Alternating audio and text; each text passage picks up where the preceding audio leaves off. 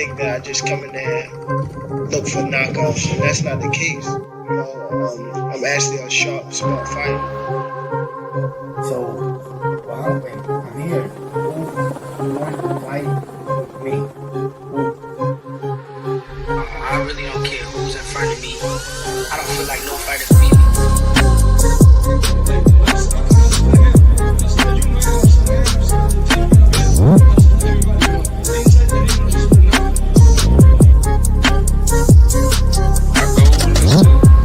Demolish everybody, to be honest. Everybody that's in my way.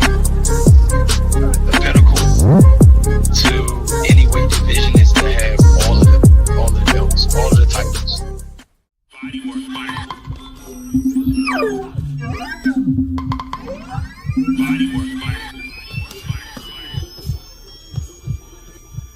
Welcome to Body Work. Welcome back. It's Michael Rogers. Welcome to Body Work Boxing. It feels so good to be back. I ain't even playing no games with y'all today, man. Like, what the fuck did we just witness? Like, literally, what did we just witness? Like, the great white hype. I be trying to tell y'all, man, like, it don't be cool to be playing all that political bullshit, man. Like, this shit that we just witnessed, man, this shit with Alexander Usyk, man, that shit, if that shit don't rub you the wrong way, get the fuck out of boxing. Like, that man just got he literally got his ass boxed off by a kickboxer, cherry picking. And that's what I be trying to say about this nigga Shakur, this nigga Clout Sean, all these niggas running around, Devin. These niggas gonna cherry pick their way into an ass whooping, and there ain't gonna nothing we can do about it because they're gonna be under the guise of the people that control the judges. Like, what did we just witness? Like, Rico whooped his ass from pillar to post. By like the 6th round, I said Usyk needed 2 knockdowns and he needed to box it out just to win. And then we get some weird shit where they got a premature stoppage. Like, what the hell was that? Like, if y'all not online right now, boycotting and expressing yourselves about this bullshit right now. That's why I never respected everybody say, oh man, Alexander Usyk and blah, blah, blah. Because if he was in the same era as Tyson and Holyfield and Lennox Lewis and all them, he would have got his ass busted like a grape. Like, what are we talking about? We just literally seen a kickboxer hunched over, head over his feet, leaning over, beat the shit out of Usyk. And because he got a drop in the later rounds, they stopped the fight.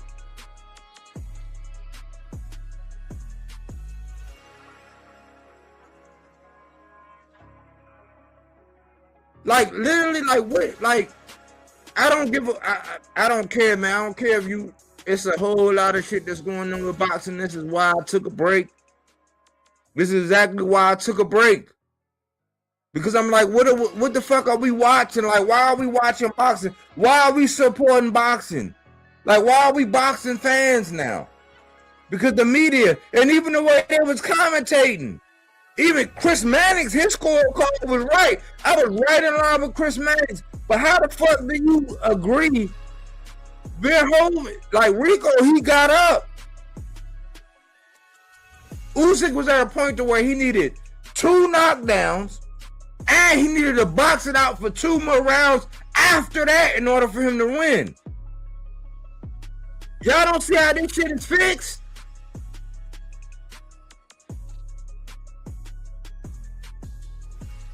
Like, what's wrong with boxing? I was gonna wait till tomorrow. I was gonna wait till tomorrow because look, I was doing good. My first leg, I had Frank Sanchez, the Sasquatch.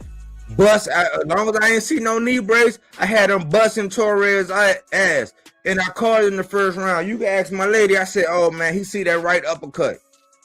Because I do this shit all the time. I know boxing. I said, if you gonna stop Torres, right uppercut. And by gosh, that shit landed so smooth. Blah! You couldn't even get up. I said, okay, cool. And then Gilsoft, he want to stand there and pose. He want to let Jack Catterall be first. I had Gilsoft. So the second leg of my parlay was busted. The third leg of my parlay, the third leg was Hamza Shiraz stopping Buddy. And what did he do? He stopped Buddy. So I was winning. But when Gil saw busting my parlay, I said, okay, cool. Well, I'm going to go with Hamza Shiraz stopping old boy, and I'm going to go with Rico. And then we get this bullshit. Like, it was no way. It was no way. Like, because he did not hit Rico to where he could not get up, and then the bell rang. It was over. Like, if y'all not protesting this bullshit, like, get out of the sport of boxing, man. I don't give a fuck about what you got to say about boxing. Like, all of it's toxic. Like, I don't give a fuck. Like, but what did we just witness, y'all? I've been talking all this week, man. Everywhere I go, I was on the Boxing Voice. I went on my man Crush channel. I said, man, the Great White Hope is about to get exposed, bro. And what happened? The nigga got exposed. And he still got the decision. Like, what did we just witness?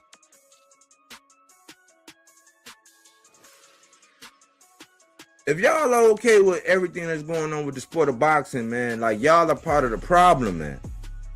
Like, this shit is ridiculous. It's like, even when you bet and you got it all lined up, it's some WWE, WWF, or some fixed card bullshit.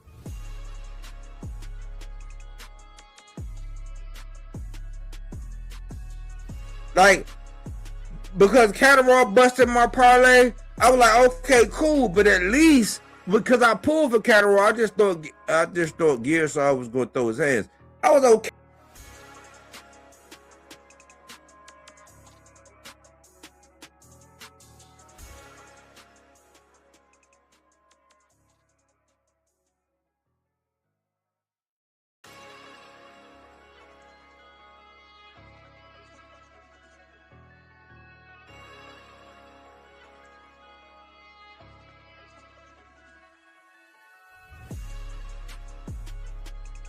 Now YouTube want to play with me. Now YouTube want to play with me. Now YouTube want to kick me out arbitrarily. I ain't push nothing. I ain't do nothing. Now YouTube want to just arbitrarily kick me out of the studio. Shout out to Cookie Monster. Body work. Like, what are we witnessing, y'all? Shout out to No School Violence. Yo, I see you, No School. Salute. But what did we just watch? We just watched the Great White Hype get his ass busted. I don't care what the judgment that was rendered. I don't give a fuck. Like, we just saw Alexander Usyk, and everybody been talking about, because every time somebody been trying to tell me that Alexander Usyk was one of the greatest of all time because he went from cruiserweight to heavyweight, just like Holyfield. It just never sat right. And I'm like, hold on. I gave Wilder a whole lot of bullshit because of the era in which he reigned in, where the era heavyweight was some bullshit. Alexander Usyk came out right after that, and because he came from cruiserweight to heavyweight, and he did what he did to Fury and AJ, now he the greatest of all times. Can you imagine if he was in the same era as Tyson, Holyfield, Lennox Lewis, Buster Douglas? He would have got his ass busted. And we seen the kickboxer come over and get this man work to where he needed 2 rounds. I was calling it out round by round. I said, oh, at this point, he needed 2 knockdowns, and he needed to box it out for 2 more rounds after that to actually get a win. But they let one knockdown negate everything that Rico did the whole fight, bro. Great white hype. Great white hype. Like, where are we at right now with boxing, man? Talk to me, y'all. Like, where are we at with boxing, y'all? And it was just a couple, because whenever I bet, it's never more than what I can afford. So I put a little 15 here, put a little 10 there. You know what I'm saying? I'm like 25. Like $25, okay. That's lunch. 1.5 days. One day, depending on if I'm in DC, Virginia.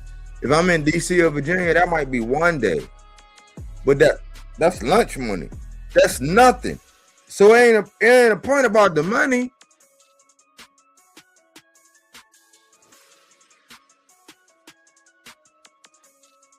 It's more in the fact that what are we watching? What are we witnessing in the sport of boxing where, like, Usyk can get away with that and people are going to still be calling him pound for pound #1? Like, what the fuck are we talking about, y'all? That nigga Rico beat his ass from pillar to post.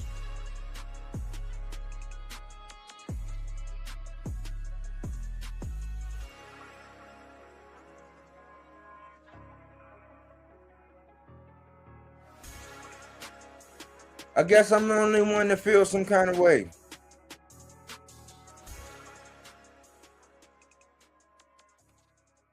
Cookie Monster say, I thought when the bell rings, it's time to rest up in your corner. That's what I thought. When they said that the fight was over and all that, I said, what the hell is going on? Like, that's why I said, man, what did we just witness? Cookie, you saw the same fight as me. I said, okay, cool. He dropped him in the later rounds. Okay, cool. But one drop,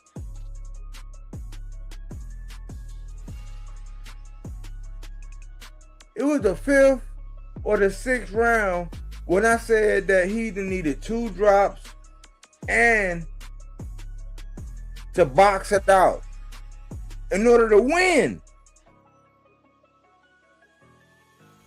And they called the fight.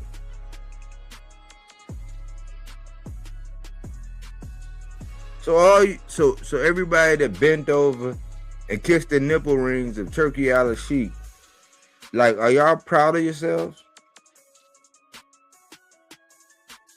I like, can you look yourself in the mirror? Can you like brush your teeth and wash your face and look at yourself in the mirror and be content with what's going on?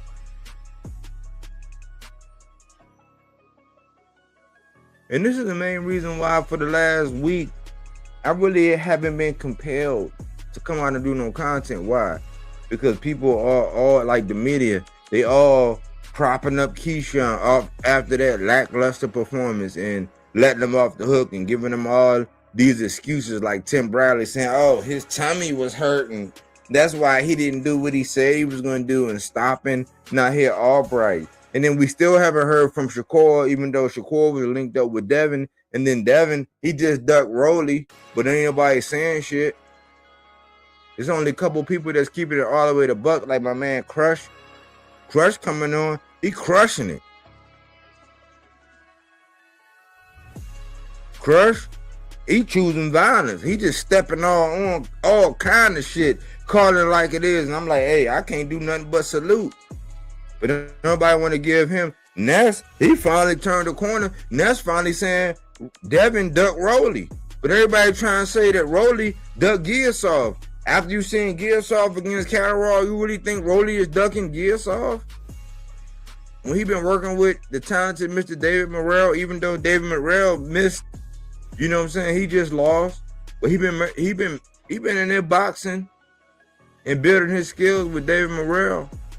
And also the young Joseph Brown at 154, who came from the same background as kickboxing as him.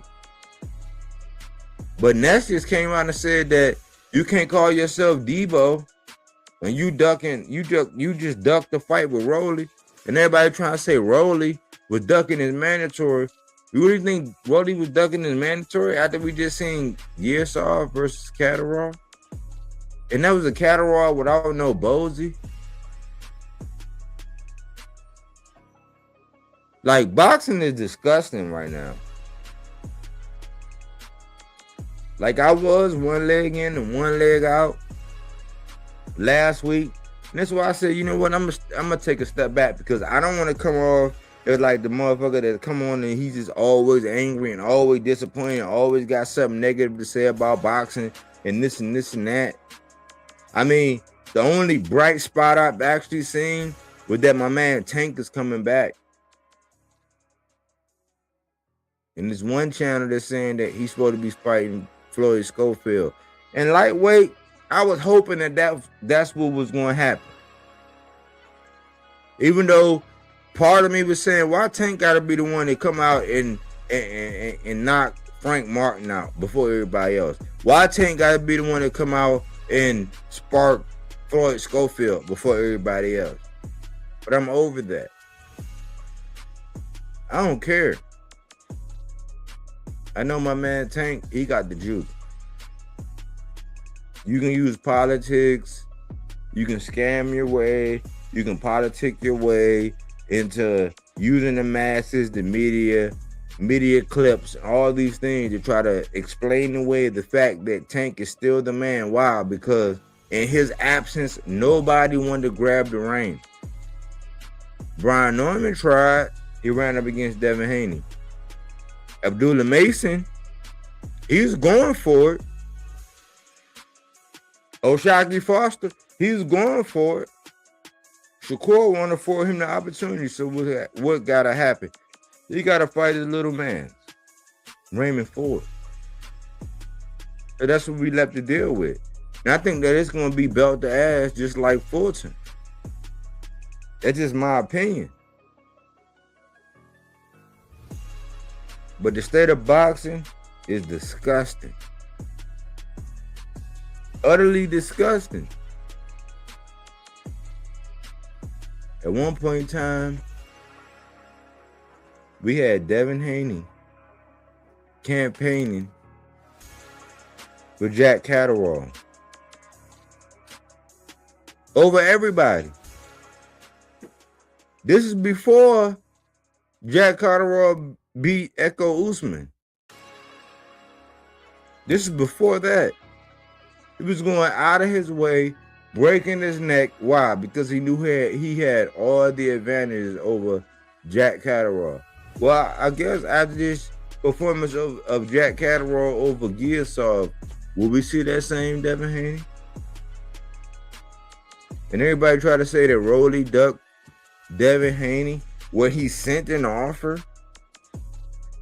50-50, meaning we can split the whole pie. In the streets, I got a kilo. We're gonna split the whole pie down the middle. Like, I'm gonna give you this. You come back with what you need to come back. I'm gonna go back. I'm gonna come back with what I need to come back with.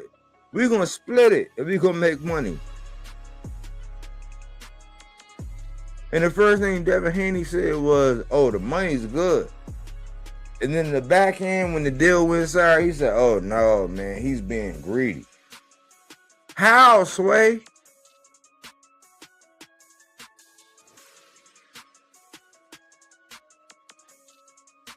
This is the state of boxing.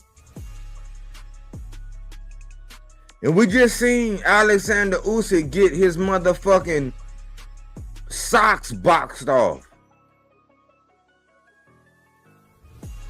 What's up, AC?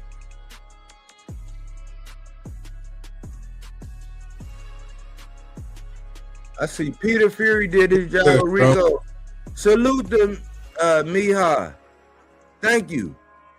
You know what I'm saying? That's what I'm saying, man. Like, thank you for letting me know that what we seen, what my lady seen, you know what I'm saying? I'm like, hold on, man. What the fuck, man? Like, this is why I said, man, like, y'all gotta stop this co-signing on this bullshit with the powers that be. Because the powers that be, man, the people that have the fights in their hands, man, They can manipulate everything. People be trying to say, "Oh man, he was able." Like I just seen a video where somebody was talking about how Floyd controlled the judges and how he controlled this. It's like, no, he paid the judges, but that didn't stop what the people was able to see.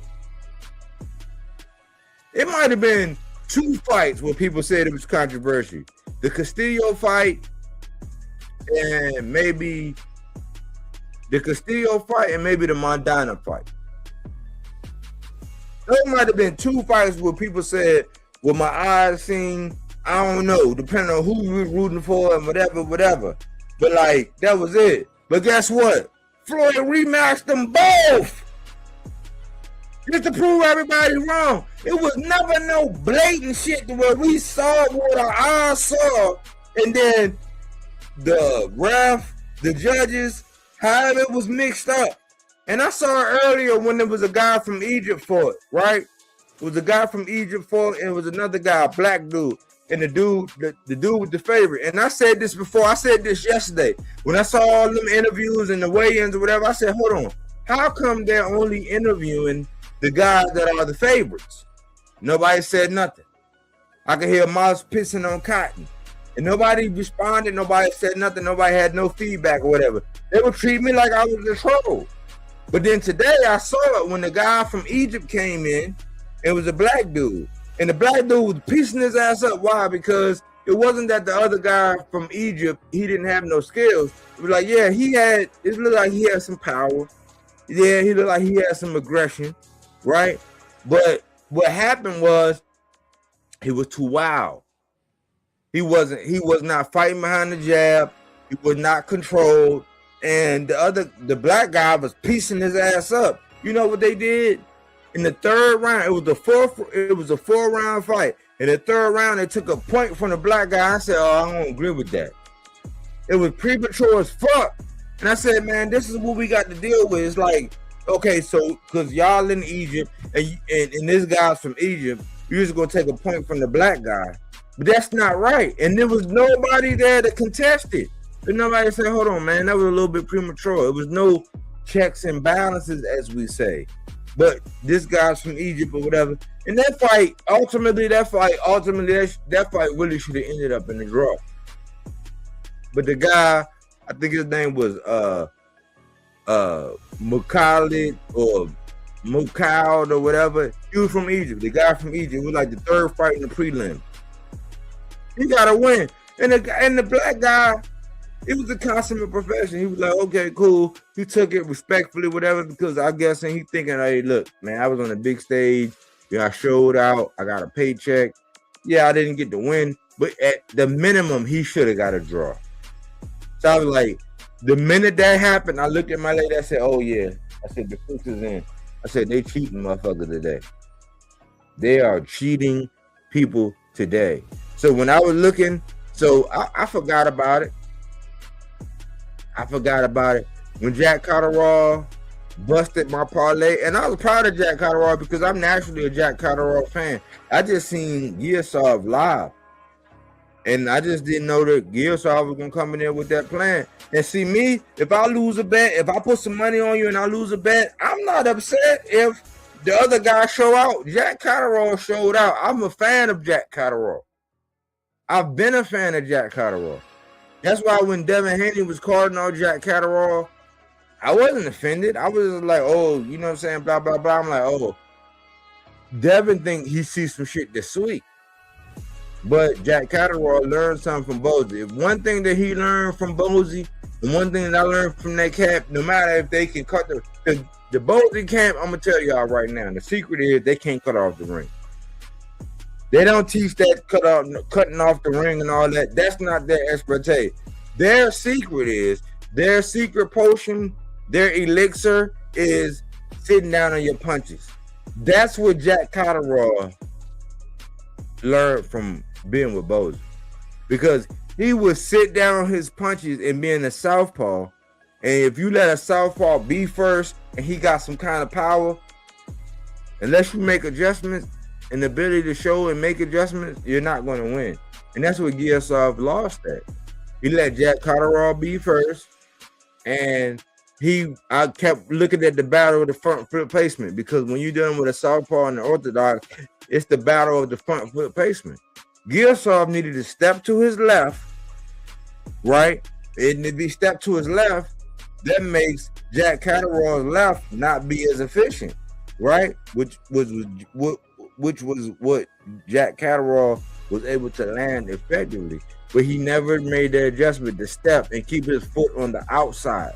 Because southpaw versus orthodox is always a battle of the foot placement. Whoever had their foot placement on the outside, you're at a disadvantage. Why? Because with your foot on the outside, so if this is the orthodox foot right here, and this is the southpaw right here, whenever you punch to misbalance, like to gain your balance, you're never going to be able to get your foot on the outside of the southpaw without giving up something. You see what I'm saying? So if you start off with your foot on the outside, and if you're orthodox and you're throwing your right hand, you're already on the outside of the. So in order for them to get in position, they're gonna have to step over the foot. That gives you advantage to land your right hand. That's boxing basic. It's just like when Frank Sanchez in the first round, everybody was on Torres's jockstrap. In the first round, I looked at my lady. I said, it's going to be a right uppercut. That's why I say with this boxing shit, I'm too gifted. I said, it's going to be a right uppercut. I said, Sanchez already saw it. What he wound up knocking out Torres with in like the third or fourth round? A right uppercut. I saw it because, one, I'm a southpaw. For two, I've never had no in the gym experience, but I've been watching this shit so long that I can tell. I'm always like 10 seconds ahead. If not 10, I'm always 10 to 5 seconds ahead of the commentary. That's why I watch with my lady, and my lady be thinking I'm crazy. I be like, baby, what did I tell you? What did I tell you? What did I tell you? I was going crazy. She was like, I said, man, look, it was going to be a right uppercut. She was like, well, I think the whole neighborhood knows. Because I was so ecstatic. Why? Because I had a 3-leg parlay. Had a three-leg parlay with Frank Sanchez, Gilsov, and Hamza getting the KO. Gilsov is the only one that fucked me up. So then I did another one with, because it was right before the Hamza, with Hamza getting the stoppage, and then Rico Van Heeren getting the upset. And what happened? Hamza got the stoppage, and then the Great White Hype, they robbed the shit out of that. You can't convince me otherwise. It was nothing in that fight that told me that one knockdown was qualified to end the fight, or that one knockdown would negate everything that Van Heeren did in the first 7 rounds. It's nothing you can tell me that would say, oh, yeah. Oh, Mike, yeah, you tripping. It's nothing you can tell me or convince me that. And with Turkey being at the helm, man, like, he deserved that. Like, that's what I'm saying. That's exactly what I'm saying right here. Very disrespectful to Rico. He deserved to go. He deserved to go in this shit. I'm like, hold on. When they announced it, I said, hold on. They actually stopped the fight. I thought it was the end of the round. They actually stopped the fight. When have you ever seen some shit like that? Like, what's up with boxing, y'all? What's up with boxing, y'all? Would y'all believe some of these clowns had Usyk above actual heavyweight legend? That's what I'm saying, T-Mac. I was like, man, there ain't no way. Like Usyk would never have survived when it was Tyson, Buster Douglas, Lennox Lewis, Holyfield. Like, he would have never survived. That's why I said, man, look, I don't be trying to sound like a hater, because like what you do in your era, like you're doing that in this era. Just like I never wanted to sound like a hater when Wilder was doing what he was doing in the Wilder era. But we all know I was one of the consummate professionals who always said that in this era, the competition in heavyweight is just not the same. Like it had started coming back after the Wilder era up until now to where Usyk got control.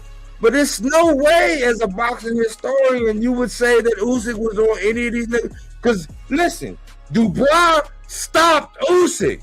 I don't give a fuck what y'all say. He stopped that nigga with a body shot. And me, the biggest Gary Antoine Russell fan out here. Because he's from the DMV. The biggest guy out here that's the biggest Gary Antoine Russell fan out here supporting him. I say, man, listen, when Puello hit him, that was not a low blow. I mean, and unless your nuts is up above your navel, which I know the anatomy very well, that was not a low blow. And so when he got the screaming and crawling, and then when I did the thumbnail, I showed the thumbnail with the punch landing, and I screenshotted it where the punch landed. I'm like, man, if your nuts is all the way up here above the navel, that's like something about Mary. When they say, man, how do you get the beans above the frame? Like Usyk, I'm like, Usyk got stopped to the body by Dubois. This is the second time the Great White Hype got let off the hook. Like, we gotta stop this bullshit, man. But what's up, AC, man? What's up, AC, bro? What's going on, bro? Yeah, I kind of enjoyed the fights tonight. I like I said, I was about to tune into the cattle roll joint. I was up late last night, just researching like a mug over the last couple of days and stuff like that. That shit's just been having me up till 4 or 5 o'clock in the morning almost every day. So deep in this research. But outside of that, the Usyk fight, I could see where everybody's outraged in the fact that, you know,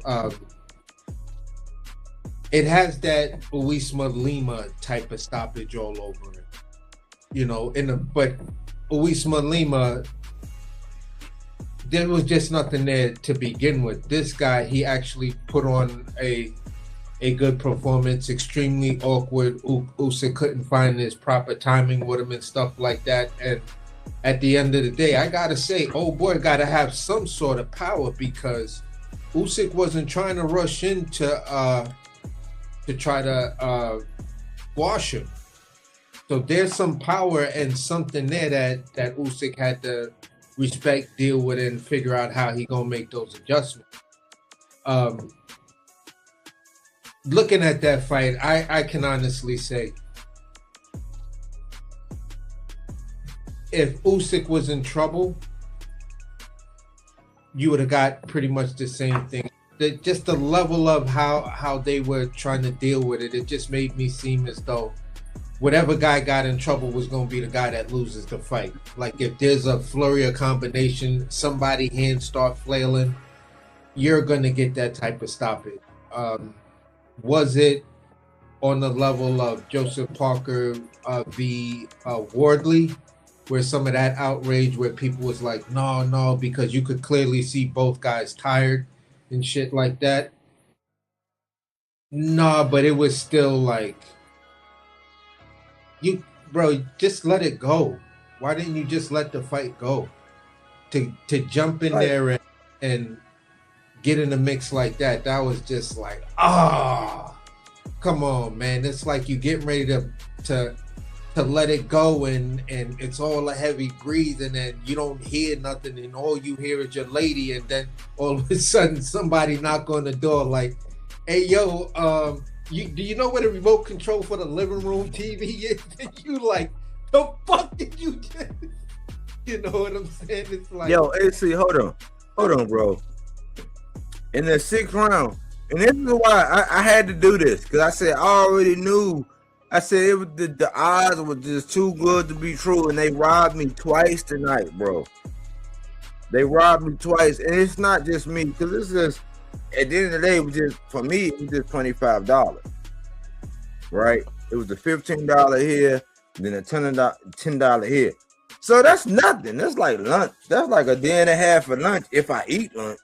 You know what I'm saying? If I decide to eat lunch, if I'm in DC or Virginia, that's just $25.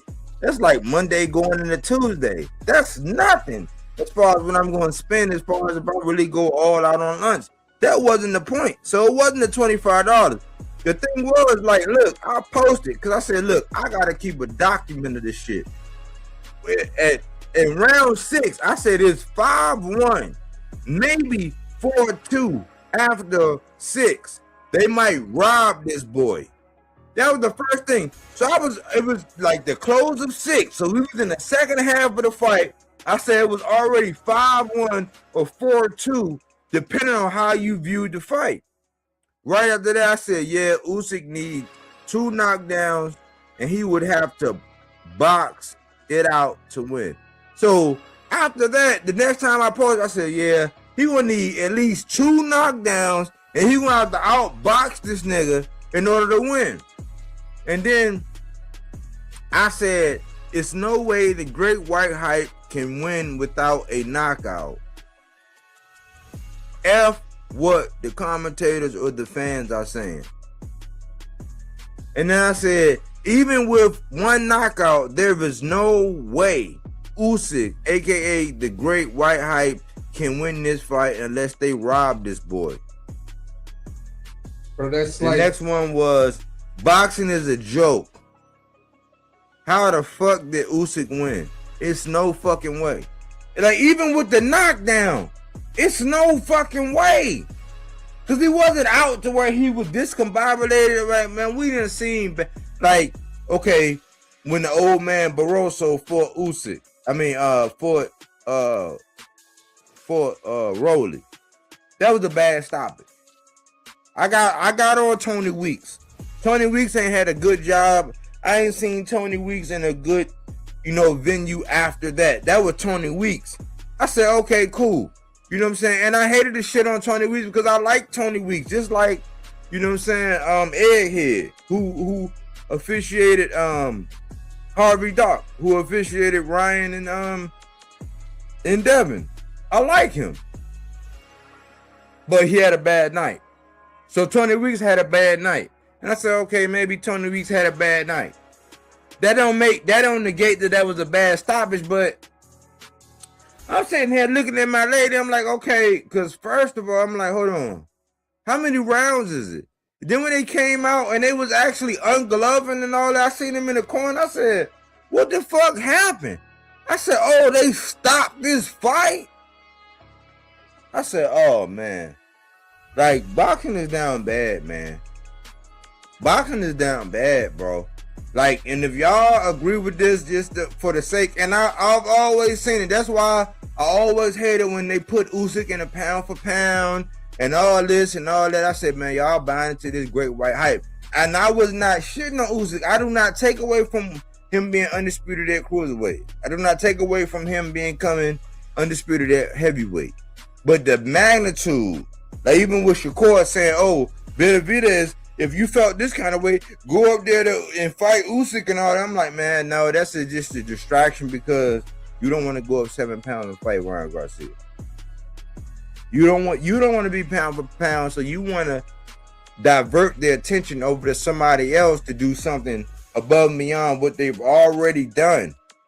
Because in my opinion, Benavidez is already pound for pound, regardless of going up there to see Usyk. For what? Yeah. And for me, Shakur just wanted to do the bare minimum just so he can get the title.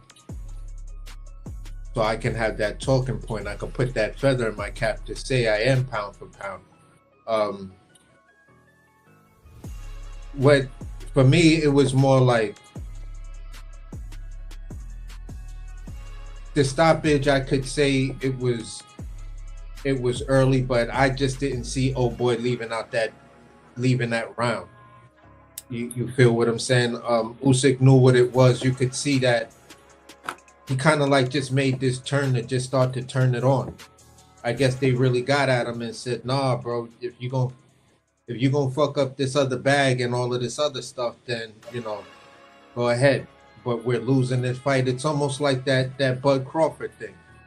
You feel what I'm saying? Versus Sean Porter, where he said he was down and he got the knockdown, and on the second one, his pops throws in the towel. That's kind of the way I see it. Usyk could have, the ref easily could have let the fight go on just so we could see. Who knows? Old boy could have just, put on a hug game and survived that round, and came out to do something spectacular in the next round. We don't know because the ref stopped it. So but AC, my whole thing is, because it was a shock to me. I don't know if my shit was skipping or what, but I'm like, how did they end the fight? Like, yeah, he dropped and he got back up, but I'm like, how the fuck did they end the fight on that? No, it wasn't that, buddy. The dude got up and Usyk was pounding on him. Like, he was just like flailing. He wasn't defending himself. You can clearly see he was about to get knocked out, and then the ref just jumped in because Usyk hit him with like maybe 5 clean hooks, because when they show the overhead view, you just see them just bam, bam, bam. He was connecting bombs on them. He was almost like, that's the part where everybody was like, oh, why did you stop it right there? He was about, no, let us see this big nigga fall. That's pretty much what the outrage is. We didn't get to see this big dude fall, hit the canvas, and roll over like Frank Sanchez or some shit like that. Not Frank Sanchez, Richard Torres. So that's pretty much what it was. Like, he had him. There was nobody can doubt that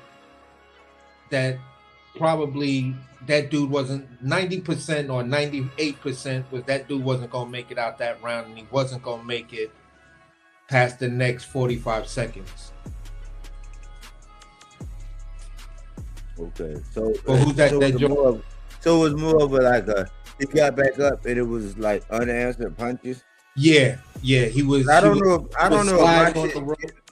if my shit skipped, but I'm like, from the work he had done, it just seemed too convenient, bro. Nah, bro, it was the outrage is more so we didn't get to see big man fall. Yeah. Hello. Feel what I'm. You guys hear me? Salute, man. That's all, man. I know you've been working, man. I know you've been, it's your season, man. I know in the springtime is when, fruit and all that good, them plants and stuff be growing, and that's your thing. So I hadn't seen you, man, but salute to you, man. I'm glad to hear from you, man. What's going on with you? Good. AC, my bad. I don't want to call you. I don't know if my mic was working or not. No. We didn't hear you. But yo, you're writing everything you're saying. Like, yes, people are mad because they don't saw the guy falling in the ring like Richard Torres did. That damn Frank Sanchez, bro. I give him for dead. I thought Richard Torres gonna beat him. Like, with my Cuban friends, we will say I was telling my Cuban friend, bro, don't even get hype. You're gonna get another defeat after what happened to Morel. Bro, when I saw that knockdown, I got so happy, jumping and shit, like, oh yeah. But too, I like Richard Torres, like, whatever. But Usyk, bro, I saw the fight. A lot of people, I got the kickboxer winning for like 7, 8. I was like, nah, I have that fight kind of close. Yes, he was putting pressure, but Usyk was putting better hands. Yes, he connecting. This is boxing, and those are the heavyweights. He put good hands, and he had that old school mentality. Like bended forward, moving his hands up and down, sideways. So very uncomfortable style. But I have a kind of a draw. But at the end, that first knockdown, bro, he even spit his guard. Like, they had to take more time to put the guard back, and he was tired. Like, that was the last 6 minutes, the 11 and the 12 rounds. So he was fighting for 30 minutes already, and these are 33 minutes, and you're gonna go to another 3 minutes. He was exhausted. When they stopped the fight, you can see in his face he was not throwing punches. I think it was a good stoppage. Yeah, people want to see that nasty KO in the floor, the guy unconscious and shit. But bro, uh, why? Well, I think Usyk not fighting Warley and picking this fight with this dude was his biggest mistake in his career, right?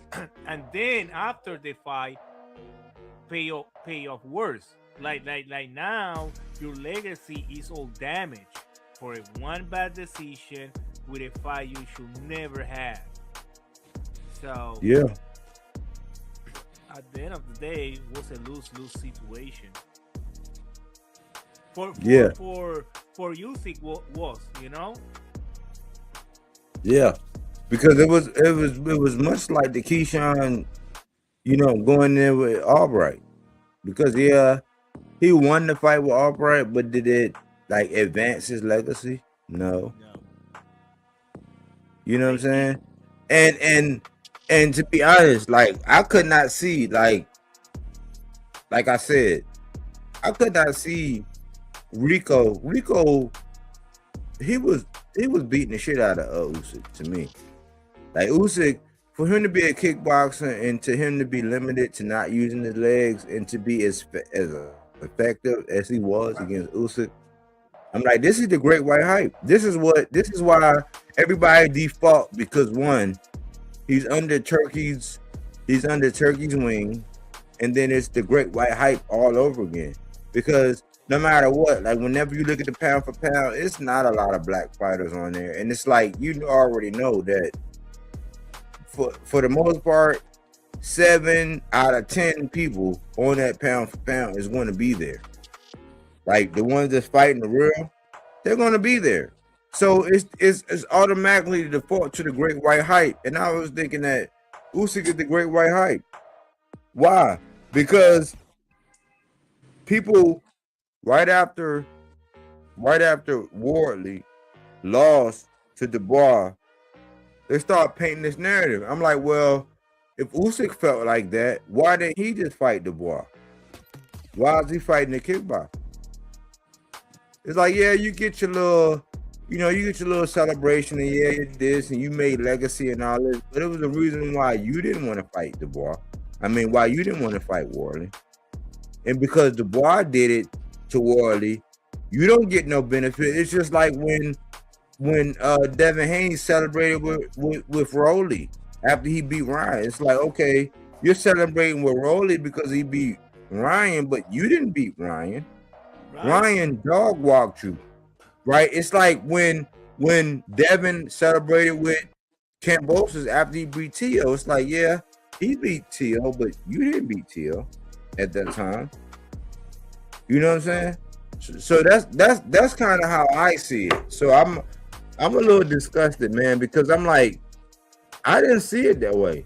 I saw all them rounds up until the 6th round to where I'm like, man, Rico is digging this nigga shit. For him to be pound for pound, to do that, I didn't see Usyk winning them rounds.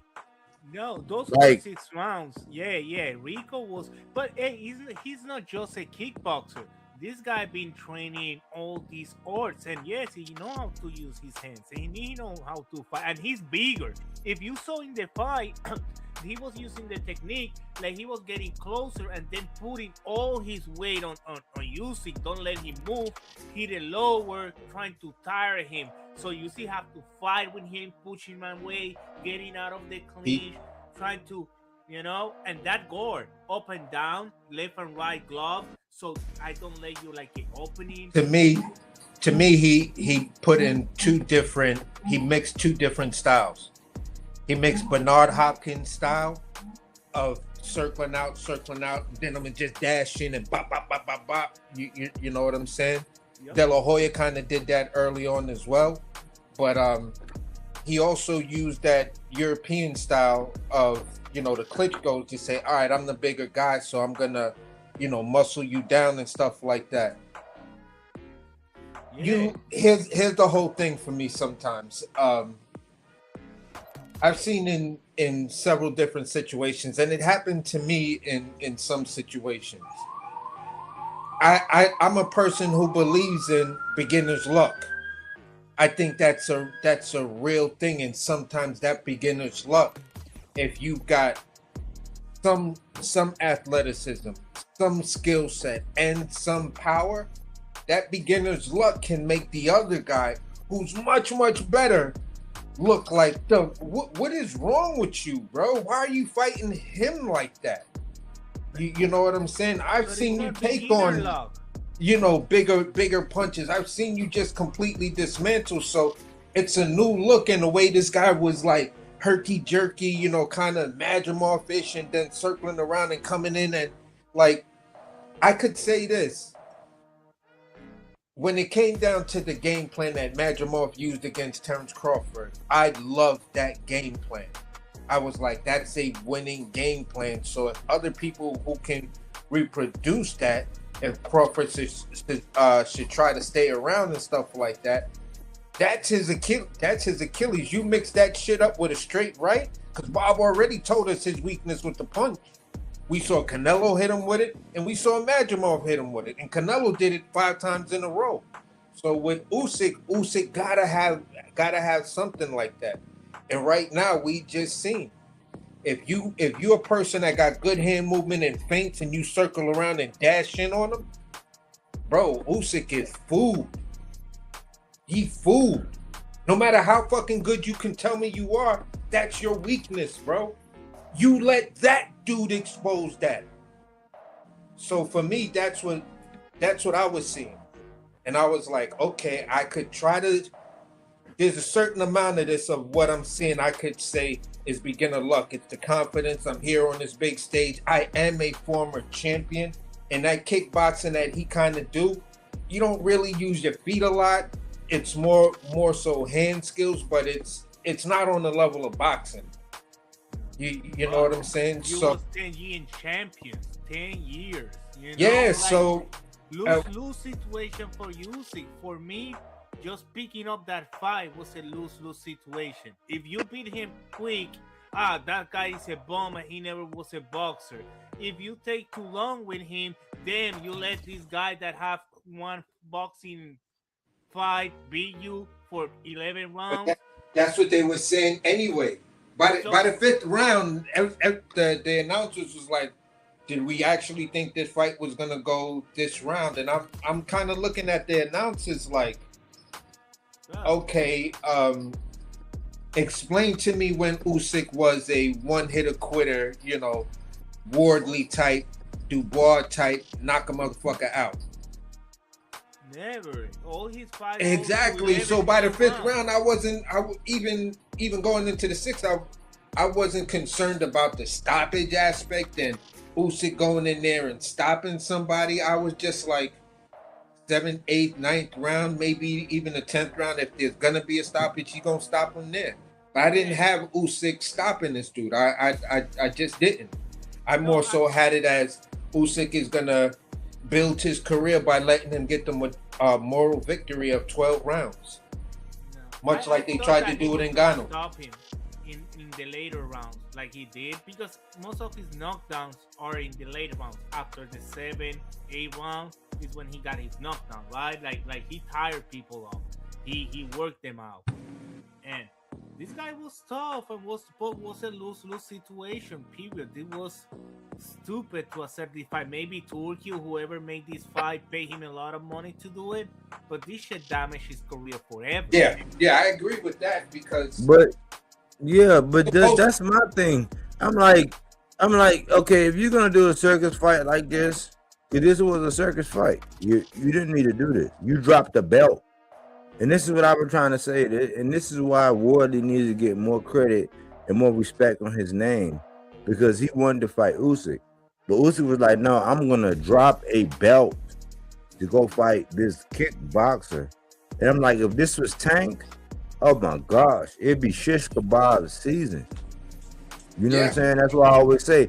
And I'm not, this is not me just being like, not putting on knee pads for Tank and all that, but I'm like, it's just a different standard for different fighters, because Usyk can do this, right? Tank was gonna go do this and whatever and do it for a bag, but then everybody else can do something for a bag.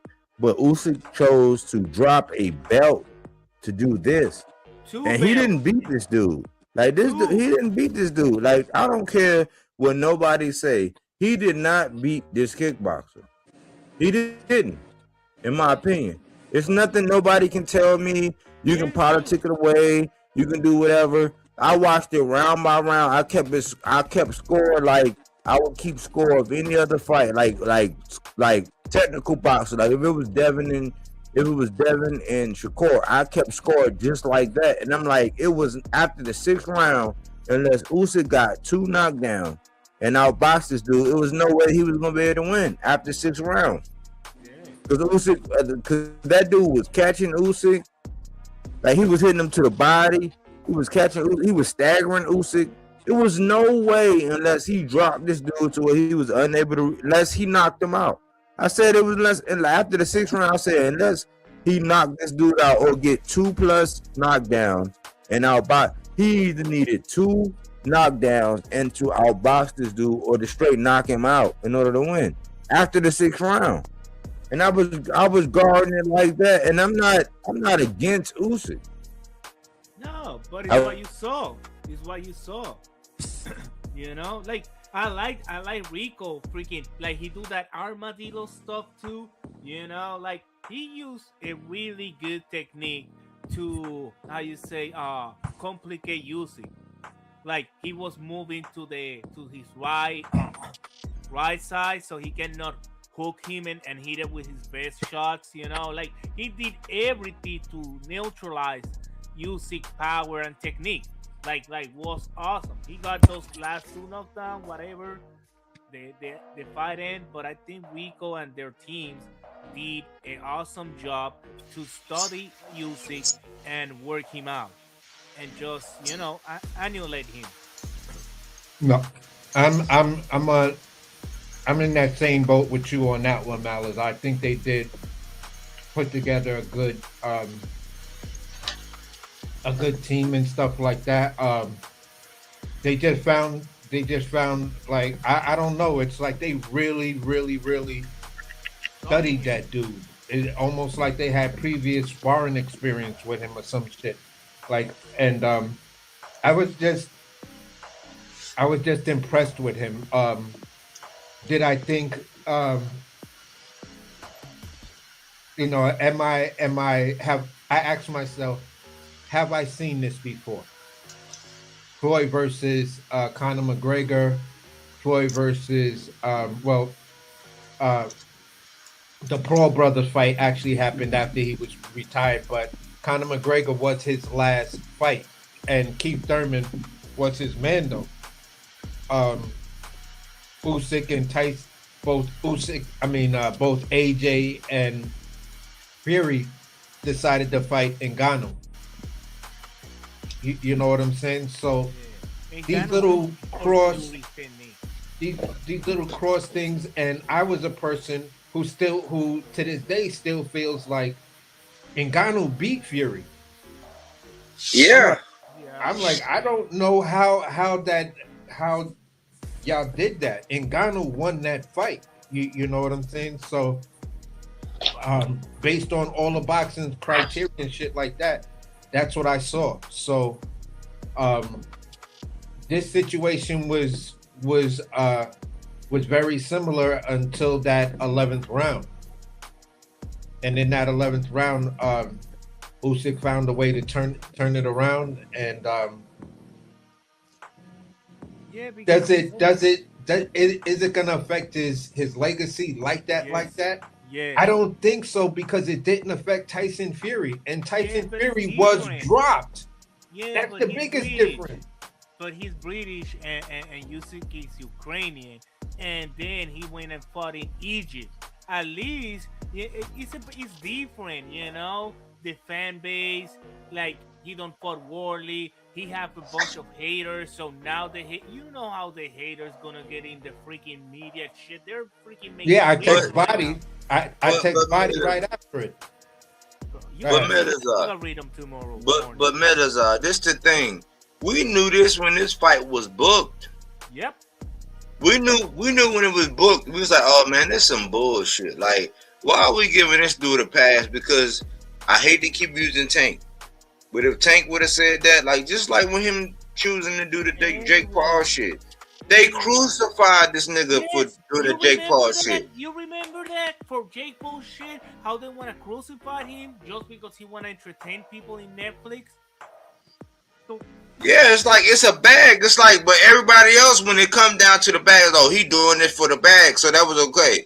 But I'm like, okay, well, Tank doing this for the bag. Even though, if you look at my videos, I was saying I don't agree with it. I was the only one that's like the biggest Tank fan in the world and said I don't agree with the Jake Paul shit.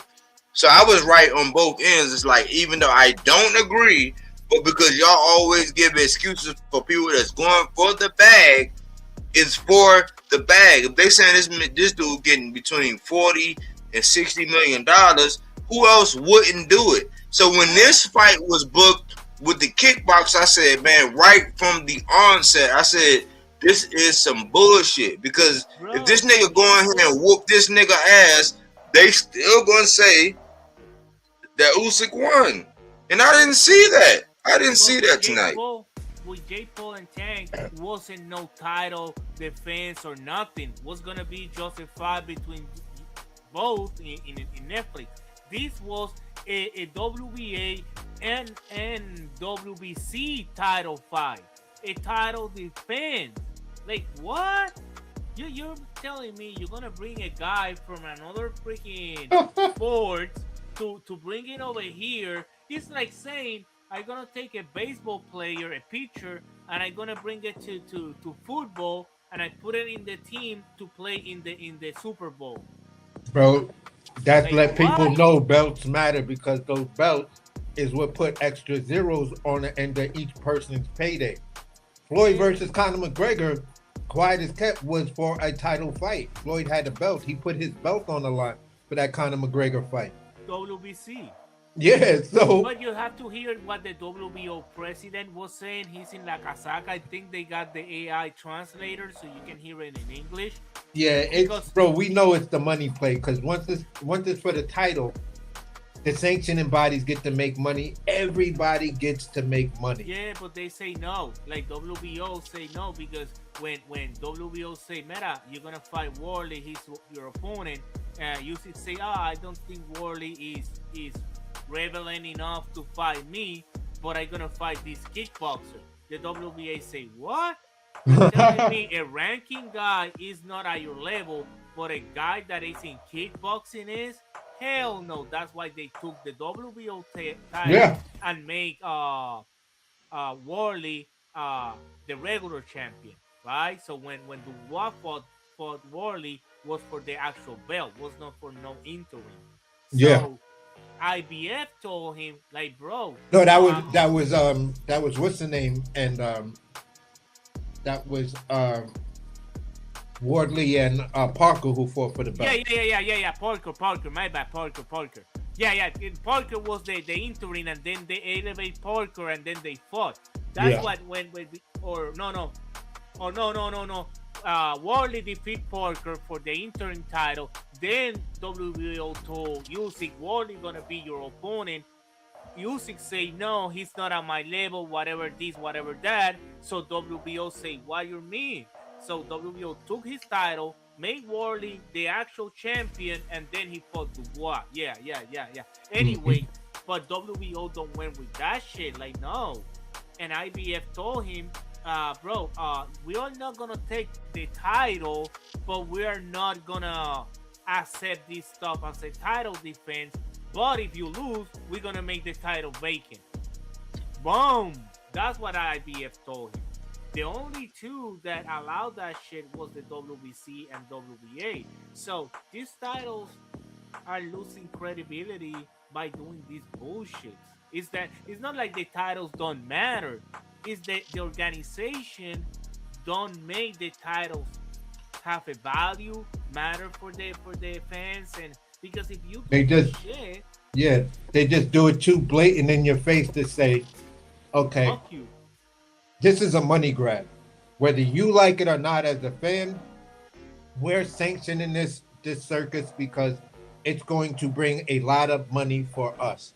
Between the sanctioning fees being paid by both fighters, putting together the hotel venue, This is bringing tourists. This is a whole state country thing. Fights like this, to a certain degree, we can be mad at as fans, but for the sport, it's the type of big spectacle events that the sport needs to compete. Because outside of this, in boxing, outside of the big fight, you watch basketball, you watch football, Malazar, you watch baseball. At the end of every season, you know the big shit's gonna happen. And even in between the big shit happening, there could just be games like, oh my God, yes, I know when this team plays this team and when this does this. You know what I'm saying? I'm back in Puerto Rico, I'm back in Dominican Republic, just like you were doing before. But then when it comes down to the World Series of it all things, that's another big event. Boxing doesn't have that. So boxing has to produce those type of situations to say, okay, we're just as relevant. We used to be the guy when we put on these events, they used to be the thing that, you know, baseball and everybody else had to sit aside for. Now we're trying to get that glory back. Does this type of event do it? No. No, not necessarily, but as a fan, if I was a casual fan and I looked at the card and said, all right, I got a knockout from Hamza, I got a knockout from this dude, I got a knockout from Usyk. I got 3 knockouts in 3 championship fights on 3 championship level fights, and I walked away happy. So yeah, my DAZN money was spent, and that spectacle in Egypt was amazing. Yeah, I even tuned in to Showbiz because Showbiz was out here live. So they coordinate all type of shit to make it worthwhile to the casuals. Us diehard fans that just sit there and say, "Oh, we know this is some bullshit." But if we get in a room full of 10 casual, like deep casuals, that's like, yo, I don't give a fuck about who, I just like to fight, and sometimes it's all about the location. Those are the guys we will never win a debate with, we will never win an argument, because they just gonna tell us all that shit you talking about, I really don't give a fuck about. I just care about, did I enjoy myself watching that shit? Where did I enjoy the location? I enjoyed the Fran Sanchez fight. I because you know I always hang out with my Cuban friend and shit, but we got that Morel loss, couple losses, and they've been losing for a minute. And Fran Sanchez have that bad loss because his knee and whatever. Richard Torres is coming up. He's smaller. I should go for, but you know we say Fran Sanchez is gonna lose his knee, another Cuban gonna lose whatever, and when he knock out this kid with that freaking hook, like, bro, that was like a nuclear punch. My God, that shit was devastating. Bro, I called that shit. Bro, I called that shit in the first round. If I can get my lady to get on here and tell you, I called that shit in the first round. I said, oh, he looking for that right uppercut. I said, he see it. And then it was like in the 3rd minute of the first round. I said, oh yeah. I said, Frank see it. I see it. That's why I said I could coach this shit. I said, I got to get in there and get more technical. I said, but like, I always call out shots, and I always be I always be like 10 seconds ahead of the commentators. And I said, that's what he's looking for. But the thing is with this is my big point. If it was this big disparity between us and the kickboxers, Usyk should have knocked him out. Like, the fact that he was down so bad and the controversy of how they called that, like, there's people in the comment section right now, like, who is this? Jaden Spurs. Like, because when I looked at it, I said, oh, hold on, this fight is over? Like, what happened, babe? I looked up, I said, because I think I got up and went to the bathroom. I said, what happened, babe? She was like, oh, it's over. I was like, based on what? I'm like, how?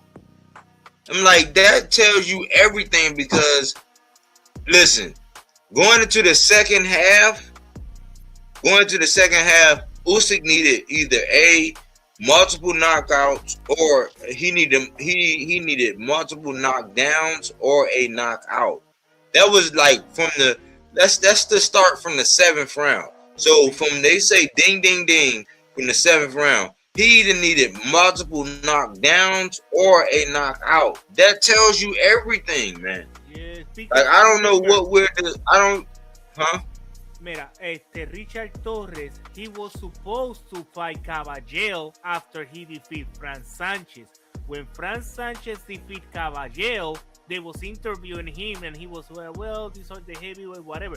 So Turkey cannot have another because then he got Usyk. If Usyk lose, his business gonna crumble because now he lose all the titles, they go vacant, and this kickboxer gonna go back to kickboxing. He's not gonna be champion. He cannot make money with him. So he's losing two guys right now.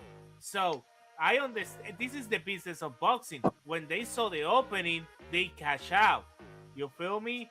Like I know we don't like. I know you don't like it. Like we the real hardcore fans that we're in this shit, we don't like it.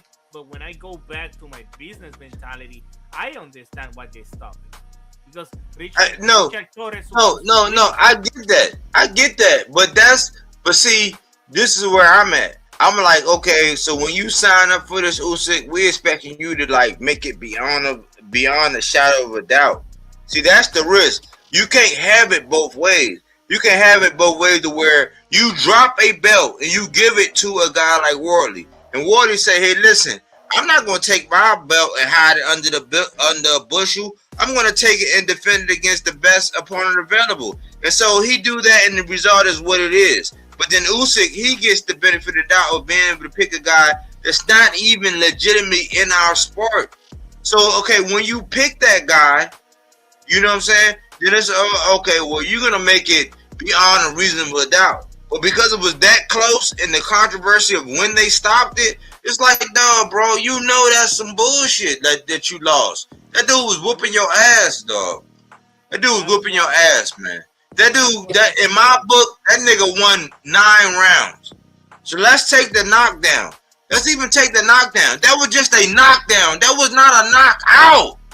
We just seen here in the last 2 weeks where people got up and they was like, hold on, they let him continue? That was not a knockdown to where it's like you could not say that Rico could not continue. That was like the business of boxing saying, oh, we got to cover our ass. This shit getting out of control. We know you going to get your ass whooped like that. Rico won at least 9 rounds, bro. Yeah. At least 9. This is what I say. This destroyed Usyk legacy. This fight was since the beginning, since accepting the fight, this was a lose-lose situation. Whoever told him this was a good idea was dumb as fuck or don't care about him or his legacy. Or he don't care about legacy at all and he been just doing this shit for the money all the time. It's bullshit. I know. Like you know what? Worley, they never stopped the fight when they should stop the fight, and they let him get this beat down for like 3 rounds unnecessary.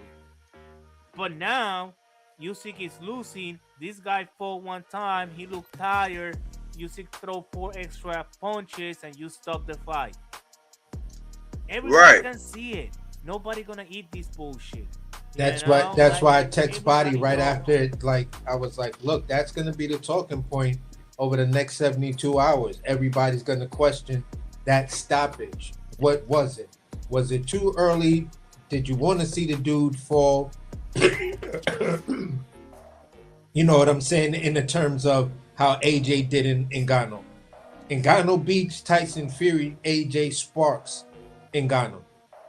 You feel what I'm saying? I think that's the standard bearer. It's like, look, I saw what I saw. Usyk was about to finish this dude. He caught him with 4, maybe 5 clean, unanswered punches. The guy was heavily slumped. You know what I'm saying? The ref stopped. The ref jumps in. Everybody's like, oh no, bro, just let the nigga fall, man. Like, what happened? Y'all, like Malazar just said, y'all let Wardley go through all of that bullshit. Y'all let Wilder and Chisora go through all of that. the Oh ugliest yeah, fight. That one too. Yes. You feel what I'm saying? So at the end of the day, okay, you guys said you don't stop it like that because it's championship level fights. So then what the fuck happened here? His belts was on the line. We all knew that. This was part of the outrage. So then you stop it early, then we're looking at it like, yeah, okay. For me, once it was stopped early, I was like, yeah, it's the money. You know, yeah, because AC, this the thing. It was advertised as a quest for greatness. They were saying two different people from two different, and I like that angle. I couldn't, because I was at first I was really hard on Usyk. I said, oh man, fuck this shit. And then they said, okay, it's two different. You know, it's just like a chef versus like, even though you don't see it like this, like a chef versus a pastry chef. Yeah. Like a chef versus a pastry chef, right? It's like, well, it's not the same, but it is. You know what I'm saying? So Yeah. I was giving it its merit in that. But I'm like, don't, because the pastry chef got out on the chef. Like, if a pastry chef get out on you, AC, I'm like, hey, man, AC, he got you. He got you on that oxtail. You know what I'm saying? I'm not gonna be like, you know what I'm saying? Like, I'm not gonna be like, oh man, nah, fuck that cake baker. You know what I'm saying? Like, just because he baked cake, that nigga oxtails was more fire than yours. I'm gonna be honest. Yeah. I'm like, let's just be honest. This is what's wrong with boxing, bro. Cause the kickboxer, listen, bro, I don't give a fuck what anybody tell me.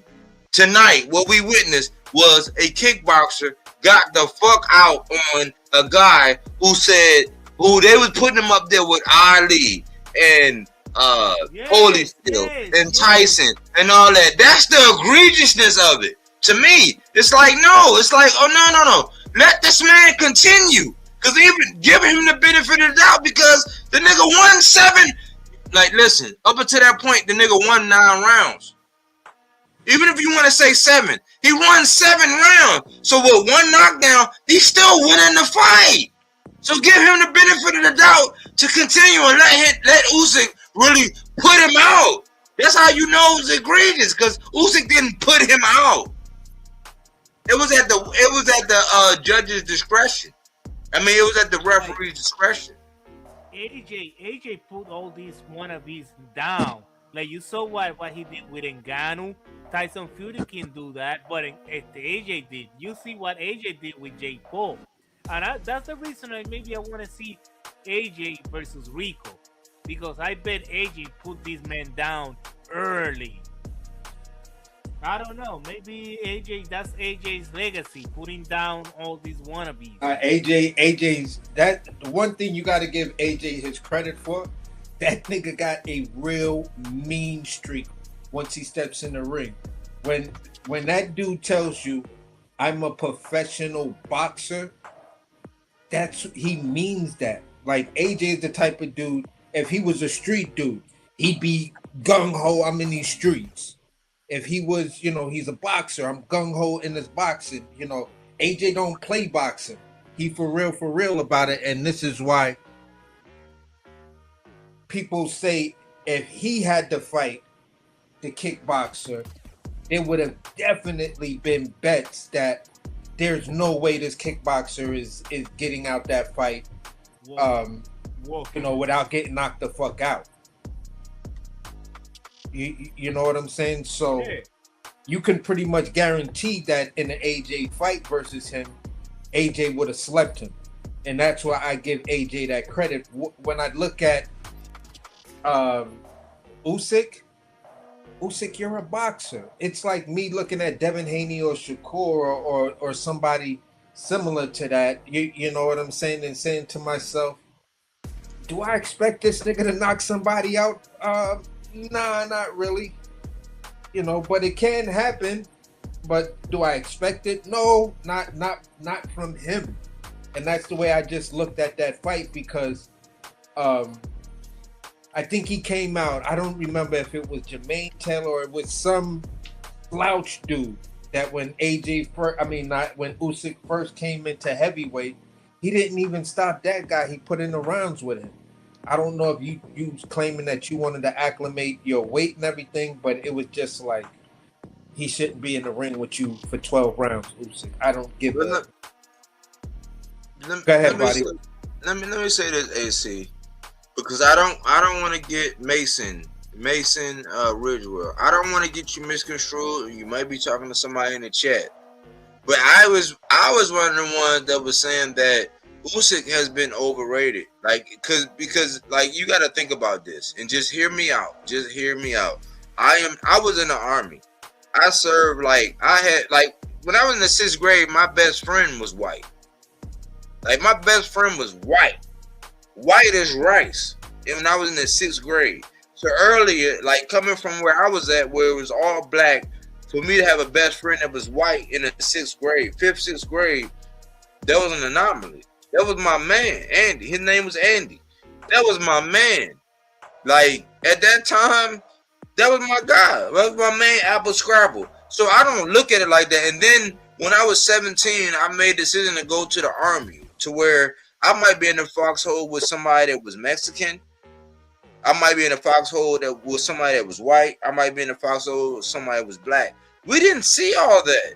So my perspective is that I don't look at, like, my world is not black and white.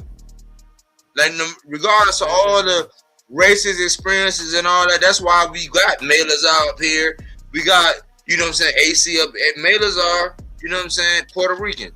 AC, you know what I'm saying, black. Like we don't, like, I don't look at color. I don't look at nationality. I don't look at color. Like, I'm coming from a military background and then my history. So I don't look at shit black and white. Like, I look at some, like, I'll be, like, some of the shit that Keyshawn and Shakur and Clarissa's doing, I'm like, that's that nigga shit. I can't stand it. You know what I'm saying? I can't stand that shit. You know what I'm saying? And then I look at somebody else and be like, man, I admire them for how they handle business. So, Mason, I want you to understand this, Mason. I was already looking at Usyk like he was a great white hype. Why? Because I was looking at the landscape. Why? Because you'll have somebody like Tank, and I hate to do this. You'll have somebody like Tank to where people will pick, choose, and refuse as to all of his accomplishments, and they will diminish everything he did. But you can't deny the fact that Rolly is up at 147, who got a title. Rolly got a title from Barrios. Well, Tank stopped both of them niggas with body shots. You know what I'm saying? He put Rolly on stilettos with a headshot. You know what I'm saying? He stopped Ryan with a body shot. So he stopped Ryan with a body shot. He stopped Barrios with a body shot. And he put Rolly on stilettos with a headshot. He don't get no credit for being a nigga that fought them niggas and stopped them at 35 and they went on at 147 to be the major title holders. But whoever fight them, they get all the credit. So in the same aspect, when I look at Usyk, I'm like, man, they are pushing him the same way they did Tyson Fury. Because they wasn't pushing Fury. I mean, they wasn't pushing Wilder when he was the guy. And I was one of the guys saying, man, Wilder was the benefit of a weak heavyweight era, right? So I said that. Like, I was one of the ones that was anti-Wilder, Eureka, anti-Wilder, because he benefited from a weak heavyweight era. I say that the era got better after his reign, but that's no knock on Wilder. That was the era that he was in. So when they started giving all the credit to Usyk, I'm like, hold on. How you giving all this credit to Usyk for AJ? You giving all this credit to Usyk for AJ and a Fury? I'm like, well, Fury was coming off the couch, and Wilder, he was the one that was telling the best amateur, one of our best amateurs. No, but and Mark Breland, he was telling him, hey, look, I don't want to run. I don't want to hit pads. It's like, okay, well, you don't want to train, motherfucker. And then a nigga that he knocked out, he hired as his coach. So I wasn't looking at Wilder as the same, but then when they tried to give all the credit to Usyk, I said, I see the play. It's the same reason why when you go to the pound for pound, why it's not many black people on the pound for pound. Like, when you look at it, it's like, man, black people be the most athletic, the most gifted, the most, like, everything. But like when you look at it, it's like they'll give a Japanese guy, they'll give a Ukrainian, they'll give a Mexican, they'll give Argentinian, they'll give all these people ahead of it. And it's like, hold on, man, what's going on? So I never bought into the Usyk thing. I'm like, okay, yeah, he has some success, but I was like, yeah, he's slightly overrated. I don't diminish his accomplishment, but he's slightly overrated for what he was able to do. And then when he did this shit with Fabio Wardy, where he dropped the belt to fight this kickboxer, then I see a kickboxer whoop his ass for 9 rounds, and then they prematurely stop it. My antennas are on high alert, bro. So I don't get down with that whole biasness and all that, because I was in the military to where it's like I joked around. Like we used to joke around. Like Mexican had their jokes against black people had their jokes against the white people, but we was all in the military. So I don't get down with that. It's like, no, we all in the foxhole, we all at war, we all got our conditions to where it's like, it was a jokey joke, but like my brothers, some of my close friends was Mexicans. Some of my close friends was white. Some of the people that I hated the most was black. So I don't get down with that shit. When I talk boxing, I talk boxing. Straight up. Is Usyk was a hype, because they were saying that Usyk was the greatest champion, almost some people of all time and shit, just because he beat AJ and Tyson Fury twice. So he defeated 2 guys twice, and now he's the greatest heavyweight of all time. But now he don't want to fight his mandatory that was Warley, but he fought the kickboxer. But now after Warley got that beat down for Dubois, I bet he will say, "Oh yeah, I will fight him now." Like what? But now they got Caballero, they got a young kid. Like, bro, what happened? They got the heavyweights hijacked. All this European stuff. And over here, our heavyweights are playing football, basketball, other sports, making money in other sports. Well, yeah, like what T-Mac said. T-Mac said Rico is a kickboxer with little to no boxing experience besides boxing, besides sparring. He should not have, it should not have got to the point to where I saw the nigga running. I saw him winning 9 rounds.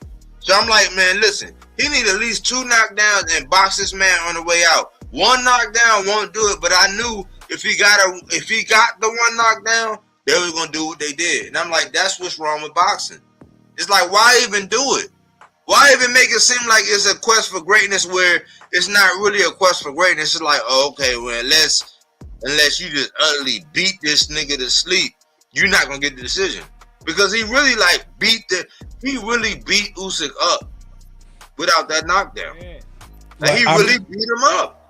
I'm in a different space. I've pretty much been a Usyk fan because I was interested in his, I didn't watch him in the Olympics. I think I just watched him receive the gold medal and was like, oh shit, Ukraine. You feel what I'm saying? I think it was just pretty much him and Loma put Ukraine boxing to a certain degree, in my experience, on the map. I like what he did. I like what he did at cruiserweight, and he was pounding out everybody. You know what I'm saying? Michael Hunters, all of them dudes, all of them lightweight dudes that went up to heavyweight. Most of their losses were by the hands of Usyk. When he got up to the heavyweight, my bad, I gave the wrong name, but it was Chaz Witherspoon that was his first fight, and I was just like, you know what I'm saying? Do I like how Usyk moved as heavyweight as opposed to what he did at cruiserweight? Not necessarily, because at that time, and we talk about eras, just to bring it up, at that time, that era when Usyk was down at cruiserweight, it was damn near everybody that was down there, and there was a lot of, good, solid talent that eventually wind up moving up to heavyweight. So with that being said, I'm still a Usyk fan. Do I agree 100% with what I saw tonight? No, but I know it was for the business of boxing, so I get where everybody has their level of outrage, but it's on a level of watching Jake Paul and Tank. People would still been outraged or whatever if Tank went in there and knocked Jake Paul the fuck out, and he knocked him out in the 11th round, and it was like, yeah, but that's Jake Paul. It's like, yeah, but Jake Paul came in there weighing damn near like a heavyweight, and Tank was like 155, 160 pounds. And it would be the same thing. Oh man, see, Tank don't want to fight nobody, and it would be almost the same exact thing. You feel what I'm saying? But even more egregious, because then there'd be the people who throwing in racism in there. But as to everything else that's involved in it, the thing that's going to keep me sane is knowing that this was a money grab, and this was a money grab because the Turk needed that bread. He's not doing too well in the boxing space. You walked away from other big fights. Right. You got this Zuffa bullshit that's costing you money. You got you got all of these things that's costing you money. You need something to get it back. And if I can just stay within that space, my head is like, yeah, I'm good. Yeah. See, you hit the nail on the head, AZ. And that's what I said. But it's like, don't piss on my head and tell me it's raining. It's like you could not afford to put on this big grand event, because I was telling my lady, I was telling her before shit, I said it's shit that, because I was in El Paso, Texas, when I was in the Army. So we used to do field problems out there. I said, man, that sand is a motherfucker. I said, when you got that wind, when you got that sand, I was like, man, look, in the morning or when they get hot, it's blazing hot, but at night it's freezing cold based on the wind. And I was like, look at the wind. I said, then that sand, it's real fine sand. When that shit is flying around, that shit get in your eyes. I said, so this is an interesting climate. So for him to choose it, it's dope to have the background. I said, that's like some Street Fighter shit. But as a fighter, it's like, man, to have no covering. And if it was the rain out there, I said, it would have been crazy. But at the end of the day, I said, listen, she could not afford for Usyk not to win. Why? Because the joke would have been on him. So by any means, unless Rico would have knocked this nigga out cold, he was not going to win. And that's evident. That's just evident. But salute D Calico, man. What's up, man? Wow, bro. What's going on? What's going on with y'all, brother? What's up, man? Man, I love the fact. See, that's what unity is all about, right? It's not all of us thinking the same. It's us having enough emotional intelligence to come together irregardlessly, right? Because I'm black power like a motherfucker. You know what I mean? They call me a racist. Nobody that I rock with called me a racist. You know what I mean? But what I'm saying that to say, I be damned if we do, and I be damned if we don't. We still gonna be hated on. Right. You know what I'm saying? You could be, it don't matter what style of fighter you are. You could have a Tank Davis knockout style, Brian Norman Jr. knockout style, or you could have a Shakur and Haney, finesse style. They're gonna hate you regardless. Mm-hmm. You feel me? So I'ma love us regardless. I don't give a flying fuck. You know what I mean? And I'm not no hater. I'm a realist. So that's why I look at us as the best. But anyway, the same reason I'm looking at Usyk like he ain't shit. I've been screaming that for a while. They hit me on TikTok. On TikTok, that's probably where they call me a racist the most. They call me a racist because I, let it be known that Usyk ain't what y'all saying he is. I don't give a damn if y'all say he the best right now. The guy ain't really a heavyweight. The guy ain't campaigned enough at heavyweight for me to glorify him. You know what I mean? I'm not impressed. You fought all these UK fighters and you fought them twice and 3 times. That shit don't mean nothing to me. You fought about 8 times. This your 9th fight at heavy. Man, fuck Usyk. What? 24 Why? fights. 24 fights don't prove nothing to me. The belts don't even prove nothing to me at that point because it's like, damn, why did you even get opportunity? Oh yeah, you was a champion, weak ass cruiserweight. Yeah, I understand. But you know, this motherfucker's a 38-year-old prospect. If he didn't have those fucking belts, he'd be a 38-year-old prospect. Because there's no way you're that old with such few fights. You feel me? Like I'm just not gonna. I wasn't impressed with Terrence motherfucking Crawford only having 42 or whatever fights, and then want to hang it up. I don't like that. I want you to go for broke. I at least want, the 50. If you approaching legendary status, give me at least 50. Right. For hey, to your point, D Calico, for them to be putting him up there, like all this hyperbole about he's the greatest ever, I'm like, man, like I don't even engage in this. Cause that shit be making me want to sound ignorant. Because it's like I saw over the years how they did this pound for pound, especially when ESPN had they grasp when ESPN had they grasp over like who was on a pound for pound. I started looking at something. I said, man, it's crazy how, like, think about this, bro. Just one thing. They put Navarrete on the pound for pound list and took Tank off. I'm like, hold on, man. Let's analyze this. Let's use our critically thinking skills. How the fuck would Tank be off of the pound for pound list and Navarrete, of all people, be on it? That's when I knew. So with Tank, with them saying that Usyk was like up there with Muhammad Ali and Evander Holyfield and Mike Tyson and Lennox Lewis, I'm like, man, it's political. So when it comes down to the political game, I bow out. That's why I don't do as much content, because little old me and this channel, we can't compete with the voices that's saying all this bullshit, that regurgitating that bullshit. We can't compete with it because it's more mouths to say one thing than to say the other. And everybody, like, because everybody want to eat and they know this how YouTube get paid, they're not going to speak the truth.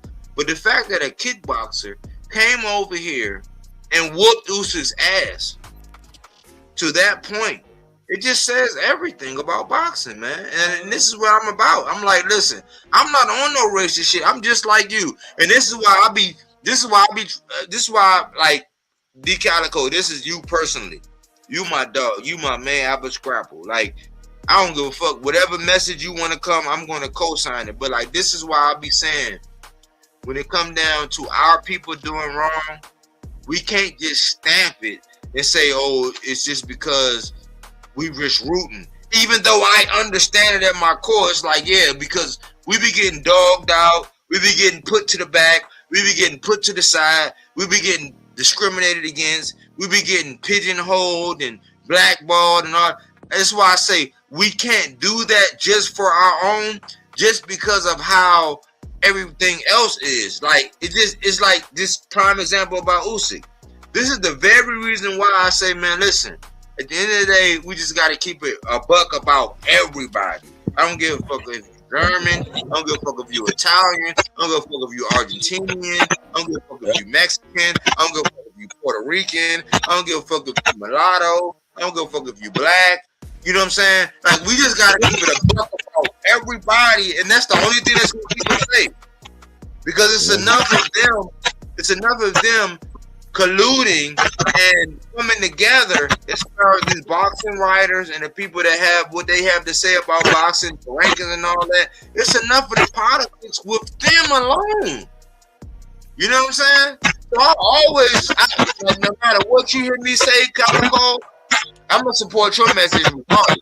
I'm going to be up there cheerleading for you regardless. Like, if nobody give a comment, if nobody say, hey, man, salute, nobody say whatever, I'm going to be supporting you regardless. So I'm going to put you in a little spot where it's like, man, I'm right with my guy Calico no matter what he say, because I know where he's coming from. But on a broader perspective, it's like, we got to just keep it a buck about everybody. You know what I'm saying? We can't be like Tim Bradley and Andre Ward and Mike Cap and all them. You know what I'm saying? Like, because they playing politics. Mhm. The phenoms of the world, they playing politics. Yep. You know what I'm saying? And I don't do that. I'm just like, man, look, nigga shit bothers me because I operate in black excellence. That's why I go with JD first. Whenever I see black excellence wherever I'm at, I don't care if you frying chicken, I don't care if you mopping floors. I say, hey, bro, I admire what you. I tell my black people when I'm out and about, I be like, look, bro, I salute you, bro.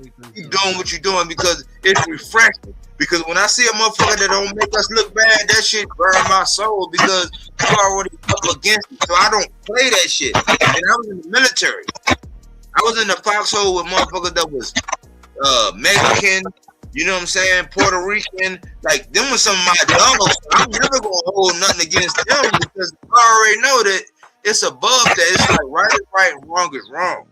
And with boxing, it's like we just gotta stop being real about, okay, who's moving the way we want to move, who's doing what we need to do, and who's fighting who we want to fight so that our sport will sustain itself. You know what I'm saying? We just gotten away from that. You know, that's my PSA for everybody. It's like that.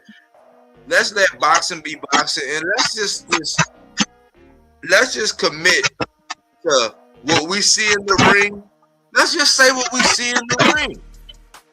You know what I'm saying? Like, it's just that simple. If you see a motherfucker getting his ass beat, you know what I'm saying? Let's just say, hey, man, that's my dog. Like, with Richards and Hitchens. Like, and all that right here. With Richards and Hitchens. With him ducking Duarte and then going over to Zuffa, even though that's my guy, I couldn't co-sign and be like, oh, that's the black man and blah, blah, bliggity black man. It's like, no, you fucking duck Duarte. That shit aged like milk in Arizona on the roof of a car. You know what I'm saying? Because he got his ass beat by Fierro, and now you going over to Zuffa to get a check. It just is what it is. You still my guy. I don't negate your skills, but you fucking duck, my nigga. That's just it. That's how I am. That's what you're going to get with body work and anybody that's affiliated with. Now, just to piggyback off of what you just said, now that all of us are together, the crew is together, I got to bring this up, man, because I never got to hear Malazar's point of it, and I'd love to hear D. Calico's take on it as well. The only person that's missing is AJ. But here it is. We know this situation with Obetaya, right? Obetaya loses his IBF title. So this is some of the things that's segueing from what we just saw as far as the title eliminator with Richard Torres and Frank Sanchez. They're fighting for that slot, right? So, not them two. My bad. That's two different weight classes. But basically, we're talking about the cruiserweight. So Obetaya says, I want to collect all the belts. I'm doing what I got to do to get the big fights and collect the belts. But you signed to Zuffa and there are no collecting of belts because you have all the belts that Zuffa has to offer. You have the ring and you have the Zuffa title. There is no other belts that you can collect as long as you're signed to them.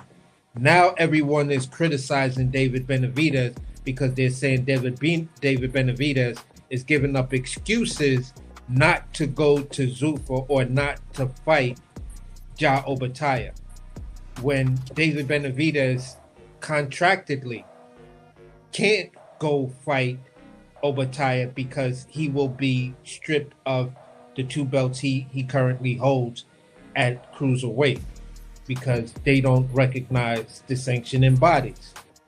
So I just wanted to get you guys' take on the talking points. Whether you're for Obetaya, against Obetaya, you're for Benavidez, against David Benavidez, just what you guys take on that whole situation. See what Obetaya needs to do is magically duck Benavidez, you know, but seem like he's consistently pursuing it. You know what I mean? Like he's a Richard Hitchens Richardson Hitchens or Keyshawn Davis. Like, you know, they want Devin Haney. They want Devin Haney, but they don't want Devin Haney. You know, so if they could just keep on winning and keep saying that name, as long as they can get away with it, they just keep rising. Their stock rising. So Overtime needs to do the same thing, because that is the end for Overtime. If Overtime is what New Zealanders think he is, then this could be a trilogy. But I don't see it being that great that it even warrants a rematch. I don't think it'll warrant a rematch. Not Benavidez. That motherfucker that separate himself in every match. You know what I mean? Every opponent. It won't be even. You feel me? So if he want to be the Benavidez of the Pacific, the Pacific, Fiji area, whatever that is over there, New Zealand area, then he could be the Benavidez of that part of the world. But he better stay away from the real Benavidez. I'm just saying. So I think it's smart. It's smart movement, but they're not gonna show that that's what they're doing. They're ducking. They're dodging. And it's smart. What you think, Melazar? Melazar, what you think? Because I find it interesting to where it's just like when Shakur took his ass over there to Matchroom, where, Tank had a belt, he was over there at PBC. The other two belts was over there at Top Rank. And then Shakur himself had a belt. Then he went over there to Matchroom, and they said Tank was ducking. I said, well, how the fuck did that work? Because Top Rank gave you a 6-fight deal, $18 million minimum, meaning that there was upside on that. Tank and them reached out to you, and you said, no, I wanted a multi-fight deal, when Tank and them said, oh, no, we were just looking for a smash and dash, a grab and go, a one-off, a one-night stand. Then you said no. And then you also coordinated with Matchroom to say, hey, Eddie, don't even try to make a Tank fight. It's like, but then the media came out and said that Tank was ducking. So the media, in this instance, because they want to get a Zuffa check or be affiliated with Turkey in whatever capacity it can be, they are now appointing David Benavidez like he's in the wrong. It's like, well, hold on. David Benavidez was always affiliated with PBC. He didn't do anything abstract and unconventional to what he was already doing. Regardless of what Canelo was doing, he still stayed with the PBC and was saying, hey, I want Canelo. And then he started forging his own path. But Jao Battaglia decided to take his ass over to Zuffa. And now David Benavidez is ducking. I'm like, no. It's not enough people that's actually highlighting the fact that the media is on some bullshit because they want a Zuffa check. Or they want to be affiliated with Turkey in however capacity, whether it's Riyadh Season, Ring Magazine, or Zuffa. They want to be in some kind of way. But I'm like, how do you go and put yourself on an island, much like how Shakur said, and then you are still spewing that this is what you really want? It's like, no, what you really want is for people to acquiesce to whatever your plans are. But that's not how it works. You're not the big fish. And, ultimately, Bud had to do whatever. Regardless if Earl gave into whatever concessions or whatever, Earl was still the guy. And Bud had to acquiesce and do whatever he needed to do to get with the PBC to make the fight.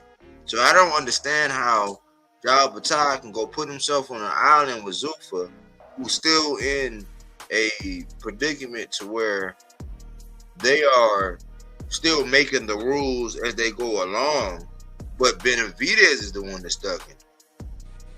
It's like, no, you took Brandon Glanton, who was in the IBF rankings number 10, and you were the champion, and y'all both went over to Zuffa, where if you were the champion outside of Zuffa, and he was number 10 outside of Zuffa, and y'all was both in the IBF rankings, you didn't need Zuffa to go do that.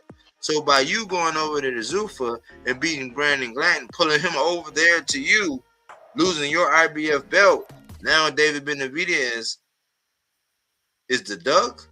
Like, make it make sense. I don't get how that works. That math is not math. And that's how I see it. That's how we see it.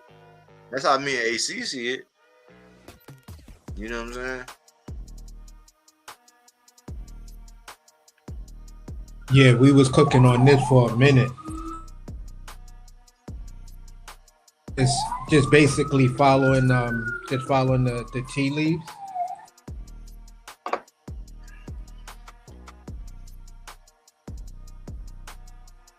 Yeah, following the tea leaves.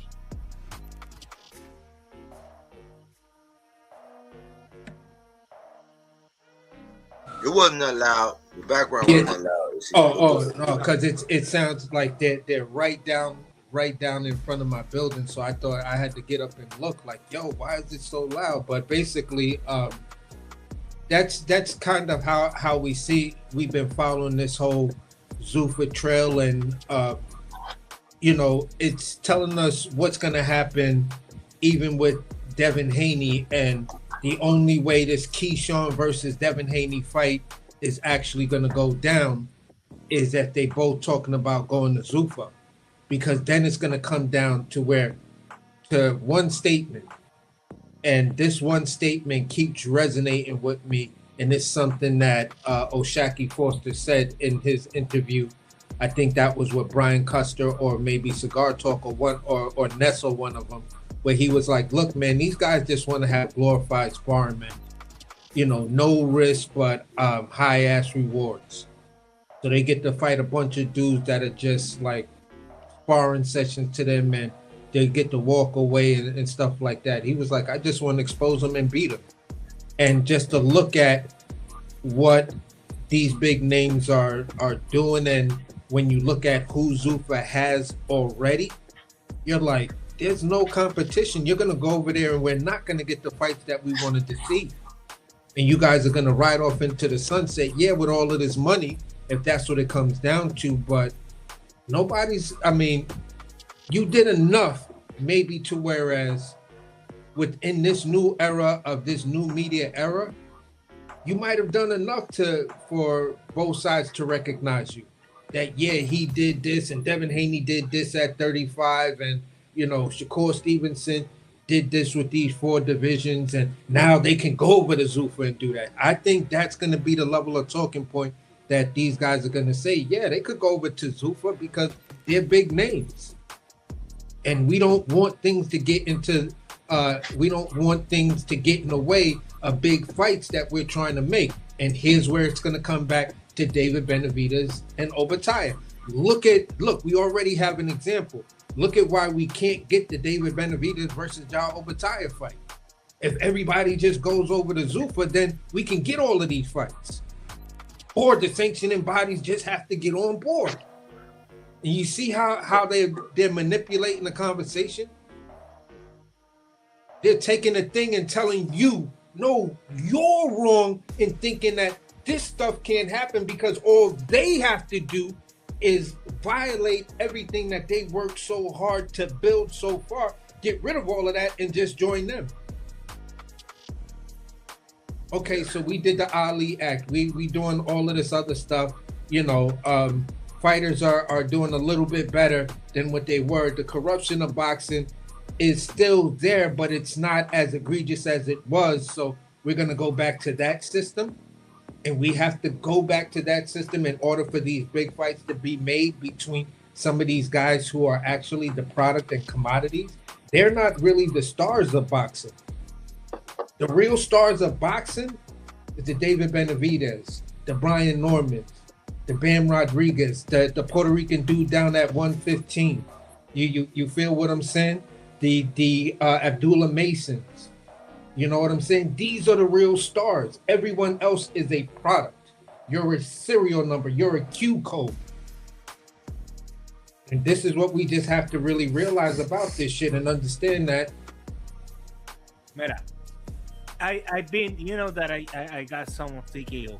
Now Netflix is under $90, so I've been buying here and there. Share. Finally, I got three. I'm trying to get to five before go over 90. Right? Anyway, because I believe they're gonna go high, right? But I see Lomachenko, and I see it like, damn, for Sufa boxing, Lomachenko can be a good acquisition. You know, he got a name. Yeah. We can have some fighters for him. We can sell this guy, sell our core around him, like that. Yeah, I see it. Yes, Sufa can work out and make this because I'm counting with them do the shit wise, so the fucking stuff get more expensive and I make more money, whatever. But Sufa needs to have another person that is the face, like the business guy that gonna talk about Sufa, that gonna not Dana White, because Dana White is rubbing the fans the wrong way. Like people are not even giving a chance to what this stuff is gonna evolve. We're not.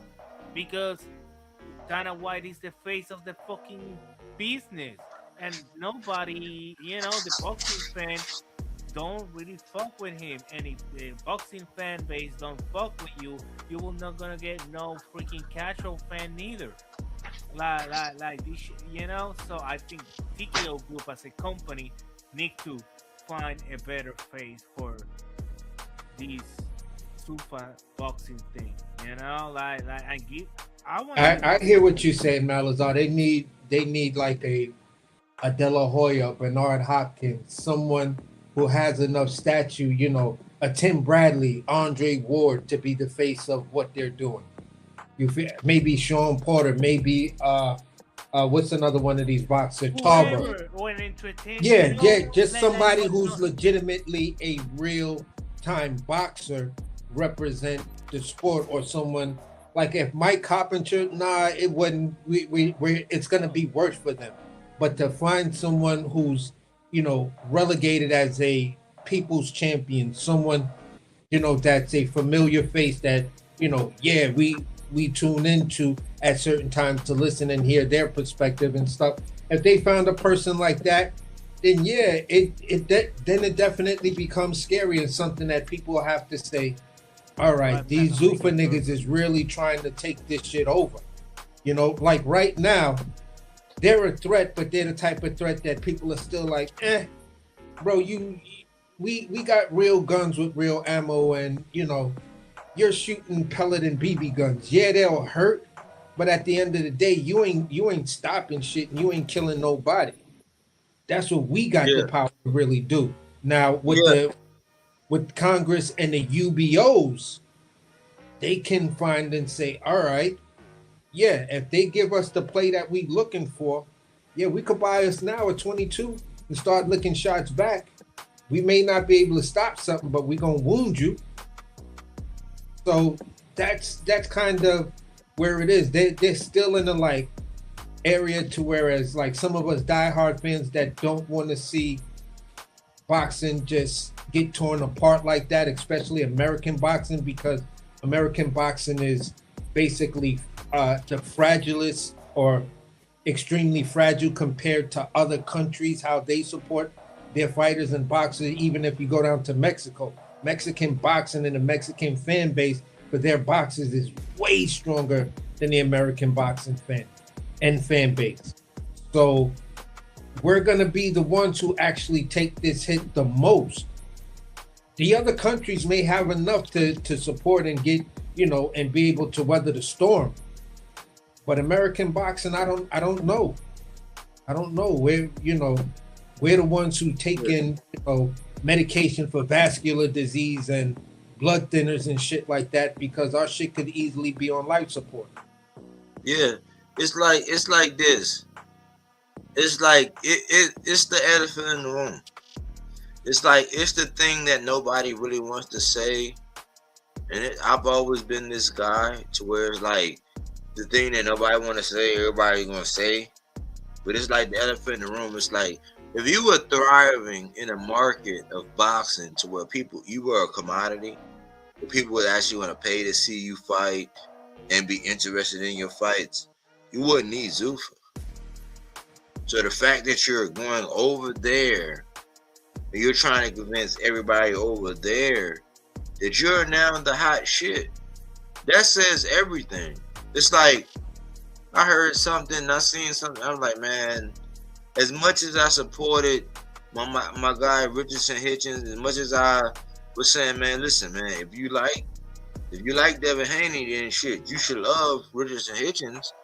You know, they're both pure boxers. Like, they don't get knockouts. They're just technically sound. So if you love the sweet science, you would love this guy. If you love that guy, and everybody was like, no, you know, because, you know, Devin has saturated the YouTube market and all that. But like, I heard him say something here recently saying that, I'm like, man, hold on, man. If you were a commodity, and which you were, because you had a belt, but you're willing to give that up, and you're saying in the next couple months, everybody's going to be going over there to Zuffa. But I'm looking like, listen, at first I was just like pro box. Just like every boxer that come up, like David Benavidez in his earlier year before, like when he was going through the thing, I'm like, nah, he got to show me. And like, you know, I would bet against him and bet against him. They actually had to show and prove to where it's like they had to win me over. That's no longer existent now. It's like on YouTube and the voices that have, you know, the popular guys, it's like, you know, because you want to be involved with the water cooler talk and you want people to acknowledge what you say and give credence and not ignore your comments and all that. You're going to go along with the get along game. So I've been looking at this thing and I'm like, hold on. If you were worth your salt in anything, to where, like, I'll give you an example.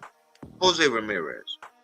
Prior to him fighting Devin Haney, he had turned down more championship fights than most the average boxer would ever get a chance to actually fight against. Why was he able to do that, you all? Because he was able to sell tickets. You're like, what do you mean, Mike? If you listen, I'm going to tell you, right? Because he was able to sell tickets out there in California, he could pick, choose, and refuse when he wanted to go for a title shot. Because whenever he was going up and fighting, it was like, okay, well, if you didn't have more clout than me, and I chose to fight you, the fight not going to go down. Why? Because, shit, I can fight somebody lesser than you, make more money because I'm able to fight out there in California.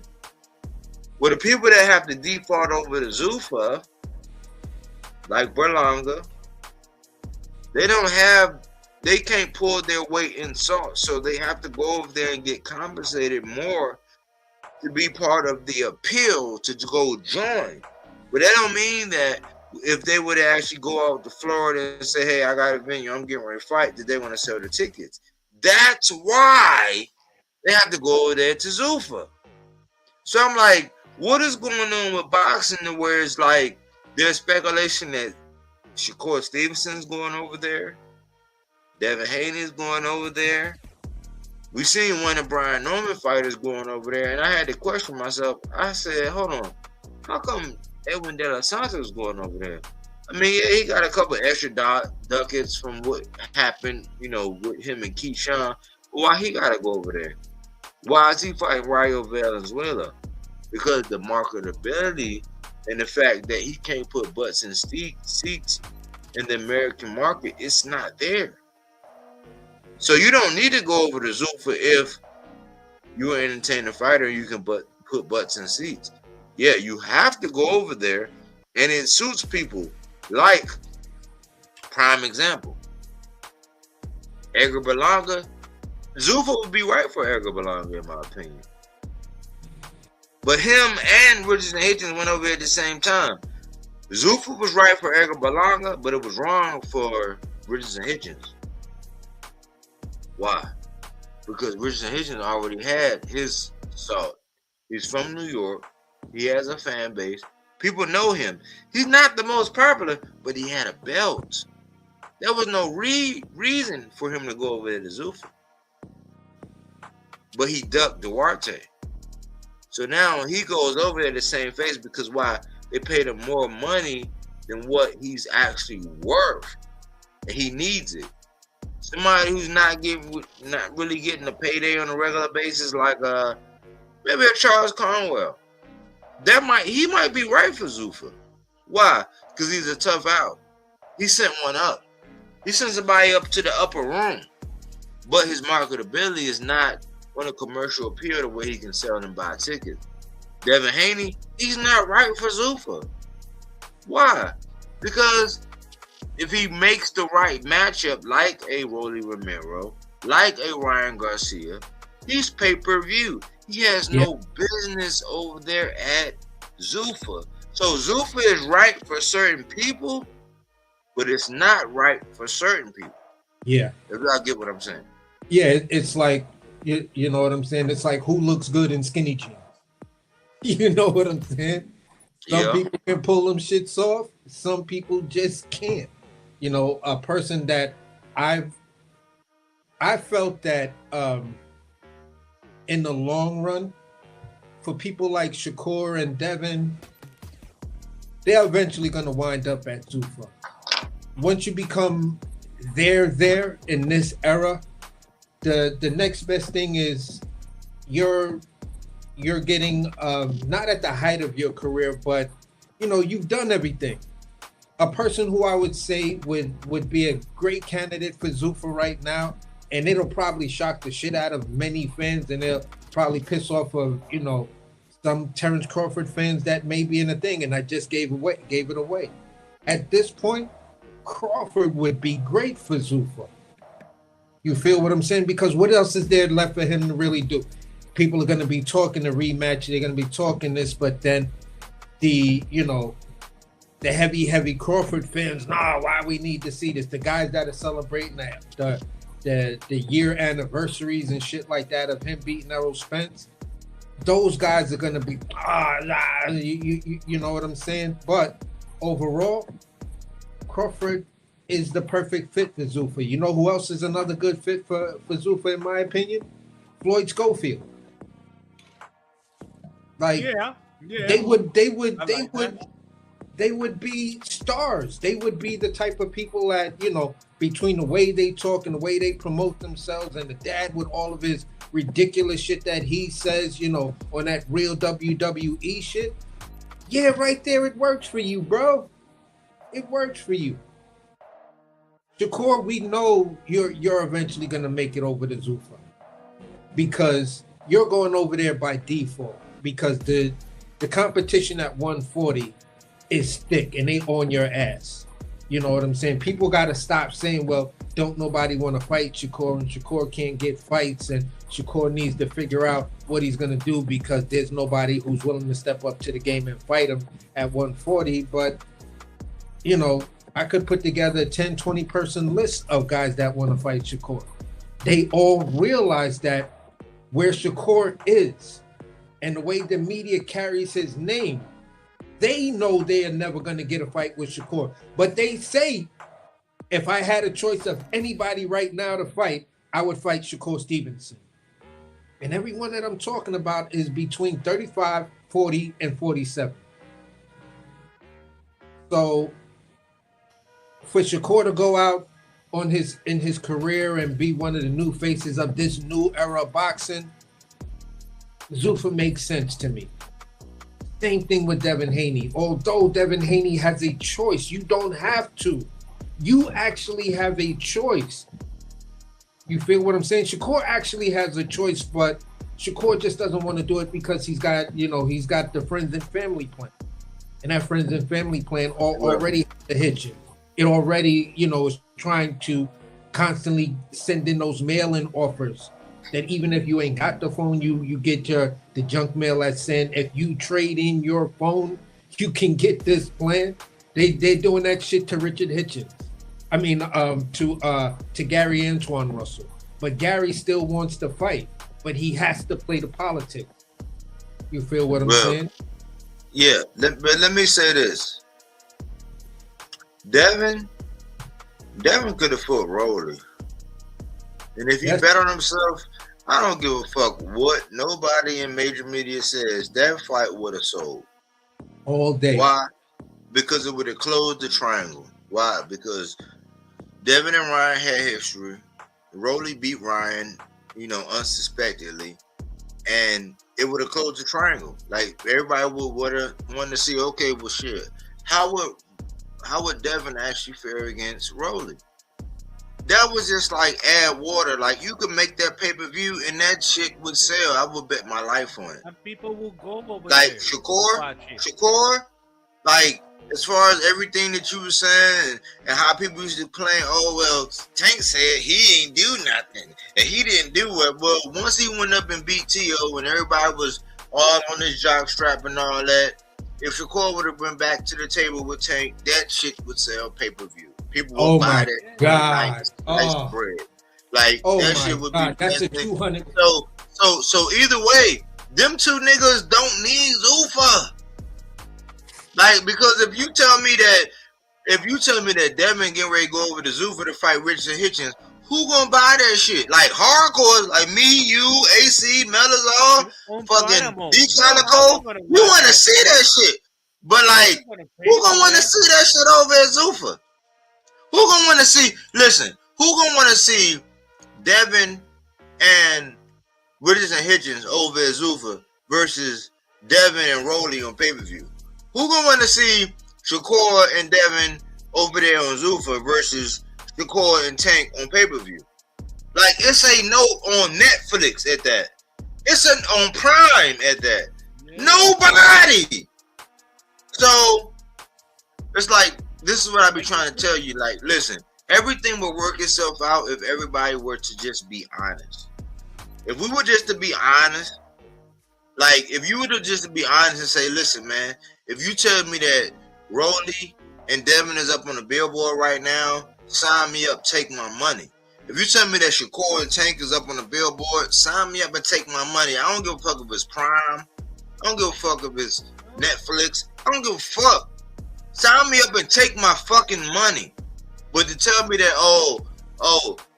David Benavidez is ducking Jao Battaglia. If you told me that Jao Battaglia and David Benavidez is on Prime, sign me up and take my fucking money. Cause that's what it was before they was convinced otherwise. See, Jao Battaglia didn't need to go over to Zuffa to get a David Benavidez fight. Why? Because it was already speculated before Jao Battaglia went over there to fight Glanton that we were gonna get a Jao Battaglia after David beat Zerto. We was gonna get it. It was already like a done deal. It was like we was either gonna get it on Prime or Netflix. It was already a done deal. He didn't even go over to Zuffa to do that. But now they got our pink media, major media, who controls the print and page, controls the thinking of the age, gotta convince us that David Benavidez has to go over to Zuffa or he's ducking. It's like no. We were gonna get that fight because Zerto was already in the mix. So once he fought Zerto, all you had to do was wait where you was at, and we just gonna get it on Prime or Netflix anyway. So we just gotta be honest. I'm thinking that as boxing fans, if we were all just to be honest and say, listen, man, these are the fights that we want, and this is what we're willing to pay for. Because it's like anything in life. If it's a crab boil and it's $90 and me and my lady can have a good time, and you know what I'm saying, we're gonna get a crab boil, we're gonna take my money. You know what I'm saying? Sign me up, take my money. What time y'all gonna be there? We're gonna show up, we're gonna show out, we're gonna give you our $90, we're gonna get our crab boil, we're gonna go home and play hide the salami. That's it. You know what I'm saying? Like all this extra shit, all this other old politics and I don't want to do this and I don't think he doing this. We don't gotta do all of that. All we gotta do is say, listen, man, what fights we gonna get? Okay, sign me up, take my money. Once we see the billboard, sign me up and take my money. I'm practically begging to give it to you. Just be honest. That's all we gotta do. When Ryan Garcia and Mario Barrio did their fight presented, some people was laughing, that shit was not gonna sell, whatever. When they build the car under it, yo, that shit sell all the tickets and the pay-per-views. So you will tell me that Devin Haney and Rolly Romero with a decent core below them will not gonna sell in California or Las Vegas, like for real in Las Vegas because Rolly's over there. And bro, come on. And all the media shit and Bill talking shit and Rolly talking shit and all the fucking drama that go around it. You know it's a soap opera too. So come on, that shit will sell. If you don't accept that Right. part, we know that shit. Right. And nah, but let me address what you're saying because you're in the vein it's sounding like. You can correct me if I'm wrong. Just comment in the comment section. I'll address it. I'll be respectful. But this is a pet peeve of mine, right? And this is what I've been able to see like over the last couple months with boxing. Because I'm trying to preserve the essence of the sport. But like right now, we're in an era to where we have fans that are just ecstatic about praising fighters over their accolades. Like, because Devin Haney was able to go fight George Kambosos, and because many people in present day don't know the history of it, because he was able to go over and fight George Kambosos where he was gifted a belt, even though that wasn't the highest belt because Teofimo Lopez, he went and fought Loma, and that was really for undisputed, technically.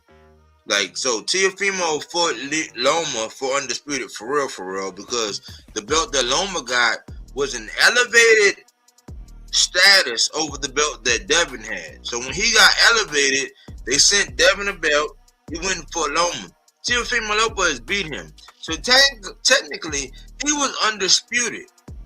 But because Devin Haney went and fought George Kambosos for his belt over in Australia, and it was undisputed, people hang their hat on his accolades.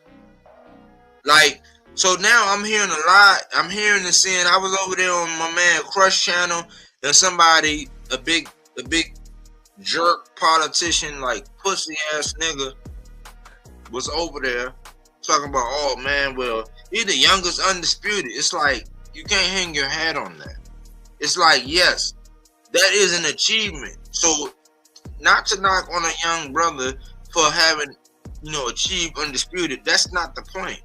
But the point is, we cannot act like just because he got undisputed by fighting Kambosos and then going back and defended it. Because they put the cherry on top by saying, oh, he fought Kambosos, he got undisputed, he went back, he defended it. So not only did he get it, but he defended it, and he was the youngest. We can't hang our hat on that. Why? One, because that's a lie. It wasn't the youngest undisputed. And people say they qualified by being in the 4-belt area. But when you do that, you do the same thing that you're doing with Shakur actually beating Teofimo Lopez.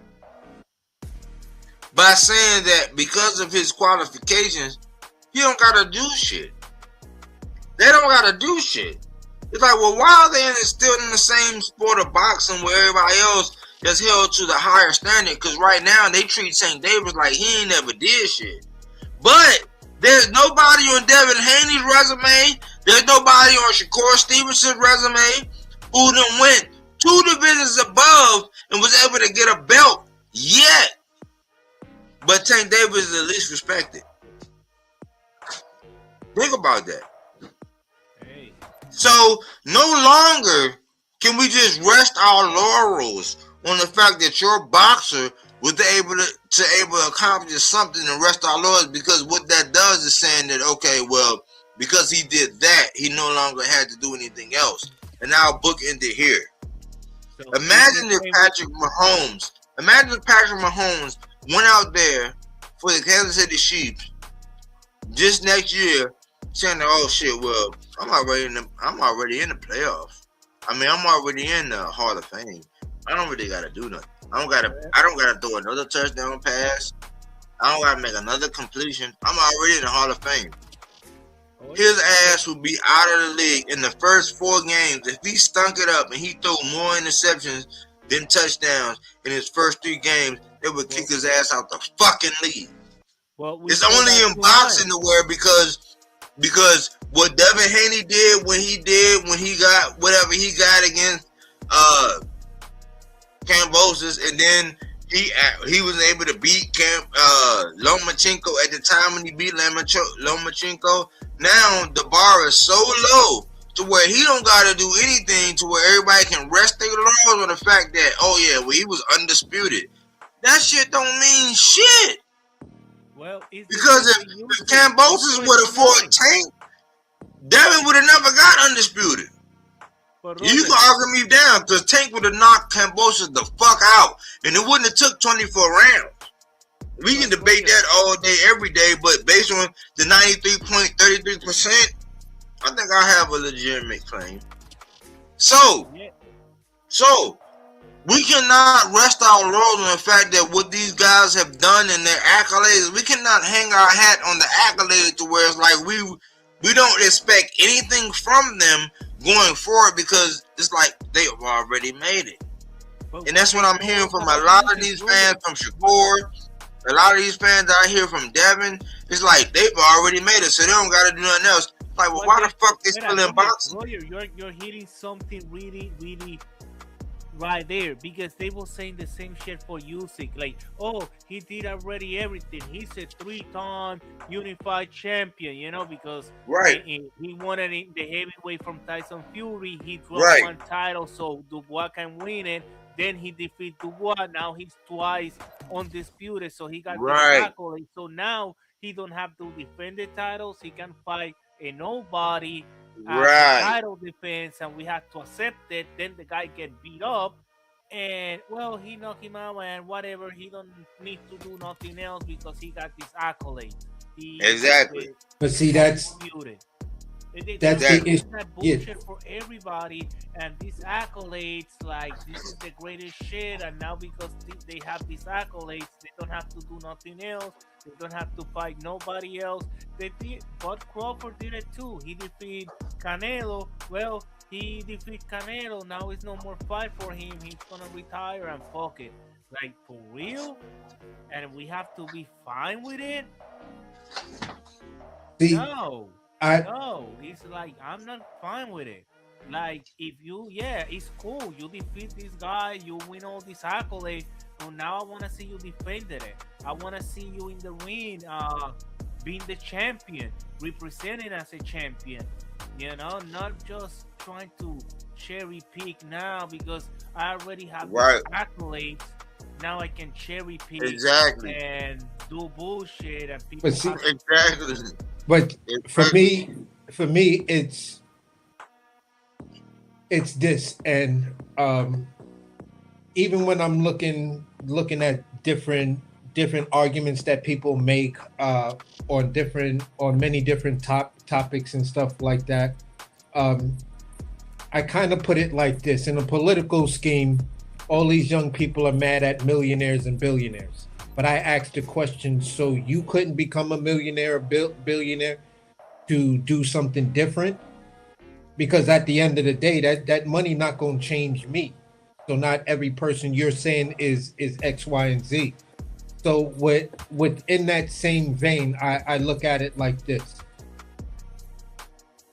Who is the first person or the first group of people to make these outrageous claims once a fighter does something in real time? When we watch Shakur versus Teofimo Lopez, as before the show was over, you heard the commentators, all of them. Well, yeah, Shakur, by this performance, and if we take the metrics of this performance, has Shakur risen to the level that he can just, for now on, go and pick and choose and do what he want to do? That's the business of boxing. That's you producing this thing. This is the product. When you use language like that, that tells me your fighter is a product. He's a Q code. If I have my iPhone, I put it up to his face, and then it'll tell me what his bullshit is going to cost me. So that's what we look at. When you look at David Benavidez within the same vein, David Benavidez goes out and he puts the type of performance that I've been calling for a fight that said, look, if Benny go up to 175 and he don't see my guy Yard, then I'm gonna have a problem with Benny, and I'm a huge fan of Benny. He goes up there and he does what Kovalev and Baturviev couldn't do. Just beat the shit out of him. Just beat him the fuck down. That's how you dominate that dude. And Benny did that. And then he goes out and people want to say, oh, elbow gate, elbow gate. Bro, if one elbow hit that nigga, that's not going to do the damage of what we saw them fucking flurries doing. Them flurries was knocking sweat, blood, and everything else off this man's head. So you go out and you give us impressive victory after impressive victory, and we're questioning, does the speed and the power carry? And as you're moving up, it's carrying. Because this was what they said when you got up to 68. When you was down at 160. You go to 68, you dominant. Then you go to 75, you're dominant. Then you go to cruiser and you're dominant. Yep. But for him, it's, well, you know, he's ducking Obitaya, and if he really want to say he's all of this, he should go up there and fight Usyk. Yeah. You see the difference? Yeah. That's a real fucking fighter we're talking about in David Benavidez, the Mexican monster. Gore Stevenson is a fucking Q code because they're telling you, well, he just beat the most tenured guy, but the weakest guy up there at 147. And now he can pick and choose and do it whatever the fuck he want to do. And Shakur has never given us not one of the type of fights that David Benavidez has given us at least 3 times in a row. Boy, you cooking, boy. God damn, AC.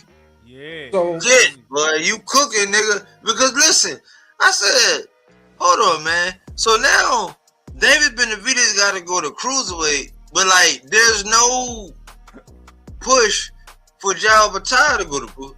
I mean, hold on. Hold on. Go to heavyweight. Yeah. He got to go to heavyweight. Yeah. David Benavidez got to go to heavyweight to fight Usyk, but there's no argument for Jao Batai to go to. It's the same shit about how.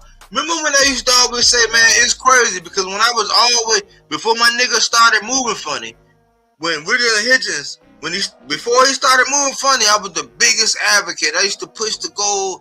Man, I used to be a biggest advocate for it. And I said, listen, hold on, listen. When he won against Cambosis, he got in the ring. He had Teofimo Lopez in the ring. He said, listen, y'all, do y'all want to see this? He announced that he was a free agent, and then he said, fuck the Haneys. So it was either T.O. or Devin. He didn't get neither one. Right? But everybody used to say, oh, man, he got to fight Gary Antoine. So I said, okay, cool. No harm, no foul. I don't see no problem with that. Yeah, you do got to see Gary Antoine because Gary Antoine, his request is to be undisputed. So I just left that right there. Shakur jumped his ass up there. He gets Teofimo Lopez, who had a history with Keyshawn. Because if you've been following Top Rank, if you was a boxing fan, you know they already had history. So it was already history between T.O. and Keyshawn because Keyshawn and his people, they already beat the shit out of T.O. Sr. They already beat the shit out of him. So it was already history there. And there was already you know what I'm saying, whatever. Ooh, But Shakur gets T.O., right? Instead of Keyshawn fighting Richards and Hitchens, they find a way to price themselves out. So Keyshawn winds up getting Jermaine Ortiz, who had already had a signed contract with Shakur. I connected these dots. So yeah, he stopped him. It's no harm, no foul. So I'm like, well, damn, hold on. How come when Richards and Hitchens beat the guy he's supposed to beat in Cambosis and he called out T.O. and they got the same manager, they don't get it. It's no harm, no foul. But Shakur gets T.O. and nobody say nothing. But when Shakur beat T.O., there's nobody calling for Shakur to fight Gary Antoine Russell. And I've been wondering for the longest time. I said, hold on. If he's the best of the best, and nobody's saying for him to fight Hirioka, nobody's saying that he need to fight Dalton Smith. There was none of that. Why is there no push for him to fight Gary Antoine Russell? Major media never jumps on that. I'm the only one to be saying, hold on, man. If Richardson Hitchens, because every time Richardson Hitchens, before he pulled that dumb shit, now I'm all for Richardson Hitchens. PSA. I'm all for Richardson Hitchens. I said I'll support you as long as you're moving the way you need to move. Once he ducked Duarte and went over to Zuffa, I'm off. I still respect your skills. I'm not gonna shit on you, but I'm off. I can't support you. But why is there never no claim for Shakur Stevenson to fight Gary Antoine Russell? Why? That will be a great fight. Shakur versus Exactly. Exactly. And I never let off, but that's because media and major media and people who want to be along with the go along, get along and push the buttons and move the levers that they all move. You know what I'm saying? Like Wizard of Oz. That's what they do. That's not what we do. We're saying, hold on, Shakur. Since you didn't want to go down and get your belt back like you said you would and fight O'Shaquie Foster, who said he would pay your fees, get you reinstated, and he'll fight you in your own backyard. Since you don't want to do that, why are you not saying Mr. Gary Antoine Russell? Because we're not going to ask you to fight Keyshawn. And me personally, I put out a post today to say, listen, man, stop fucking asking for that fight. We don't even want to see Keyshawn versus Shakur. Why? It ain't going to be no aggression. They're going to rob us. Even if it's ever made. I don't give a fuck if it's 2 years from now. Unless you see Keyshawn slapping the shit out of Shakur's mother, or Shakur slapping the shit or fucking Keyshawn's baby mother, it ain't going to be no real aggression. Why you want to see it? Why? Because they're going to give a bunch of money, ain't going to be no aggression, they're going to fleece us. It's going to be a ski mask event. No poo shicey. Stop asking. Because it's not the same. Because there is no pressure for Shakur to fight Gary Antoine Russell. There's no pressure for Shakur to fight Andy Hirioka. There's no pressure for him to fight Alberto Puello. There's no pressure for him to fight anybody that's of any relevance that would give him any competition at 140. Why? Because he's already made it. And that was the original thought. This is why it's dangerous for you to co-sign the fact that your fighter has all these accolades and they don't have to do nothing. That's what the corporate media tells us. Oh, exactly. He already made it. He can do whatever he wants. No. Exactly. He can exactly. They say Shakur's already a 4-division champion. It's like, okay, well, what are your expectations? Oh, he can pick, choose, and refuse. Well, why the fuck is he still boxing for? Why is he still boxing? Well, Devin Haney, he's the youngest undisputed. Why the fuck is he still boxing for? If we can't ask him to fight Rolly. But they said that, you know what? Rolly, he ducked Rolly. Rolly gave him a 50-50 opportunity. It was must-see pay-per-view. It was PBV, must-see TV. Devin got off the hook, and they said that Rolly didn't want to fight Devin because he was ducking his mandatory and Givasov. Well, tonight, how did that age? So he was ducking Givasov, who got beat by Catterall. The way he got beat, if you saw that fight, that shit didn't age well at all. Yeah. That shit didn't age well. But on the boxing voice, we can clearly see with Devin Haney and Bill Haney in particular, they were campaigning for Jack Catterall before the nigga even got to 147. Think about it. And you know what? That's why Catterall, even I don't like Jack Catterall's style. I think it's the same as Devin Haney. Like they don't finish. They just play with their fucking foot till 12 round because they already know they're up in the scorecards, so they don't do more to finish the fucking job. Just finish it up, cabron. So no, they just go in auto mode. Devin Haney is the American style, and Carroll is the British style. So I think a fight between them can sell too.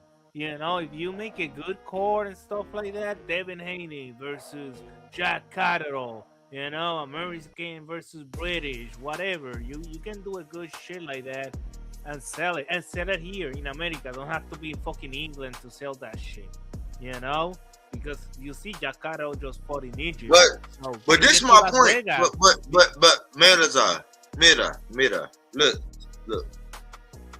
Think about this. Let's just use our critical thinking skills, right? There's a history between Rolly and Ryan. There's a history between Devin and Ryan, right? Devin and Rolly would compete the triangle. But why would Bill and them be campaigning for them to fight Jack Catterall? I don't even...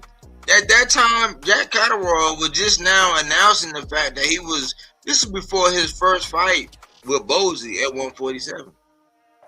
So, why would you walk away from a fight with Rolly, but be so adamant about a fight with Jack Catterall? Why? Yeah. Because Rolly might represent an ass whooping. Yeah, and I do remember. Go ahead. But you would have people tooth and nail that will argue, say, "Oh, you just a Devin Haney," even though Devin Haney and AC is a witness. Devin Haney gained a lot of respect for me. Like, I'm not the biggest fan, but I will give Devin. You can't tell me, like, AC, he'll vouch for me. I'll give Devin Haney a credit for when his credit due. I said, oh shit, this nigga made me eat crow. Oh, he growing on me. Oh, this and that. But why would it be painted in the media that Rolly ducked Devin or Rolly was dodging his mandatory and Giasov when we just seen what Giasov did with Catterall? But Rolly wanted to fight with Devin, and Devin didn't make it happen. Even though Devin, the first thing he said was the money was right. The very first thing he said, we never heard Bill or Devin say, "Oh yeah, the money right." Only to end out the agreement saying that, "Oh yeah, the money wasn't right." But you know what? We can maybe see Carrero versus Rolly, because Carrero have the WBA regular title and Rolly have the WBA super title. So whatever. Maybe we can see that one. Maybe not Haney, but we can see Carrero. Yeah, this is what I was gonna say. When there was the whole conversation of Devin Haney going up to 140, and as per play of Team Haney, whenever there's discussions that they might do something, then you know there's a pot of pasta cooking. So they did do the wet spaghetti thing, and I believe this is when Catterall had to fight with Josh Taylor and stuff like that, and Devin Haney was like, "Yeah, I would like to have Josh Taylor or Catterall, whatever fight that we can make." You feel what I'm saying? But you went up there and you landed in the Regis field, so there was some talks, but it was, at the end of the day, it's, he's been using Jack Catterall's name as wet pasta constantly, and it's not even, it was more so Bill. It was like, so who are people you would like to fight? Even at one point, Eddie Hearn was like, yeah, when we did sign Devin to the Zone, we were possibly looking at a potential fight between him and Taylor, or him and Catterall and stuff like that. And those were supposed to be some of the names that would help him build his overseas recognition and stuff like that. But again, it was two guys that love pasta, Eddie Hearn and Bill Haney. And you get them two together, man, you'll get pasta better than or at the level of Carbone Italian restaurant here in New York with their 2 Michelin stars. So that's all I'm saying as far as that. There's the wet pasta history between Catterall and Devin Haney. And that's about it. But it was never a situation where we were thinking that that's going to be a serious fight that's gonna get across the line. But let me qualify it, AC, because I want to put a timestamp. Because as thorough as I am, I want to tell you that immediately after they beat Jose Ramirez, remember, this is the funny point that I want everybody to see that's listening to the sound of my voice right now. Immediately after, because that's the same night. Remember, that's the same night when Teofimo Lopez put hands and feet on Arnold Barbosa. Right? Remember, Arnold Barbosa had already just put hands and feet on Jose Ramirez. And that's the night when Devin ran. We called him Flash Gordon for Jose Ramirez. But right after that, Bill was online talking about Jack Catterall. They was in broad daylight with a flashlight and a roll guard vest talking about some goddamn Josh Catterall. But think about it. Immediately after Rolly beat Ryan, you seen Devin celebrating with Rolly at the same way that Keyshawn Davis celebrated when Mortalia got the decision over Andy Cruz. Talking about belt to ass. Remember, he was celebrating.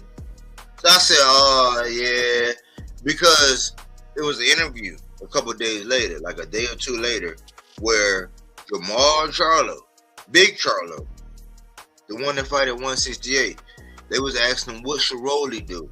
He said, oh man, shit, if I was you, I'll fight Devin because that'll put your career on a whole nother trajectory. Bill came out and said, oh man, this nigga's a drunk. He don't deserve to have a mic. Why the fuck? Oh, like acting like he was totally disrespectful. All Jamal said was say, this will put your career on the whole trajectory. You just beat Ryan, who put hands and feet all over Devin, despite the Oscar ring. Go ahead and fight Devin. Bill shitted all over him. But guess what? Devin celebrated with him after he beat Ryan. So I said, oh damn, we ain't gonna get no Rolly fight. That was the first opportunity. So they turned it down. They went away. They were campaigning for a fucking Jack Catterall. But guess what happened? Him and Rolly got in conversations. They had a deal on the table. Devin and them said, oh, this is the best thing since sliced bread. Oh, the money is right.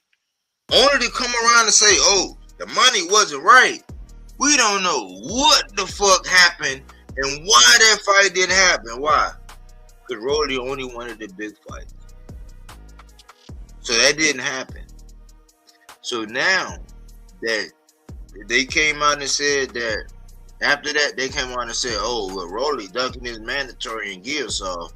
But guess what? Catterall just beat Gearsoft.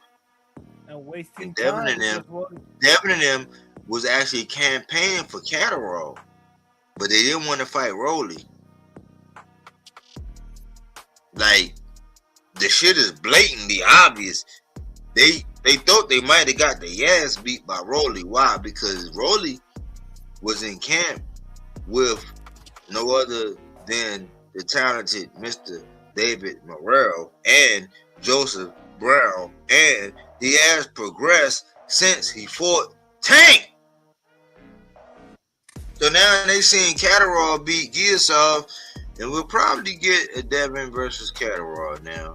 But he didn't want to see that ass whooping with a Rolly. Or Rolly versus Catterall. I think we can see more at Rolly versus Catterall because both are WBA, and maybe they wanna like make the real champion. But they came out and said that Rolly came out with a tweet and said he retired. What? Did he say that? Rolly came over to tweet and said he retired Nah, I the think other he's day. trolling and shit. I think he's. I mean, trolling. you know, we gotta take it with a grain of salt, but like, you know, he see the politics and the business. It's just like, man, niggas who be, but this goes back to my point, man. What I'm saying, like, this is AC. This is what I'm saying. Where motherfuckers love to take credit for accolades, to where it's like, once you get this accolade, like Devin being undisputed because he fought Cambosis. It's like after that, it's like it don't really. And then let's fast forward to him moving up. So let's just say he got undisputed, and then he moved up and fought Regis. Even though Regis wasn't the guy, Regis wasn't the same guy that he was when it was him, AB, and Terrence Crawford down at 140. But I digress. You know what I'm saying? But he wasn't the same guy. But the fact that he got undisputed at 135, right? And he fought Loma, and then he moved up and he fought Regis, right? He don't gotta do shit else. So he's good to go. So he don't have to fight a guy like Rolly. Why? Because he's already made it. Just like Shakur, we're fighting Tio. By getting Tio, he's already made it. So he don't gotta do nothing else. He's already made it. See, I'm looking at the rankings right now. And for the WBA, Shakram Giasov and a couple of Shakram Giasov, Raul Krul, Connor Ben, which is pretty much off the table. Danny Onis, Conan Walker, Jack Catterall, Brian Norman Jr. Brian Norman Jr. just had an impressive victory. I think he may get one more fight, and here's what I'm saying. He gets one more fight between one of these guys up here, with the exception of Connor Ben and Giasov. That puts him in line to get that championship fight with Rolly. Jack Catterall is sitting at the number one position right up under Devin Haney for the WBO. So where they were mentioning Jack Catterall at the New York event, right now Jack Catterall makes the most sense for Devin Haney. They're gonna throw us a bunch of wet pasta saying that, yeah, I want the Keyshawn fight, yada yada yada, but then settle on Jack Catterall, especially now that Jack Catterall just had an impressive win. You feel what I'm saying? So Catterall is definitely in the mix. Brian Norman is probably gonna go with this WBC path, which it looks like he wants to go, because he's mentioned the WBC belt in the past since he's come back. So my guess is Brian Norman, not the WBC, the WBA. My thing would be, if Catterall doesn't take the Devin Haney fight, more than likely we might see Catterall versus Brian Norman Jr.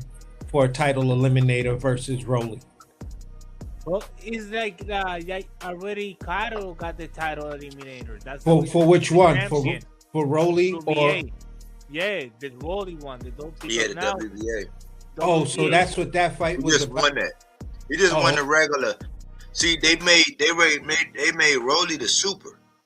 Oh, okay. I didn't know that. Yeah, they made Rolly the super, and so now Catterall just won the regular. So he jived like Rolly. He's in the same position with Tank. This is why people don't really give. This is another reason why I give Tank more credit. It's just like David Morrell and Tank. They were kind of like in the same position, because when you're the regular, you got to fight the mandatories. You got to fight the next best thing, or whoever high in the rankings or whatever. But the super, they don't got to do it. So you pretty much protecting the super. That's why we call David Morrell El Sicario, because he was fighting Canelo's mandatories for like 3 years, up until like 2024. So that's why Ronnie Shields was calling David Morrell El Sicario, because he was fighting Canelo's mandatories up until 2024. Like from 2021 to 2024, he was fighting Canelo's.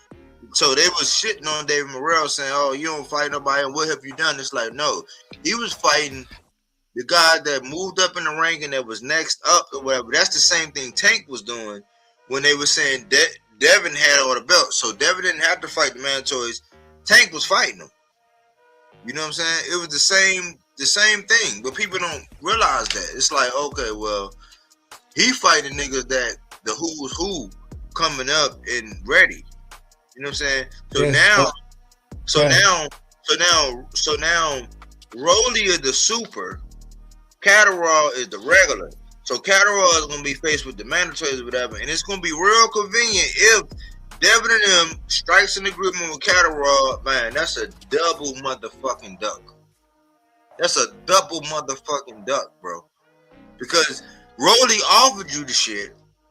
And they were saying, oh man, Rolly, you just don't want to fight his mandatory in years. So, well, after what we seen with, yeah, that would have been an interesting fight. Yeah, I still believe in Gearsov, but the fact that Rolly didn't fight Gearsov, now, like once Devin said, I don't want to fight Rolly, they said, oh well, Rolly really just ducking his mandatory, because once they figured out that they couldn't force a fight with Rolly, and Gearsov was like, well, fuck it, I'm gonna fight the next best thing because I can get the regular.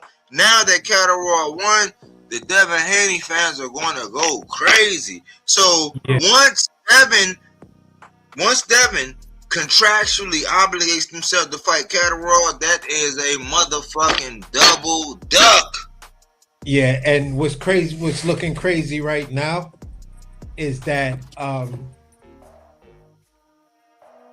if you take Catterall out of the picture, you feel what I'm saying? Let's say Catterall just says, you know what, Cruel is the next guy up. I'll fight Cruel as my first title. Coriel. Yeah, Coriel. So I'll fight him. You know what I'm saying? That's my whatever. Then that leaves Devin with a choice of Teofimo Lopez, old Manny Pacquiao, Barbosa. Karan just fought, didn't look good. He's not going to do Brian Norman just yet. And Liam Paro, Rohan Polanco. Alexis Rocha and Ricardo Salas Rodriguez round off 9 and 10. So Devin talking about going to Zuffa for a bag. Which one of those guys goes over there for that fight, and how is that fight even structured with Devin Haney having a WBO belt and stuff like that?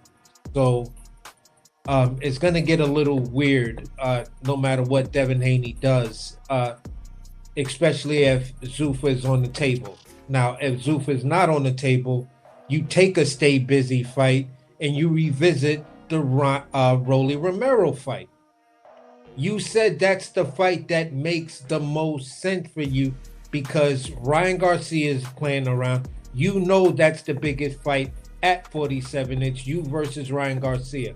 But you're saying Ryan Garcia is not being serious. And you also said that why not beat the guy, one of the guys who just recently beat Ryan Garcia, and that's in Rolly Romero. You said that makes sense. You said that at the Ring magazine. You said that on at least 3 other different interviews. So if it's not working for you right now, you see the Zuffa deal, it's looking sketchy at best on who you're going to face. You feel what I'm saying? Because I'm in the same camp as Bodywork. I don't think you versus Hitchens is gonna sell. That's a loss of revenue fight. It may be cool for the optics, but as far as a business decision, and if I'm looking to start off a company, Am I gonna buy that strand of weed over this? Not on your fucking life. Yo, If this shit ain't cookies, then I don't want that strand. So at the end of the day, Rolly, him and Devin are locked in between. At this particular point for me, he just can't get away from that fight. Yo, AC. These niggas, I'm telling y'all, this is a foregone conclusion. Devin has found himself. Like, don't take my word for it. I got a video with Antonio Tar. It's called First 48. It's called First 48, where I had Antonio Tarver say there's nowhere to run to, there's nowhere to hide. Shit that I've been saying for years. Devin is trapped right now. See, because they thought Catterall they thought that Catterall shit was sweet with Catterall, but he's a southpaw with exceptional speed and exceptional power. He's one of them guys to where, see, you'll be confused by seeing what happened with Barbosa, that Catterall ain't what he is. But he already did what he did to Josh Taylor. He just didn't get undisputed because he really they robbed that nigga on the scorecards. So then he had the shit with Barbosa. People was thinking, oh man, Catterall ain't what he is. But then Gilsall, who I seen in live in color, he hits harder than what people think. They thought that Rolly was avoiding Gilsall. So then they trapped. So they either gonna have to take Catterall, which they'll get exposed by Catterall. Rolly, which I'm thinking Rolly, I'm kind of leaning towards Rolly. Because Rolly's gonna rough him up, like all that clinching and all that. He ain't gonna be able to clinch and do all that with Rolly. Yeah. So they're trapped, bro. Like, because any of them other nerds, like a Rohan Polanco, a Tiger Johnson, and Lord forbid if they go over to Zuffa and he have to fight Richardson Hitchens, I already know Richardson Hitchens gonna watch. Like, Richardson Hitchens gonna watch that, bro. I'm gonna tell you, he's got an out though, body. He's got an out. It's gonna be ugly, but he's got an out because the talking point is the triangle. The talking point is the triangle. He's got. Listen. It's Teofimo Lopez. Teofimo Lopez is talking about going up to 27. Yeah. Devin Haney versus Teofimo Lopez sells just as much, as Teofimo Lopez did with Shakur Stevenson. So if we're talking about the Four Kings, if we're talking about the original Four Kings, Devin Haney damn near completes it when he fights Teofimo Lopez. Yeah, and look, I'm not gonna knock him if he do it. I'm not gonna knock him if he do it, but we already know that's like he's taking it easy. Like he's like by taking that fight, he's gonna be exposed, bro. Yeah, but that's listen. Like, I mean, it'll make sense, and like you can't really come down on him, but by taking that TO after this Shakur shit, like it says everything, bro. It says that you're playing the safe, you're packing it in. You get another payday, you know what I'm saying? So it's like, okay, cool. We're not gonna be able to shit on you, but we already know what you're doing by taking that. We're gonna see the same. We're gonna see the same energy argument. Yeah. We're gonna see the same energy argument in when Tank decided to fight Gamboa. Crawford was the first person to stop him. Tank and then everybody else went on to go after what's the name. Is Teofimo Lopez the new Gamboa? Possibly. You feel what I'm saying? Possibly. But at the end of the day, he's still a name that's going to build something for somebody. He's former this, former that, two division lineal champion, yada yada yada, legitimate lineal champion. So, the talking point is, all right, who did he lose to? He lost the fight to Kambosos, to where some people say he might have pulled it off in the end. He lost a a really, really outclassed, and he was outclassed by the great Shakur Stevenson. Now he's on his way back to see if he can find redemption in fighting Devin Haney. So it's right there in the mix, and this is why, again, the wet pasta situation. Yeah, I'm talking Keyshawn, but Keyshawn gonna come up. At the end of the day, let's kind of weigh it out. Keyshawn comes up, him versus Teofimo Lopez. That's a fight we've been wanting to see for a minute since both. Well, I don't fucking listen. I don't fucking trust Tio.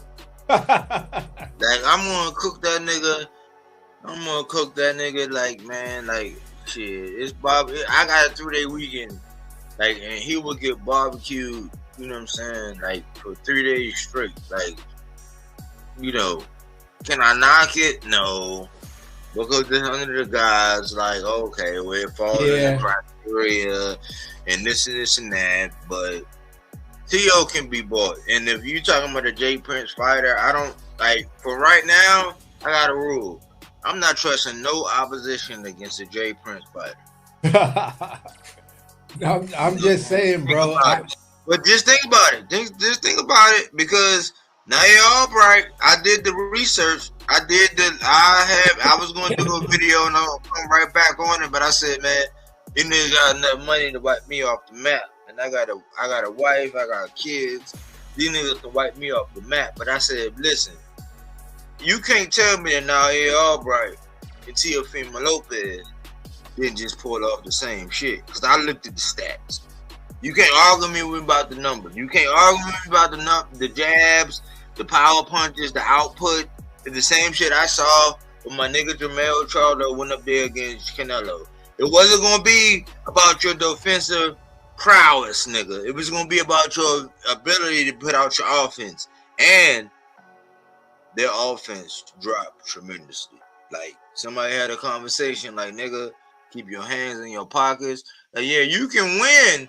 The same conversation that they had with Killer Plant, like the Mexican Mafia had with Killer Plant when he was mysteriously, when he got hit in the 11th round and he went down, he got up and he started looking all funny and his offense wasn't what it was. Yeah, same conversation. Like, yeah, you can win this fight, but if I was you on some birdie from above the rim, I wouldn't win this fight if I was you. You know what I'm saying? Because I look at Nair Albright output and I look at Teofimo output and I say, hold on, what's the common denominator? Oh, the ops of Jay Prince fighters. So the only thing that would pretty much knock my shit in stone and what I got going on, which I don't think is relevant, is if Joe Cordina going against the young Abdullah Mason and he put his hands in the pocket. Only thing is he's a foreigner and I don't think that should apply to them. So Joe Cordina gonna do what he do, but like, you can't tell me definitively that Nair Albright, based on the numbers. I had the episode, because think about it, AC, we were supposed to do a couple episodes. I already had the episode, I already had the facts already lined up where I got the numbers to where it's like, you can't tell me that Nair Albright, you can't tell me that what he did against Keyshawn was uncharacteristic. Why? I got the numbers. I got the numbers from the first fight. I got the numbers from every fight between their first fight up until this most recent fight, to where the numbers don't line up, bro. You didn't even put out the output that you normally put out. You can't tell me that Keyshawn been that much better. No, somebody told your ass to put your hands in your pockets, and you can win this fight, but I wouldn't win this fight if I was you. Yeah. You know what I'm saying? And the same thing goes with Tio. So y'all, all the Shakur fans, they been all high and mighty, but it's like, no, I'm a Tio fan. Like, outside of that racist shit, I said, no, I can't be a fan because of the relationship, but I'm really a T.O. fan. And you can't tell me that the output that he put against Shakur is what he would normally do. Because even against Steve Clavitt, even against Jermaine Ortiz, even against Lomachenko. Even against anybody else, Teofimo is offensive. He's not defensive. So I know that his output is going to be his output. And somebody told Nair Albright and Teofimo Lopez to keep your motherfucking hands in your pocket. Yep, That's because the shit. Tio was adamant in saying when the fight was still just rumored, he was like, yeah, I got the tools to beat Shakur. Shakur already know what time it is. Because once you get past his jab, there's nothing else. As you get closer to the fight, he's saying that. You get in the ring, now you got all of this clown stuff. After, yeah, I've been to your house before. Yeah, you know what time it is. Right after that statement, Teofimo Lopez was different. And his father wasn't there. It's like, and then his father come out and say, man, you gonna hate yourself in the morning. Remember he was in there, he was like, his father was like, man, you gonna hate yourself in the morning. It's like, because his father told him, like, nigga, who are you? Like, what up? Like, you my son, nigga. Like, I know. It's like me looking at my son. My son is an inch shorter than me. And I'm looking at my son saying, nigga, you came from my nuts, nigga. I know what you built from. Like, I know what you capable of. Like, who are you? That's what his father was telling him. He said, you gonna hate yourself in the morning, bro. He told him that. Yeah. And now Tio came out and was like, yeah, he pretty much came out. He pulled the Kovalev. That same shit that when Canelo fought Kovalev, when Kovalev came out and said, yeah, I threw that shit. Tio came on and said the same thing, but nobody want to admit that. Nobody want to get rid of it. Like, oh, man, he just a sore loser. It's like, no, Kovalev did the same thing and said he threw that fight. And even though Caleb Plant didn't come out and say he threw it, Caleb Plant threw that fight, bro. That was the 11th round. He was outboxing the shit out of Canelo, and then all of a sudden he get hit. Whenever you see Canelo, what have you ever seen Caleb Plant go down and get up and do all that stumbling shit and how he stumbled across the ring? I said, man, this shit is like Cirque du Soleil, man. Man, that nigga threw that fight like Darryl Strawberry throwing the strike, man. That shit was fast, and it was like woof. If you didn't see it, you don't really recall it. It ain't happened. So for me, when I look at, you know, these fighters that are doing this type of stuff, then it tells me again who is the product and who is the real fighter. It just lets me know, okay, if you need shit like that for your legacy and all of this other stuff, then you're the entertainment section. You know what I'm saying? You're not the main event. You know, and right now, it's like you're trying to tell me that reality TV is the main event when reality TV doesn't have shit to do with reality.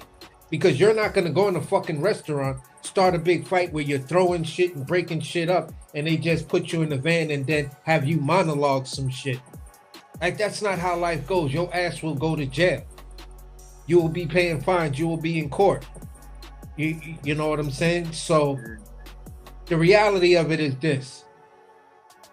Teofimo Lopez, Hitchens, Schofield, Usyk Lima, you know, what's the other, Lubin, all of these guys are coming in and they're told to make the fight, in meaning that we want you to sell this shit. And once it's sold, we're then going to give you part 2 of the instructions. You know, and part 2 of the instructions is you can go out and win the fight, but if you win, it's not going to do anything positive for your career.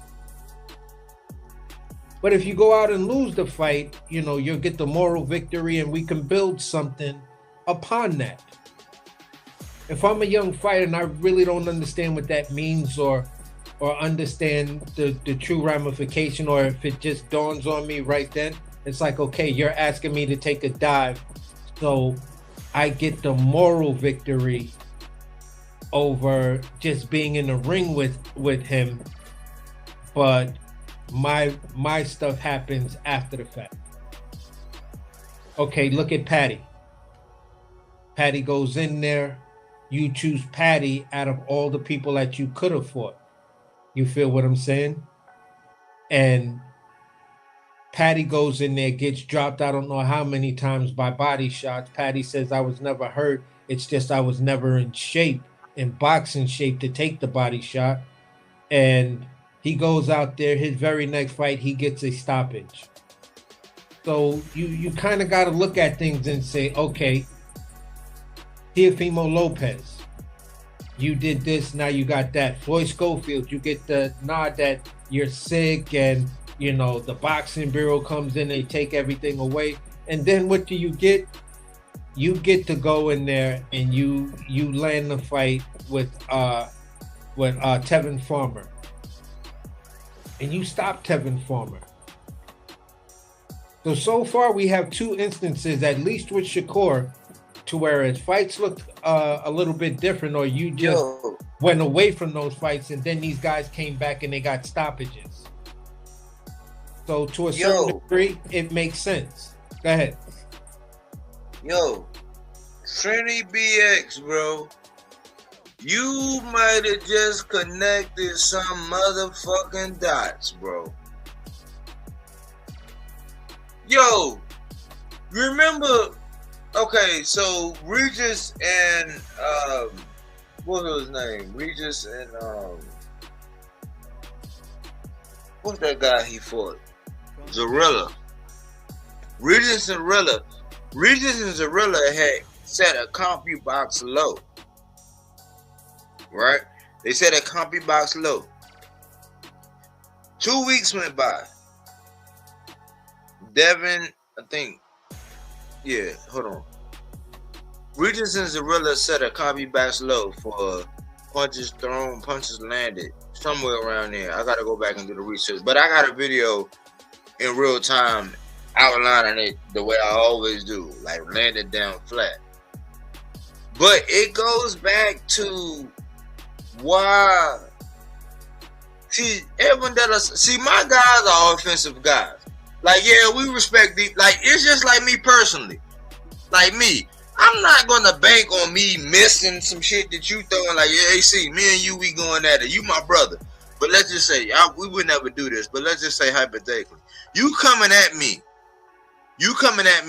I'm not gonna risk the fact that I'm gonna be able to dodge and weave and slip and dip and roll. Like, no. Like, my MO is that, no, I'm gonna spark this nigga. Like, I don't give a fuck what he got coming on. If he hit me, he hit me. But I know that once I land my shit and I get my shit off, I'm fucking this nigga up. Brother, cousin, sister, brother, I don't give a fuck. My shit is offensive. But Trini BX, oh man, Trini BX, man. Boy, you got me thinking, boy. Because when I think about that De Los Santos and how, see, De Los Santos was already in my boxes to watch. And if you manage to my boxes to watch, that means you got some artillery. That means you got some hot shit in your midst. So for after the Regis shit to happen with Zarilla, for y'all to come back and, you know what I'm saying, y'all pretty much, y'all beat that record with Regis and Zarilla like 3 weeks later, to where your offensive output wasn't as normal as your offensive output. See, I stopped back at the Teofimo and his offensive output and how that was abnormal. And this is not just some hate on Shakur, because I said the same thing about Jamel versus Canelo, how his offensive output wasn't his offensive output, and how Caleb Plant did some uncharacteristic shit when he got hit after winning 11 rounds. He was winning the majority of them rounds after 11 rounds. How he fell down, and he got up, and he stumbled, and he tripped all up against the ropes. That shit looked like some old acting to me. I was like, hold on, man. This nigga had Canelo dead to rights, boxing the shit out of him beautifully. And the Mexican Mafia, I guess some had registered with the Mexican Mafia, where the Mexican Mafia said, yeah, you can win this fight, but I wouldn't win this fight. So now I'm thinking about T.O. and I'm like, yeah, they probably Jay Prince and them was like, yeah, I went to the crib. It was like, yeah, you can win this fight, but I wasn't winning this fight. But then Trini BX said something that made me go back to De Los Santos. And even though De Los Santos and went to the body more and he didn't get attributed to going to Shakur Stevenson's body more, his offensive output was not the same. Knowing that when you're dealing with a defensive juggernaut, you got to be more offensive. So why would your offense decrease? Like, if you're dealing with somebody that's known to be a Teflon Don, doesn't that mean you got to crank it up a notch? Not crank it down a notch. So I'm like, and then when you think about it, when Keyshawn Davis picked De Los Santos and they missed weight, what was the rumor right after that? That Jay Prince was trying to sign goddamn De Los Santos. Woohoo! So would your offense go down a little bit? Knowing that if you win this fight, you might lose in life. God damn. You know, especially when you're dealing with an offensive fighter, and most of my guys are offensive. Like, yeah, we got some deep, like Tank. He people don't give him credit for his defense, but like, man, I'm not gonna base my shit like in any fight. Like me in life, I'm not gonna base anything on me being able to miss the shot that you shoot, or me able to dip and roll and get behind this corner and go drive off and do this. No. My ability is admit the fact that, hey, I'm more accurate than you. I'm going to be able to get my shit. I'm going to hit you before you hit me. Yeah, I'm going to have to play a little bit of defense, but I'm going to hit you before you hit me. I'm not going to base my shit on me being able to evade you. I don't know how good you are. I don't know how accurate you are. I'm not going to be trying to dip and dodge and slip and roll. No, my shit is going to be the fact that, hey, you're not going to be able to deal with the shit that I got coming for you. And that's how I've always been in life. Yeah, and that's why I was saying what I was saying is, as far as like, bro, listen, if we just look at certain things, we can see these commonalities and we can point these commonalities out. That's why I brought up all of those different fighters that all have, had some sort of opportunity, but it seemed as though they may have gotten a tap on their shoulder.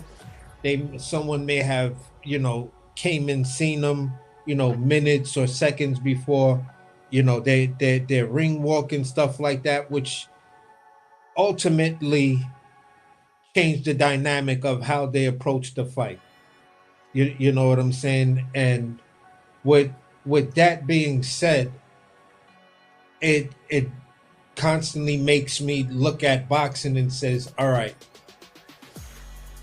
as a product, and that product is like, okay, you're a boxer, they want to sell you, they want to put you in all of these different homes, make you a household name.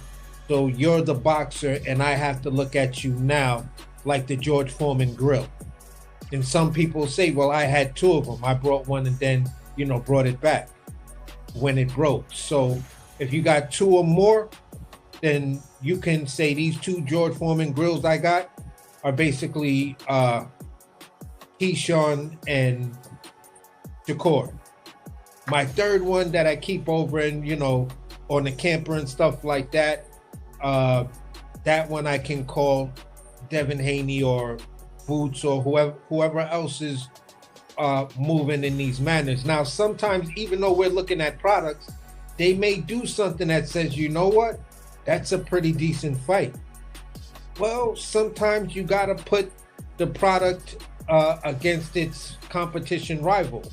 Mercedes versus BMW, Ferrari versus, Lamborghini. You feel what I'm saying? Porsche versus Audi. It just happens in business. You gotta sometimes, when all else is said and done and the commodity has reached its sales ceiling, to break that ceiling, you now have to manufacture the competition. And guess what sometimes happens? They're both the same engine, but two different cars. The manufacturer wins on both sides because to you, you don't make the connection that they both hold the same engine. That is Jay Prince with having Abdullah Mason, having Keyshawn Davis, and Shakur Stevenson under the same roof. That's me. I got three of the luxury cars under my roof. But guess what? Because I gave each one a different name, two of them definitely have the same engine.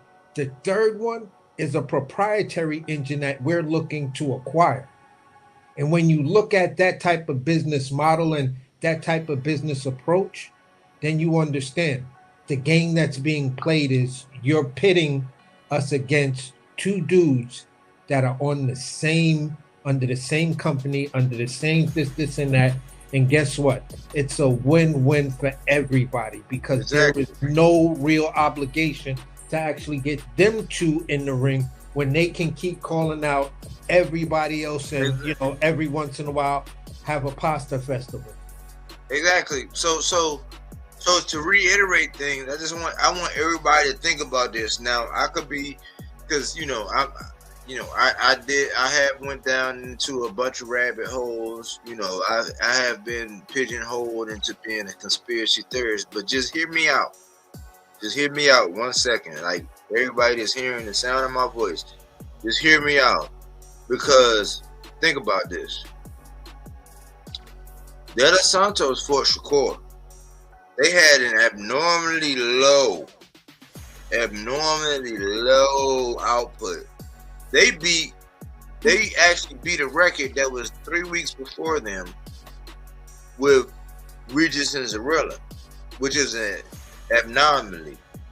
They call it abnormally or whatever. Anomaly, yeah. Anomaly or whatever. So they had an anomaly, right? So when Shakur and them happened, that was an anomaly, right? And as a skilled boxer, you know when the person that's opposite of you, pretty much, if you are an IQ fighter or whatever, you know when a weapon is down. If you can't shoot from the left, you know it's always coming from the right. You know that after a certain point in time, like, hold on, man, he's not throwing the left. Oh, let me check this out. Let me do this. So after the Zarilla and Regis thing, they set a record for abnormally low output. Think about it. Shakur is a Jay Prince fighter.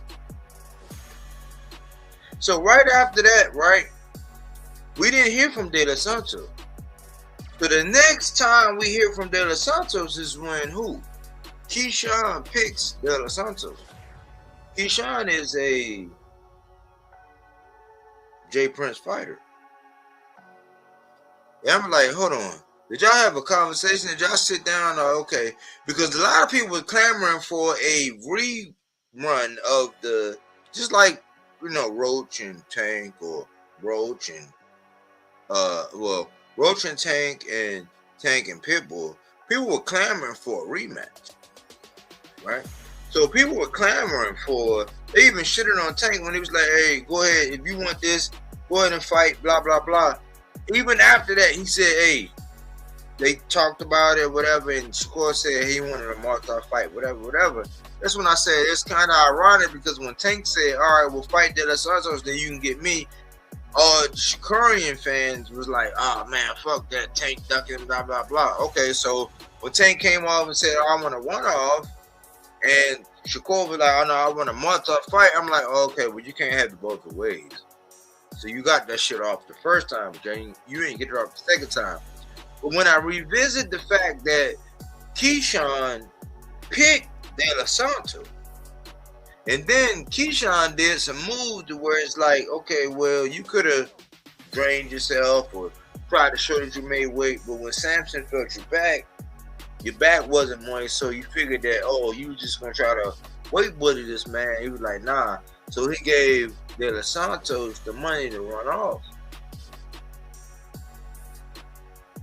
So then when I look at what happened with Keyshawn and Nair Albright. And Nair Albright offensive output was abnormally low. I'm thinking like a detective. I'm like, hold on, man. These guys know that they're not Shakorians. You know what I'm saying? They wasn't born with the innate ability to be able to like be the definition of hit and not get hit, where you reach IT, I'm gonna get out the way, I'm gonna be able to avoid, dip, slip, slide, roll, pivot. No, that's not their MO. But once the Keyshawn Davis and the De Los Santos fight didn't go down, the first name I heard in the hat trying to secure a fighter was Jay Prince, trying to get De Los Santos to join the team. It's public record. Don't take my word for it, but like, I thought that was odd. And then when you see Shakur Stevenson versus Teofimo Lopez, yeah, I went, yeah, you was at my house, Jay. Like, yeah, okay, cool.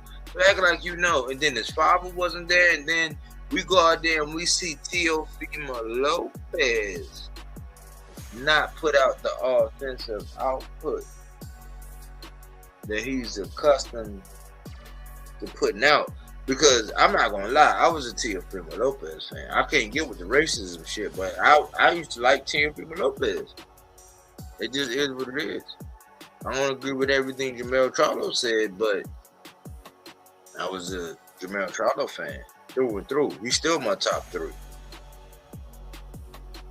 I'm just connecting the dots. And I'm just saying, man, if conspiracy theories was a thing, I would say anybody that has a fighter, other than the guys like, because I always say this, Keyshawn Davis, Shakur Stevenson, and Abdullah Mason, they all under Jay Prince. The only one that I wholeheartedly agree with and was to buy and support and do whatever to push the goalposts and wave the pom-poms for is Abdullah Mason. Why? Because he's moving the way he need to move. These other two, you read between the lines and what I'm saying. It's just kind of odd that the offensive outputs and these dots I've connected, they connected, if you know what I mean. That's all I'm saying. For me, I just want to address the goofy comment in the comment section. You know, it's like everyone can have pride for their country, for their fighters. Even if you're a Mexican and you live in America, you can still, you know, have pride for all Mexican fighters. If you're Puerto Rican, you can have pride for all Puerto Rican fighters. It's just that at times when you put a group of, you know, African-American guys to support African-American fighters, and we're using a term that's been around since these things were introduced, not by us, but by the media. When you talk about Rocky Marciano, when you talk about Jake LaMotta, these guys were considered the great white hype when it came down to those black fighters who were in Black Murderers Row, when it came down to these guys facing Jack Johnson. There's a video of, I think it was of Rocky Marciano talking about fighting a young Cassius Clay or Muhammad Ali.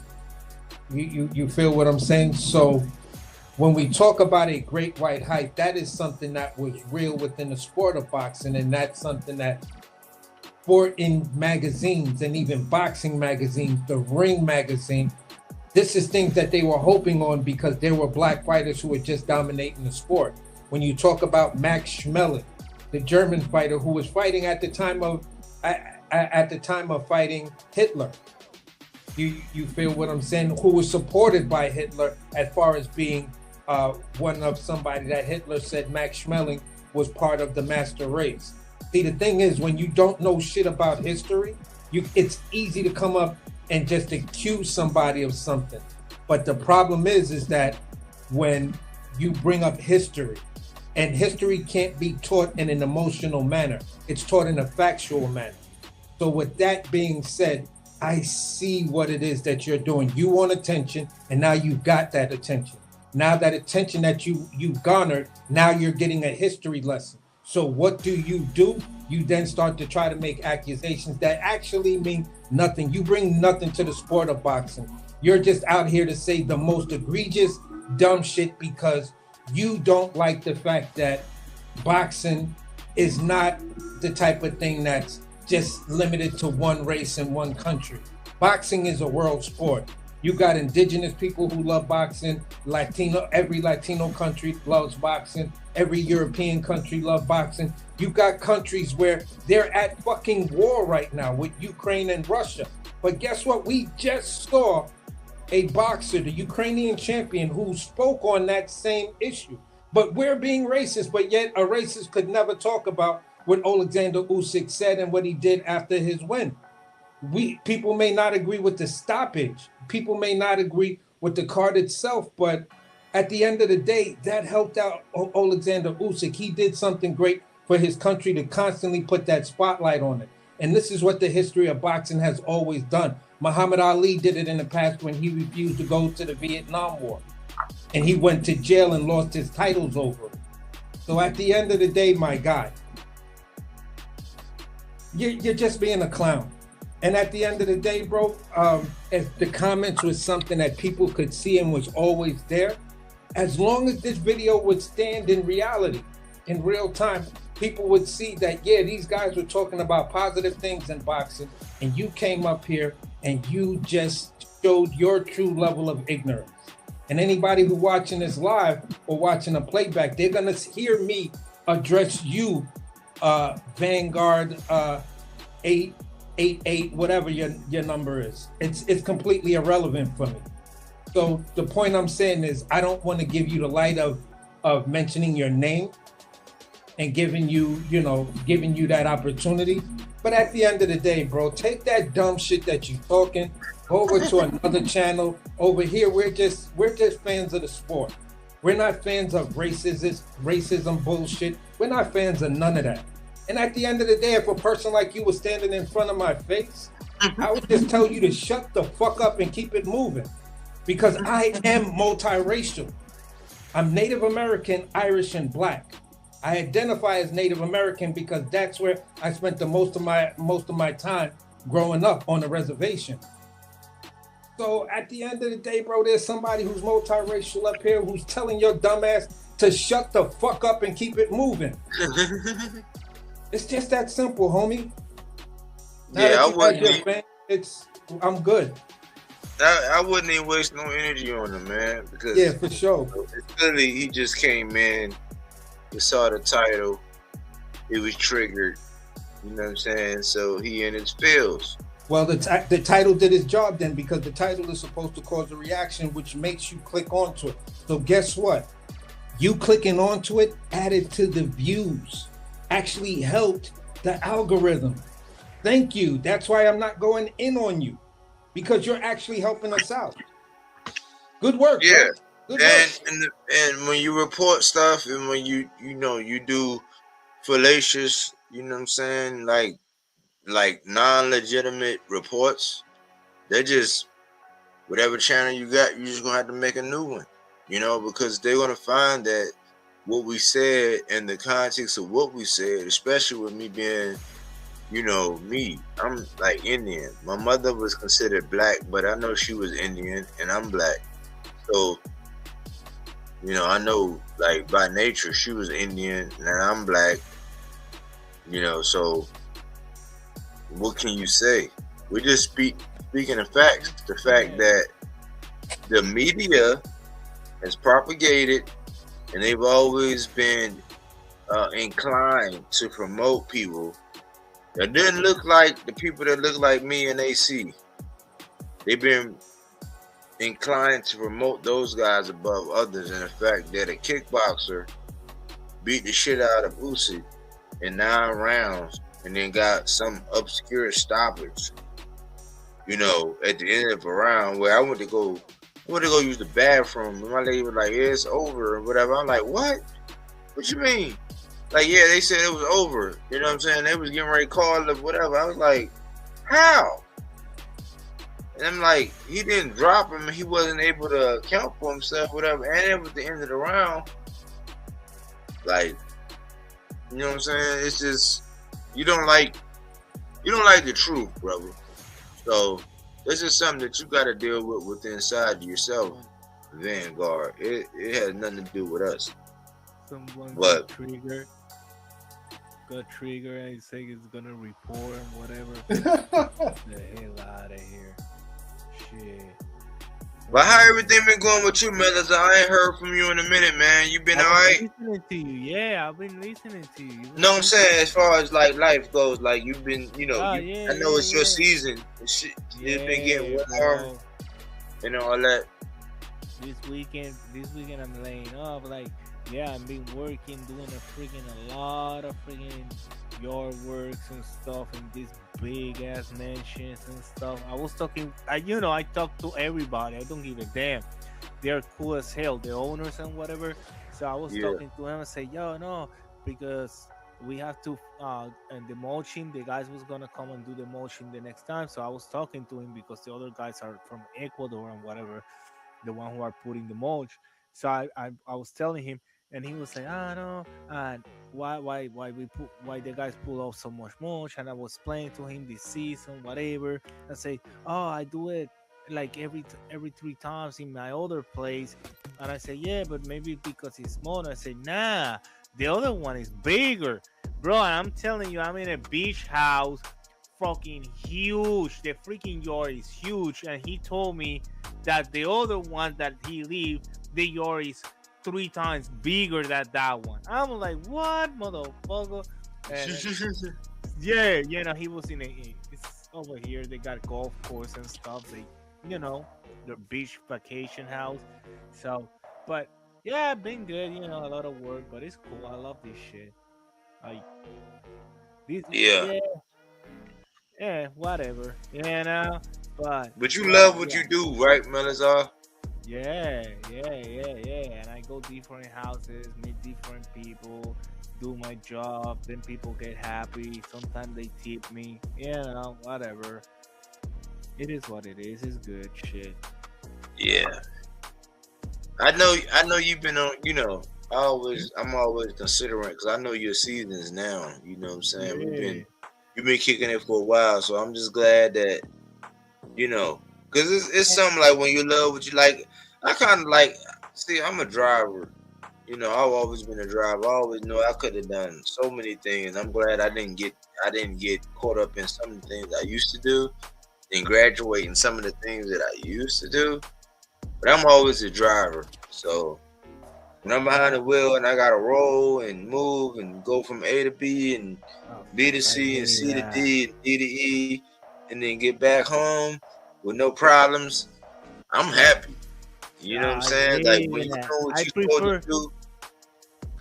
That's why I like big properties and stuff like that. I like to go to companies that have big properties that I can take me a while, 1 or 2, because I hate that freaking driving shit. Going property and like doing like 6, 7 small properties in one day.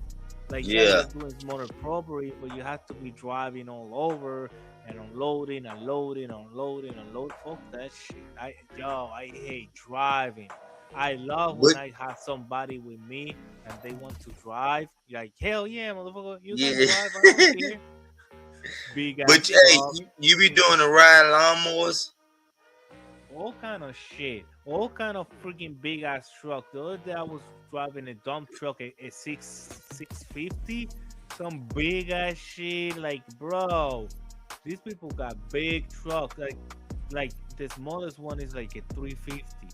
Those are the smallest truck they got. Like, bro, huge shit. Like, That's what I do because they don't break like normal cars, you know. And more when you're pulling equipment, you drive trucks, so you know that shit like taking Yeah, minutes to break. And some yeah, people they jump in front of you, and you're yeah. downhill, some shit like or doing, bro. I hate that. I Bro, always so you joke wanna run around. you over? Yeah, I always joke around. I say, man, because me, I be driving a van. Like right now, I'm driving. I be driving. I see, I got my Oh, Class I A, love but the I be van. driving a Sprinter van. Oh And I yeah. always joke around and say, yeah, you could be wanting to get paid and get checked because people do drive crazy when you driving a bigger vehicle. They'll jump out and move up because they think they get paid. I'm like, yeah, you can get paid, but it's different when you getting paid when you got to go up and collect your check with a chicken wing. You know how people be having that chicken wing arm? It's like, Yeah. Yeah. yeah, I want to get paid, but I don't want to get paid with a chicken wing. So, but you gotta drive when you're driving bigger vehicles, man. You gotta drive for yourself and everybody else. Yeah, bro. So, but yeah, I know. I'm just glad you be staying in touch, man, because you Yeah, pivotal always. to the channel. But I know your seasons or whatever, so I'm just glad you thriving, man. No, it's good. You know, it's it's awesome. I don't know, but always keeping in watching, keeping with the channel, keeping with boxing. I listen to you guys. Sometimes I'm too tired. You know what I'm saying? I'm like, well, Of I can't. I course, can't. I'm like, yeah. Like this week, man. Look, this week I had this last weekend. The weekend, prior, I was on call. So, and it's always like when the biggest fights come on, I be on call. But like, it's like I was pretty much going 2 weeks. I went damn near 2 weeks nonstop, and I also been on my workout kick. So I done lost a lot of weight. You know what I'm saying? I'm like lean. I'm feeling like I normally feel, and I was running on fumes. That's why with this weekend being a 3-day weekend, I'm just like, I needed this. You know what I'm saying? I yeah, needed to be able to relax and just get, recharge my batteries, man. Because I've been between work and then working out, man, I've been zapped. You know what I'm saying? yeah. So, Yeah, and um, now and the season now was harder because it's before Memorial Day. Like you want almost every property be done because that's the day they come. This weekend is where they show up. They come from Virginia, the Florida, all those southern states. They come up here because it's Connecticut. So all these rich motherfuckers come now is when and they live in Memorial. No, they come in Memorial Day. They live in Labor Day. Labor Day is when they start yeah, living that. So that's kind of the hard work season, the peak of the peak. Then after that is more chill because they're not there. So you know. But now you're in a hurry because you want to have all the house done before they show up. Like that's what the boss was like. Hey, you can help this guy. Hey, you can go with this. Yeah, yeah, yeah. I go with this once. I go with that. Yes, I get the job done. I give a fuck. They pay me to work. I don't rush nothing. I take my, but I'm steady. You feel me? When I start doing stuff, I stay steady. I don't like to fucking, but I don't like to rush like working like in a hurry. Like fuck that. I'm not in. They're paying me the hour, but at the 8 hours, I want to be done. I don't yeah, want to be done before or after. I want to be done yeah. exactly. Like when I clock out, fucking the 8 hours that day. That's it. I don't like to clock out early or later. Fuck that. That's how I am. That's Body, how I real, am. real quick, did you read Trini BX's chat? His What super you say? What you say? Trinities Yeah, from a minute ago. yeah. He just sent you. I don't know how long ago it was, but I seen it. He sent you a super chat. Holy damn. Read Yeah, I that put one. it up there. Oh, I okay. think I put it up there, but no, yeah. Salute body work. Yeah, I put it up there, man. Yeah, I've been engaging with Trini, man. I appreciate you, Trini, man. Whenever you come through, man, the channel definitely appreciate you for that, man. Yeah, but I acknowledge it. I put it up on the screen. Oh, You okay. know the fight I really want to watch? Dubois versus Frank Sanchez. After Frank Sanchez night, I want to see him with Dubois because Dubois is Yeah, a coming forward fighter, right? And Sanchez like to walk back, study his opponent, and then Ah, throw Frank. punches. Yo, I wrote after I saw Sanchez because I didn't see the weigh-ins or anything. That dude looked Ooh, impressive to me. He looked like a straight gorilla. You yeah. know yeah, what I mean? man, He had the neck and the shoulder muscles. I was like, man, that ain't yeah. the Frank That's what I was Sanchez that telling I my know. lady.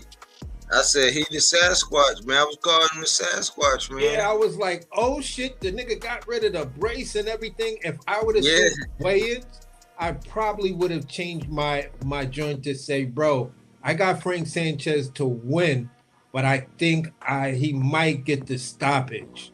You feel what I'm saying? But like I've always felt, Frank Sanchez has always been one of my favorite heavyweights. You feel what I'm saying? He's on the smaller side, highly technical, extremely accurate. Um, the thing is, it's something that happened to his knee, and that knee injury affected his performance against Caballero and what's the African Fa Ajagba. You feel what I'm saying? Although he beat Fa, it wasn't an impressive win. Like people had serious questions and stuff like that. So that kind of made him take a step back. And when I did tweet to Bodywork when he asked me who I got, I was like, "Look, I'm rocking with Frank. If he got off that knee brace thing, I got him to win. Easy fight for him. Because I'm like, okay,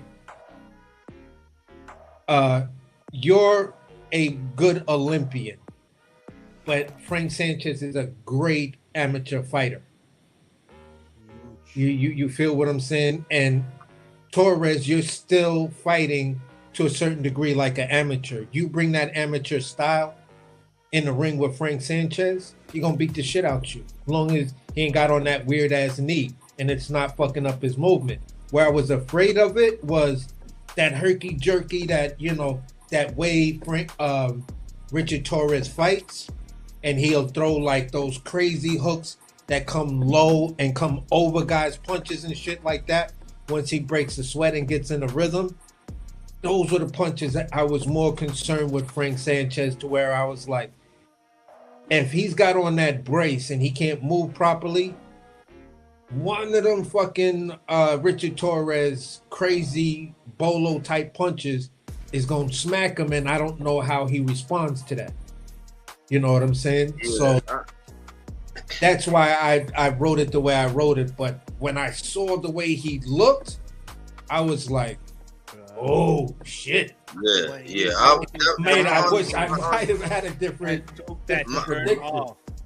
When he walked inside that ring and took that shirt off, that I see all those muscles, all that, he looked way different from his previous fight. Yeah. Bro.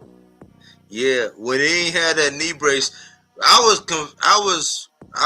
convinced, because I always said, like, I had an episode where I was saying, just like I was saying, the boy with the dark horse, I was saying this is the Sasquatch. This is the nigga that everybody is fearing, because I was like, yeah, he's the guy that's under the radar that nobody talk about, blah blah blah. But when he came out there with that knee brace against Caballero, that was the problem. So when I saw him without that knee brace, he was bricked up.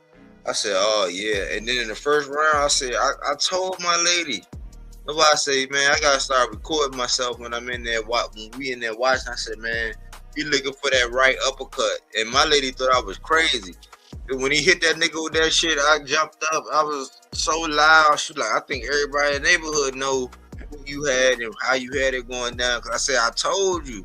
I said, that's why I be telling you, man. I be seeing this boxing shit. I be seeing that shit for everybody else, because it was in the first round. I think it was like in the first minute and 20 seconds. I was like, oh, he looking for that right uppercut. And I'm telling, in the third round, wow. You know what I'm saying? because So Torres got connected with this. A lot of boxers had clipped him with good punches and he assimilated.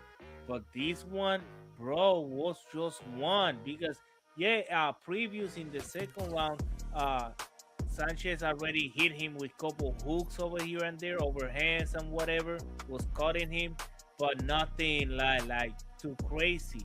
This one was just one right there when he was under Taylor Taylor made for him stylistically.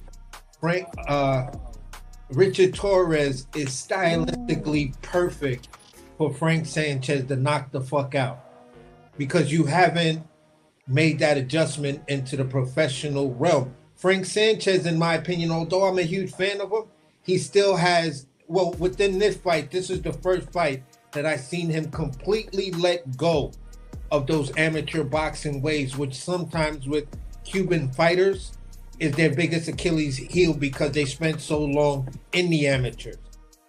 They'll still come to the pro level with an amateur style, and some of them can get past it and automatically make that transition. Frank Sanchez was like, all right, that's my biggest issue with you. As long as you can get out of that, I think you can have a title run. And this was the first fight that I actually seen him not go that route, but use that experience. In the Caballero fight, when he got in trouble because of probably the knee brace and stuff like that, he went back to that because that's what he knows. That's his muscle memory. You feel what I'm saying? 10-round fight, right? Caballero was 10-round fight. Yeah. But the thing, this is the picture perfect example of like hard work versus talent. Like, because like I've noticed it with Torres. Like, if you got a high motor, like Torres, he has a high motor, high work ethic. Like, it's like, you know, you got people on the job to where it's like, oh man, like they gonna work like, you know, no tomorrow. But then you got people that's like gifted, like where they got talent to where it's like a skill. This was the perfect example of that, to where Torres has been making a purpose of being able to outwork and just willing himself to win.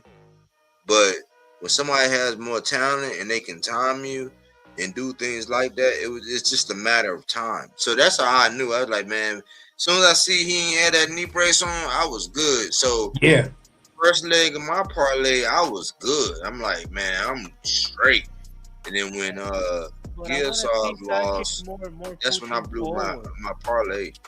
Because for me it was weird that he was that Torres was walking Sanchez back. Like, I'm like, bro, you're bigger, you're stronger. Just go forward. But Sanchez is the better counter puncher. But that's the thing.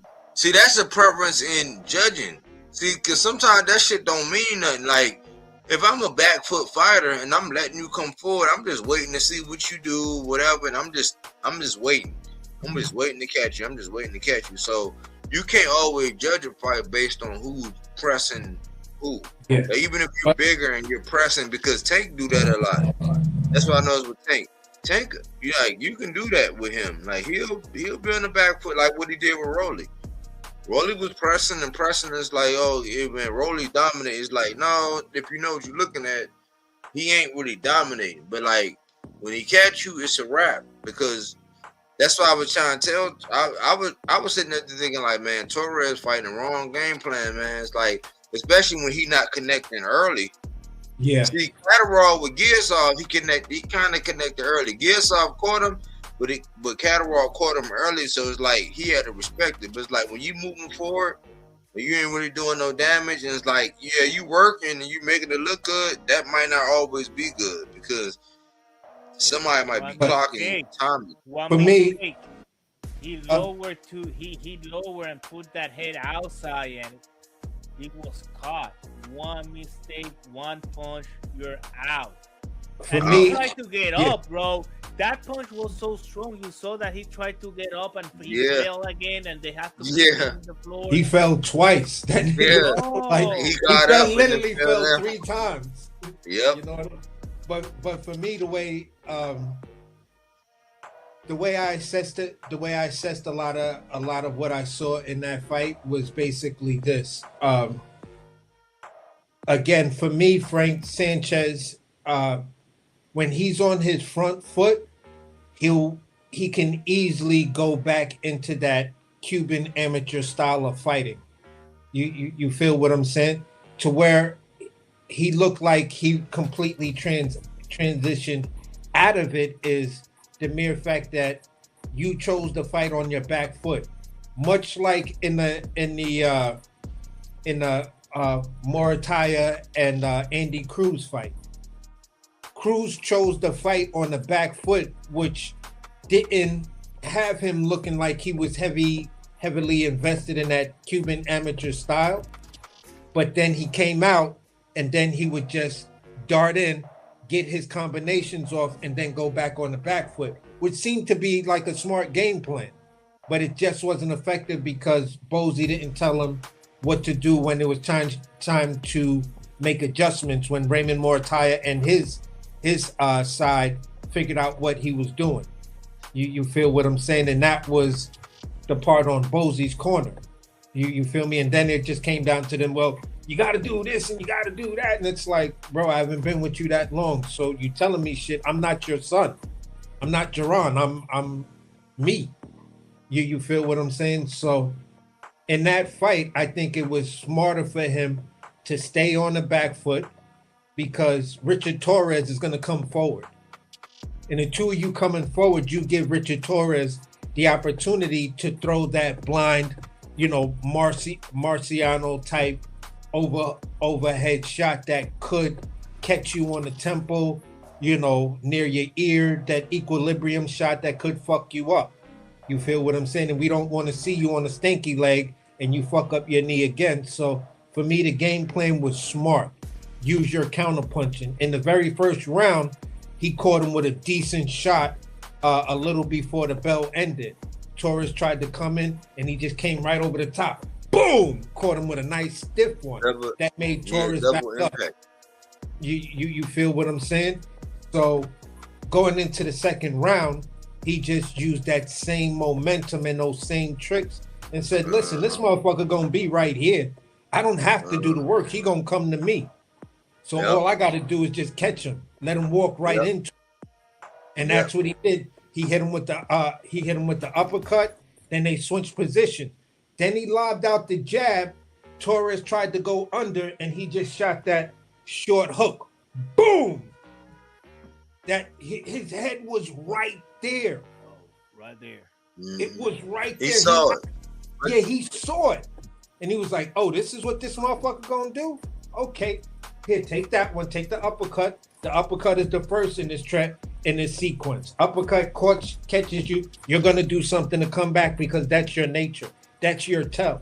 Now, when you come back, I'm gonna throw out this jab. I know you're gonna try to lean over because I seen you lean over, and boom! He didn't even throw the punch hard.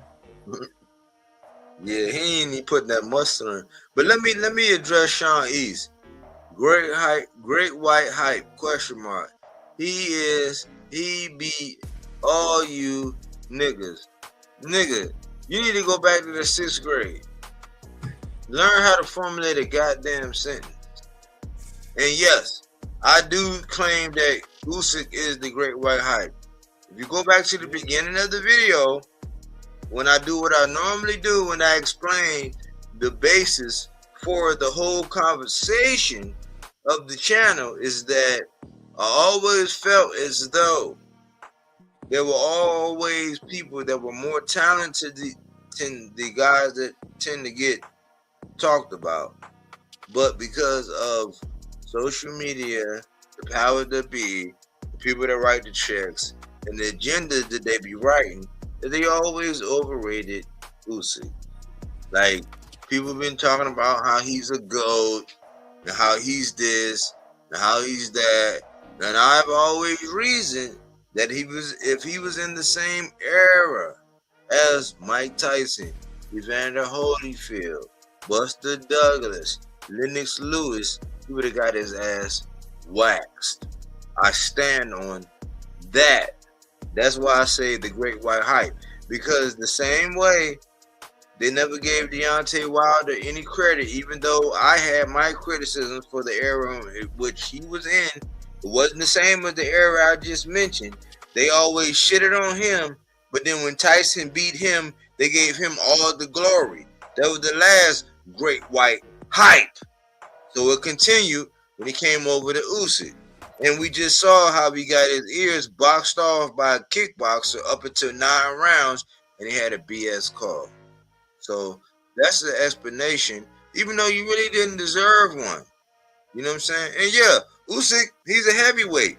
I'm not a heavyweight. You know what I'm saying? I'll probably be. You know what? After this, I might be a middleweight. You know what I'm saying?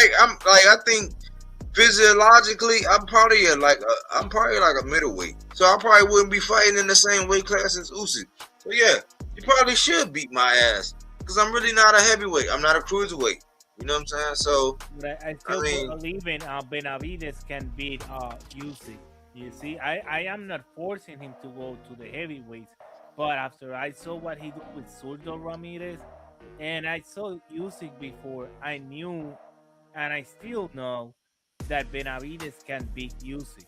Like, bro, they are like Usyk is like 1 inch taller, but Benavides got more arms strength. So I see Benavides, he can beat Usyk. Yeah, he can do it. In the 230 pounds, 220, yeah, he can do it.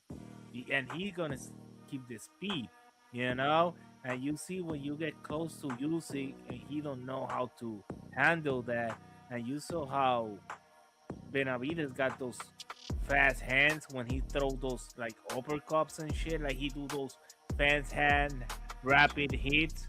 Like I can see Benavides beating Usyk. I still can see that.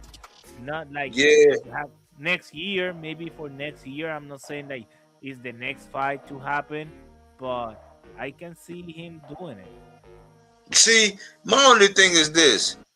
I don't want Usyk. I don't want Benavidez to do it because of the media pressuring him. Because they don't do this shit with like they were saying. Just think about Shakur. Think about Shakur and what he said. Shakur was like, because originally Shakur used to praise Benavidez. Like that's why I always said, man, you gotta take your hat off to Benavidez because I always said he's your favorite fighter's favorite fighter. Because everybody I've ever seen interview or whatever, everybody talking about David Benavidez. So it wasn't until David Benavidez got into Ryan's ear and was like, man, nah, man, if he want to fight you, you know, tell him come up to 47 and you're not going down to 40. Like, that don't make no sense. So after that, Shakur got pissed off, got his panties in a bunch and was talking about, well, tell David Benavidez to go up there with Usyk. I was like, man, listen, Benavidez, don't be, influenced by these motherfuckers who don't want to really challenge themselves. They cherry picking. You moving how boxing need people to move. So I didn't want him to go up there just because everybody's like pressuring, just like everybody saying he's ducking Jao Batai. I'm like, how? Like, how, Sway? Like, when you've been following along, it's like, it's clear as day who's ducking who and who want what. Because after it was already advertised that David Benavidez was going to fight Jao Batai after Zurdo. Zurdo made the weird move and did whatever he did. So I don't want him to go up there on the pressure of everybody else. I want him to go up there because he felt like he would want to do it. Like, so if Benavidez said, listen, I decided, shit, fuck it, I'm going to go up there to heavyweight and see Usyk, I'll be on board. But don't do it just because everybody wants you to go above and beyond what they would normally do. Because you can't even ask Shakur Stevenson to go to a full 147. He got to have a 144, even though he said he'd been bigger than T.O. for the last 2 years. And T.O. was already talking about going to welterweight. So you taller, longer, stronger, more accurate, better defense, better coach, and all that. And you still got an excuse why you can't go to welterweight and fight Devin. Like, Don't do it because everybody else wants you to do it.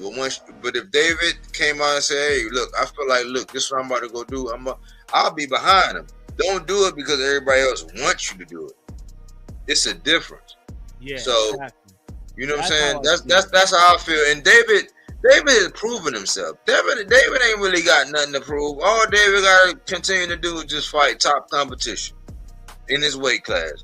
As long as he make a fight, even if it's like he ain't fighting King Kong next and he just fighting somebody that's like decent, that'll still be acceptable for what he's doing. Like, he's in a different class, in my opinion. I wouldn't even really be distracted by what they said. But what Trini BX said, I kind of like Andy Ruiz. I don't like the fact, I don't know about his conditioning and his inactivity, but I used to really want to see Andy Ruiz and Wilder. I said, man, that's speed versus power. I'm like, that's a science project to me. I'm like, I want to see that speed versus that power, because Andy Ruiz, he had, for his size and his stature, like how he built, man, Andy Ruiz got some fast ass hands, bro. And I used to want to see him against Wilder. I thought that would be a really interesting fight. I don't know what Andy Ruiz, it seemed like after he beat AJ, it kind of went to his head. He kind of stopped getting in shape. He was getting tattoos on his butt. I'm like, what kind of man get tattoos on his butt? It's not none of my business. But I always wanted to see Andy Ruiz. I always thought Andy Ruiz was skilled, like, with them hands. Like, he got some speed, and Andy Ruiz can box. So I wanted to see him against Wilder. Got over his head. Huh? That fame and that money got over his head, you know? That's why he got, like, eating and got, you know, like bro, he beat AJ, like, that was his biggest win, and then he got, wow, that shit happened too. But yeah, he was good. Hey, I see McKenzie. I see that title, man. That got y'all butt hurt, man. Y'all are really butt hurt, man, about this great white hype. He's a great white hype. Like, if you saw, just listen to me. If you saw Great White Hype, right, and you just negated all his past performances or whatever, and you just look at the performance tonight, you're talking about people who they were saying this man was better than Muhammad Ali, better than Tyson, better than Lennox Lewis, better than Evander Holyfield, and they compared him to Evander Holyfield because he came from cruiserweight to heavyweight. Like, if you listen to all of that, then you looked at the fight tonight with Rico. Rico beat his ass for at least 9 rounds, to where I felt as though Usyk needed he needed 2 knockdowns after the 7th round just to win. Like, what is so hard, or why is it seeming so crazy for me to say he's a great white hype? Why? Because they were saying Tyson Fury was better than Ali and all this or whatever. It's like everybody always looking for this great white hype because they can get behind it and they'll support it. But they'll take and remove somebody like Tank off of the pound for pound and put somebody like Navarrete on there, and it's like these things that we say as far as who's the best heavyweight, who's pound for pound, like, it's not politically driven. They've been pushing Usyk like he's just the best thing since sliced bread, and it's like, how, Sway? How? Based on what? As a boxing fan, not no racist shit, because I always, if you miss it, I always explain how I used to be in the military. Well, all my compadres have been mixed ethnicities, like different backgrounds, different people, whatever. I get along with everyone. They were my brothers, white, Mexican, Puerto Rican. They were my brothers. We was all in the foxhole. It was always a mission. Like, we didn't see color in the military and have a military background. So this is not like, oh, I'm racist, like saying great white hype. You just butthurt because you didn't see Rico Verhoeven, unless you was being biased, beating his ass for 9 rounds. So miss me with that bullshit. But I think we did this one justice, man. I want to come out and talk about this. I was just like, man, like I was surprised that the reaction of everybody and how everybody was with it. I'm like, hold on, man. I just seen Rico beat his ass, man. I don't know what everybody else saw, but I wanted to put a stake in the ground for that, man. What y'all got, man? How y'all want to close out?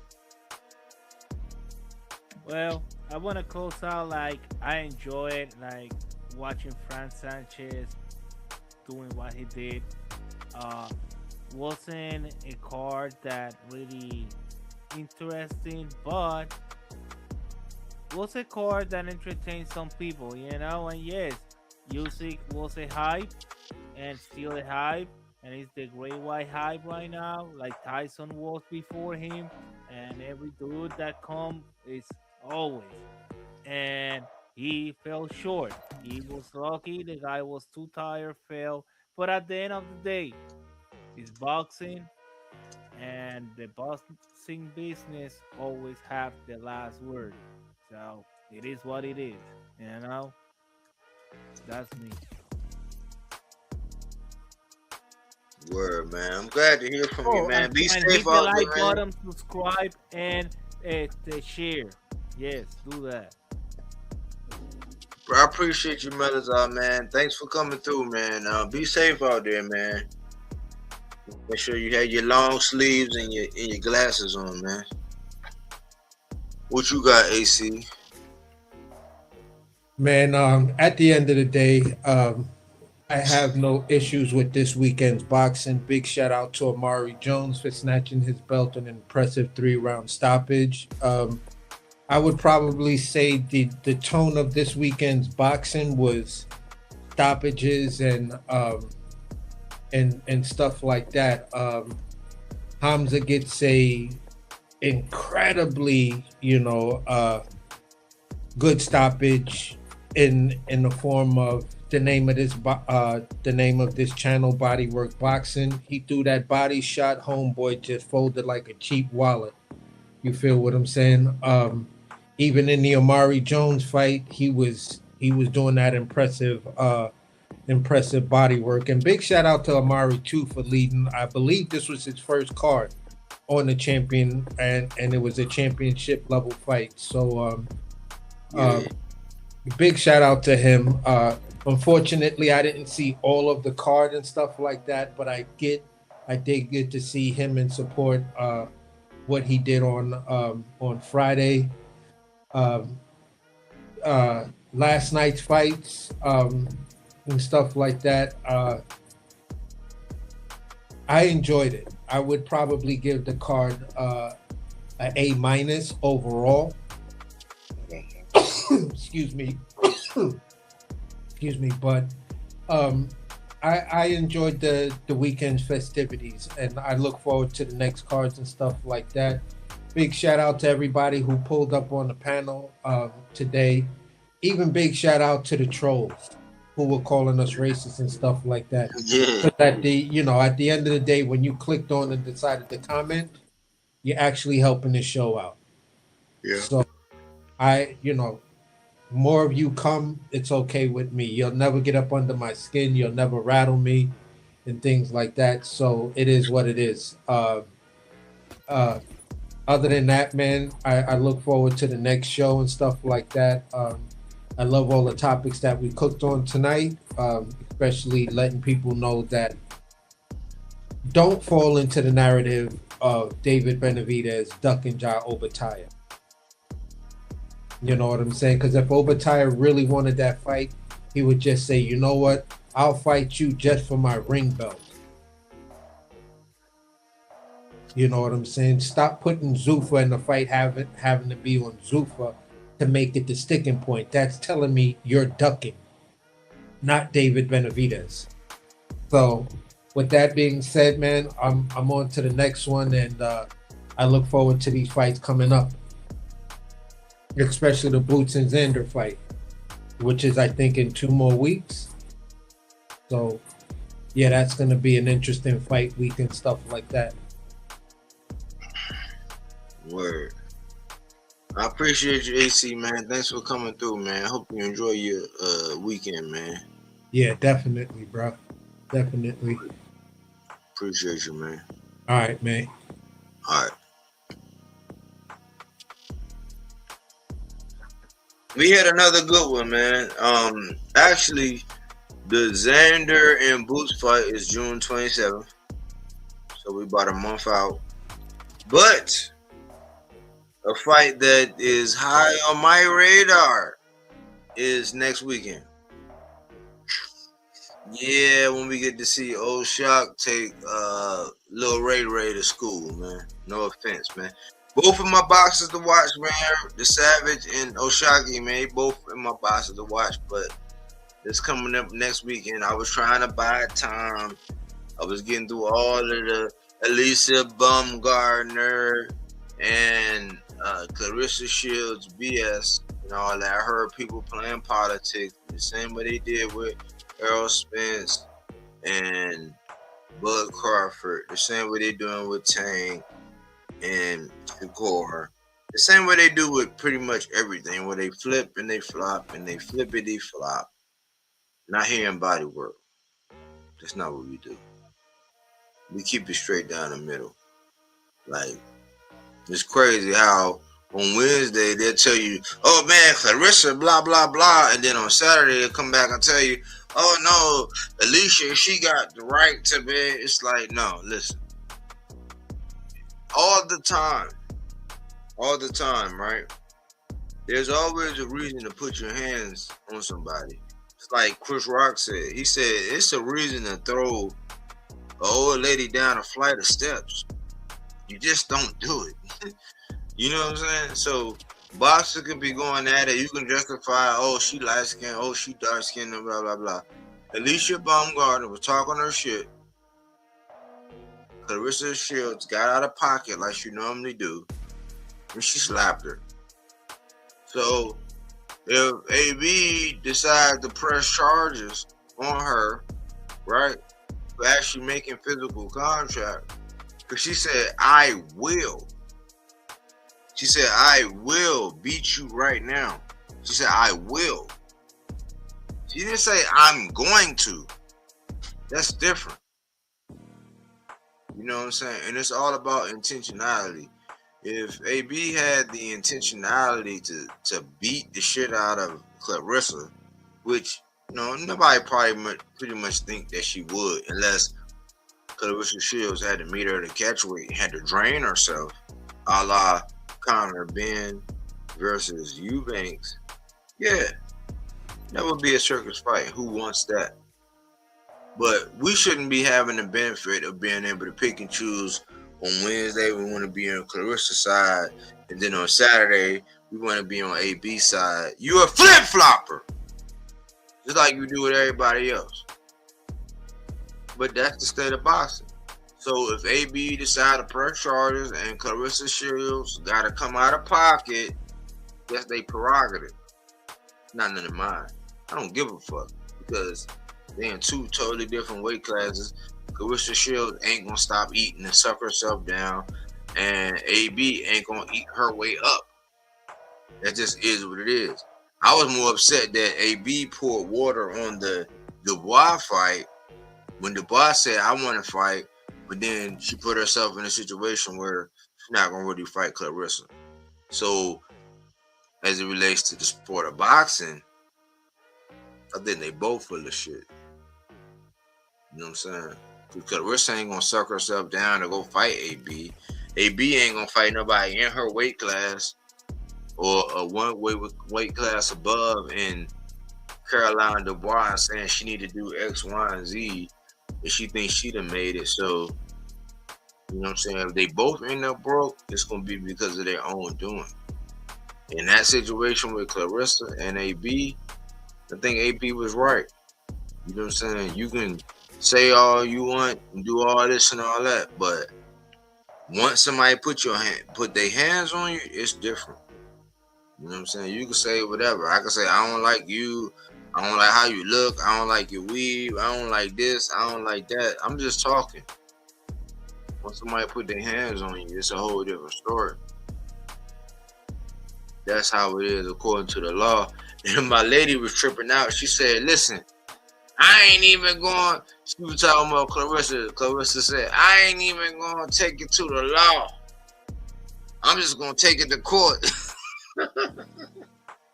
My lady be like, hold on, man. Is this bitch retarded? She's like, I'm not even going to take it to the law. I'm just going to take it to the court. She's like, hold on. I'm not going to take it to the law. I'm just going to take it to court. I've been getting on Clarissa, man. Like, you can't pick and choose when you want to be on her side, man. Her, Bud, Core, Keyshawn, they all out of pocket, man. They all be saying shit that don't make no goddamn sense. You know what I'm saying? Which is my next segue. I don't know how y'all feel, man, but I ain't gonna lie. I felt some kind of way seeing Earl Spence training with Bud Crawford, man. That nigga Bud is a snake. That nigga Bud is a snake. And I'm like, Earl, man, you might have been sent here to teach somebody like me a lesson, man. You know, even though I'm significantly older than you, man. I'm learning a lot. I'm learning a lot, man. Because if you can go back and train with a nigga like that and trust a nigga like that, hey, man, I gotta salute you, Earl.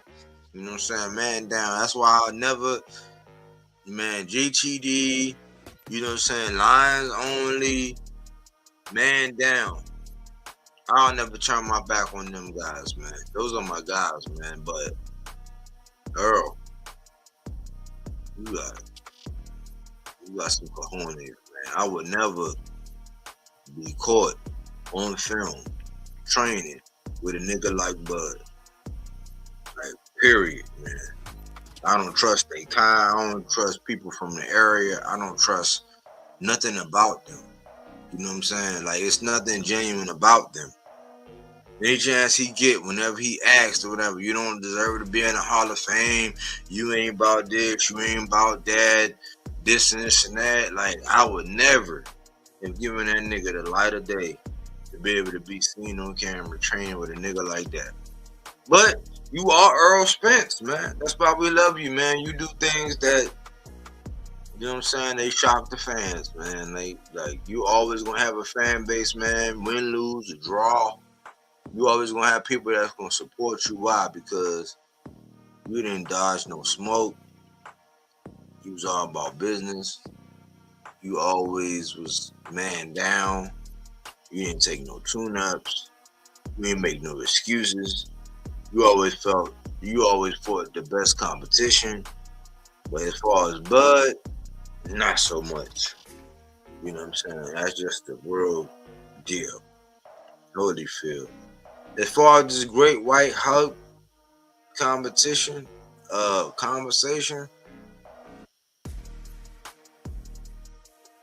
Usyk has been the great white hype. And I find it appalling for people who want to use Usyk's name when it's convenient to pretty much project themselves as like something important in the boxing world to make a point. But in realistically, like in real life,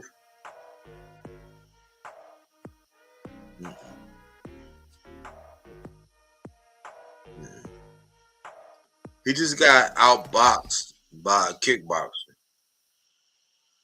And they got robbed in the scorecards.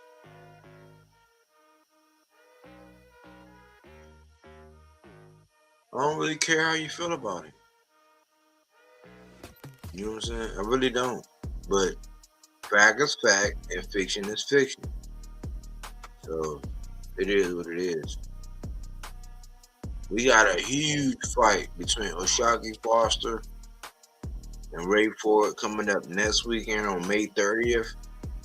That's a fight you don't want to miss. I think it's going to be the continuation of what they call belt to ass. See, Keyshawn Davis, you know, last week he was trying to tell us that what he did with Naheer Albright, that was really like belt to ass. No. Like what O'Shaquie did to Stephen Fortune, That really belt the ass.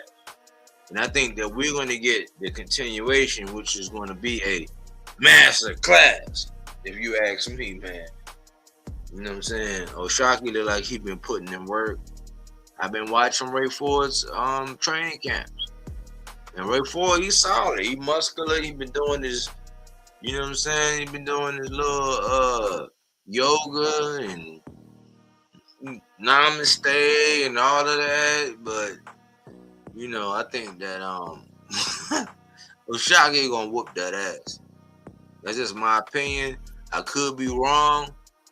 You know, and if I am wrong, guess what? I still win. Why? Because if I'm wrong about Oshaki putting belt to ass to Ray Ford, and Ray Ford wind up putting belt to ass to Oshaki, guess what?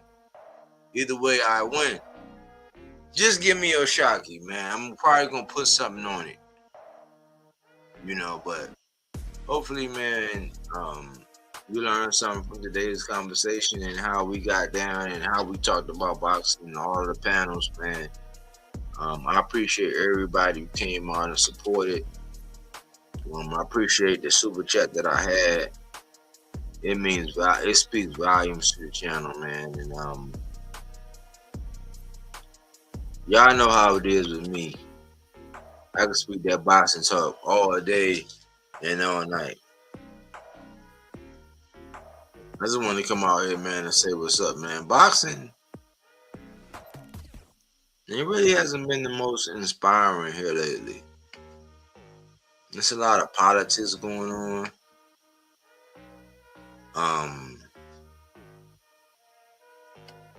There's been a lot of BS, man.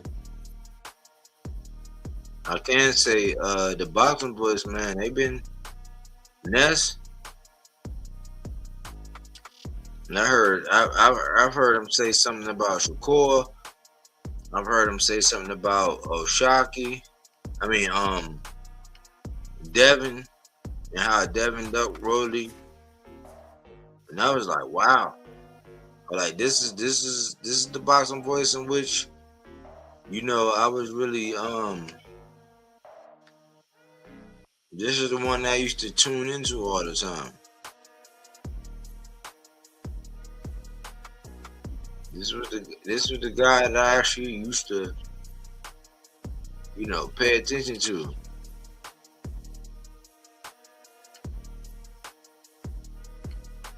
I'm like, man, it shocked me when he said that. He said two things. He was like, he said, well, the first thing was like, okay, Ness might be back. He's back. He's back. He's back. He said, man, you can't be running around talking about you Debo and you avoiding somebody like Rolly. That was the first thing. And next short I seen, he was like, man, listen, as far as Shakur, he was like, man, they making all these excuses. They running around. They saying they won't fight this person. They won't. This is Shakurians get in the way of why he shouldn't fight this person. I was like, oh, snap. I'm not crazy. I'm actually on to something. But that's just, I mean, I promise you, it's been since I've been in high school, man. I've been praying to the universe for vision, man. So I truly believe that I'll be seeing things ahead of the time. And sometimes I gotta slow down and say, okay, maybe people just not on where you're at right now. Maybe you're a little bit too advanced. So I've been sitting back, evaluating, looking at things, and waiting for people to come up to the point to where I'm at. So I don't seem like I'm crazy. And that's been working for me. Maybe that equates to me not making as much content as usual. Oh well, at least I'm still making content. All I do know is that your great white hype was exposed tonight. Hopefully you was able to put something in your rucksack and march on. We always say that silence is consent, meaning that all it takes for evil to prevail is for men and women to remain silent. So we speak to the things that need to be spoken to in the sport of boxing. Hopefully you was able to put something in your rucksack and march on with it. We all have our opinions, man, but sometimes, man, when you narrative driven, it's also apparent. So we ask that you go venture out. Go over there with your favorite channels, always know your name, and they always glad you came, and he's always quick to sing your praise. And after that, you come over here where we at, and you hear what we gotta say. Hopefully you can put something in your rucksack and march on with it. And you gain something, you learn something, you experience something, you get a laugh, you get a giggle, you learn some wisdom, something. You know what I'm saying? That's gonna add to, not take away from your life. You know what I'm saying? And you live to have another boxing conversation. But as y'all all know, I can always talk this boxing talk all day and all long. I just think that it's a scam alert. This dude is not who y'all think he is, man. Salute to Rico, man. They robbed you, bruh. Thanks for choosing Bodywork Boxing. We don't take things for face value. We do that body work. He didn't want to box. He wanted to actually prove that he could punch with you. He was like, what the fuck is this nigga, right? Oh, okay. You want to go to sleep. You tired. Welcome to Bodywork.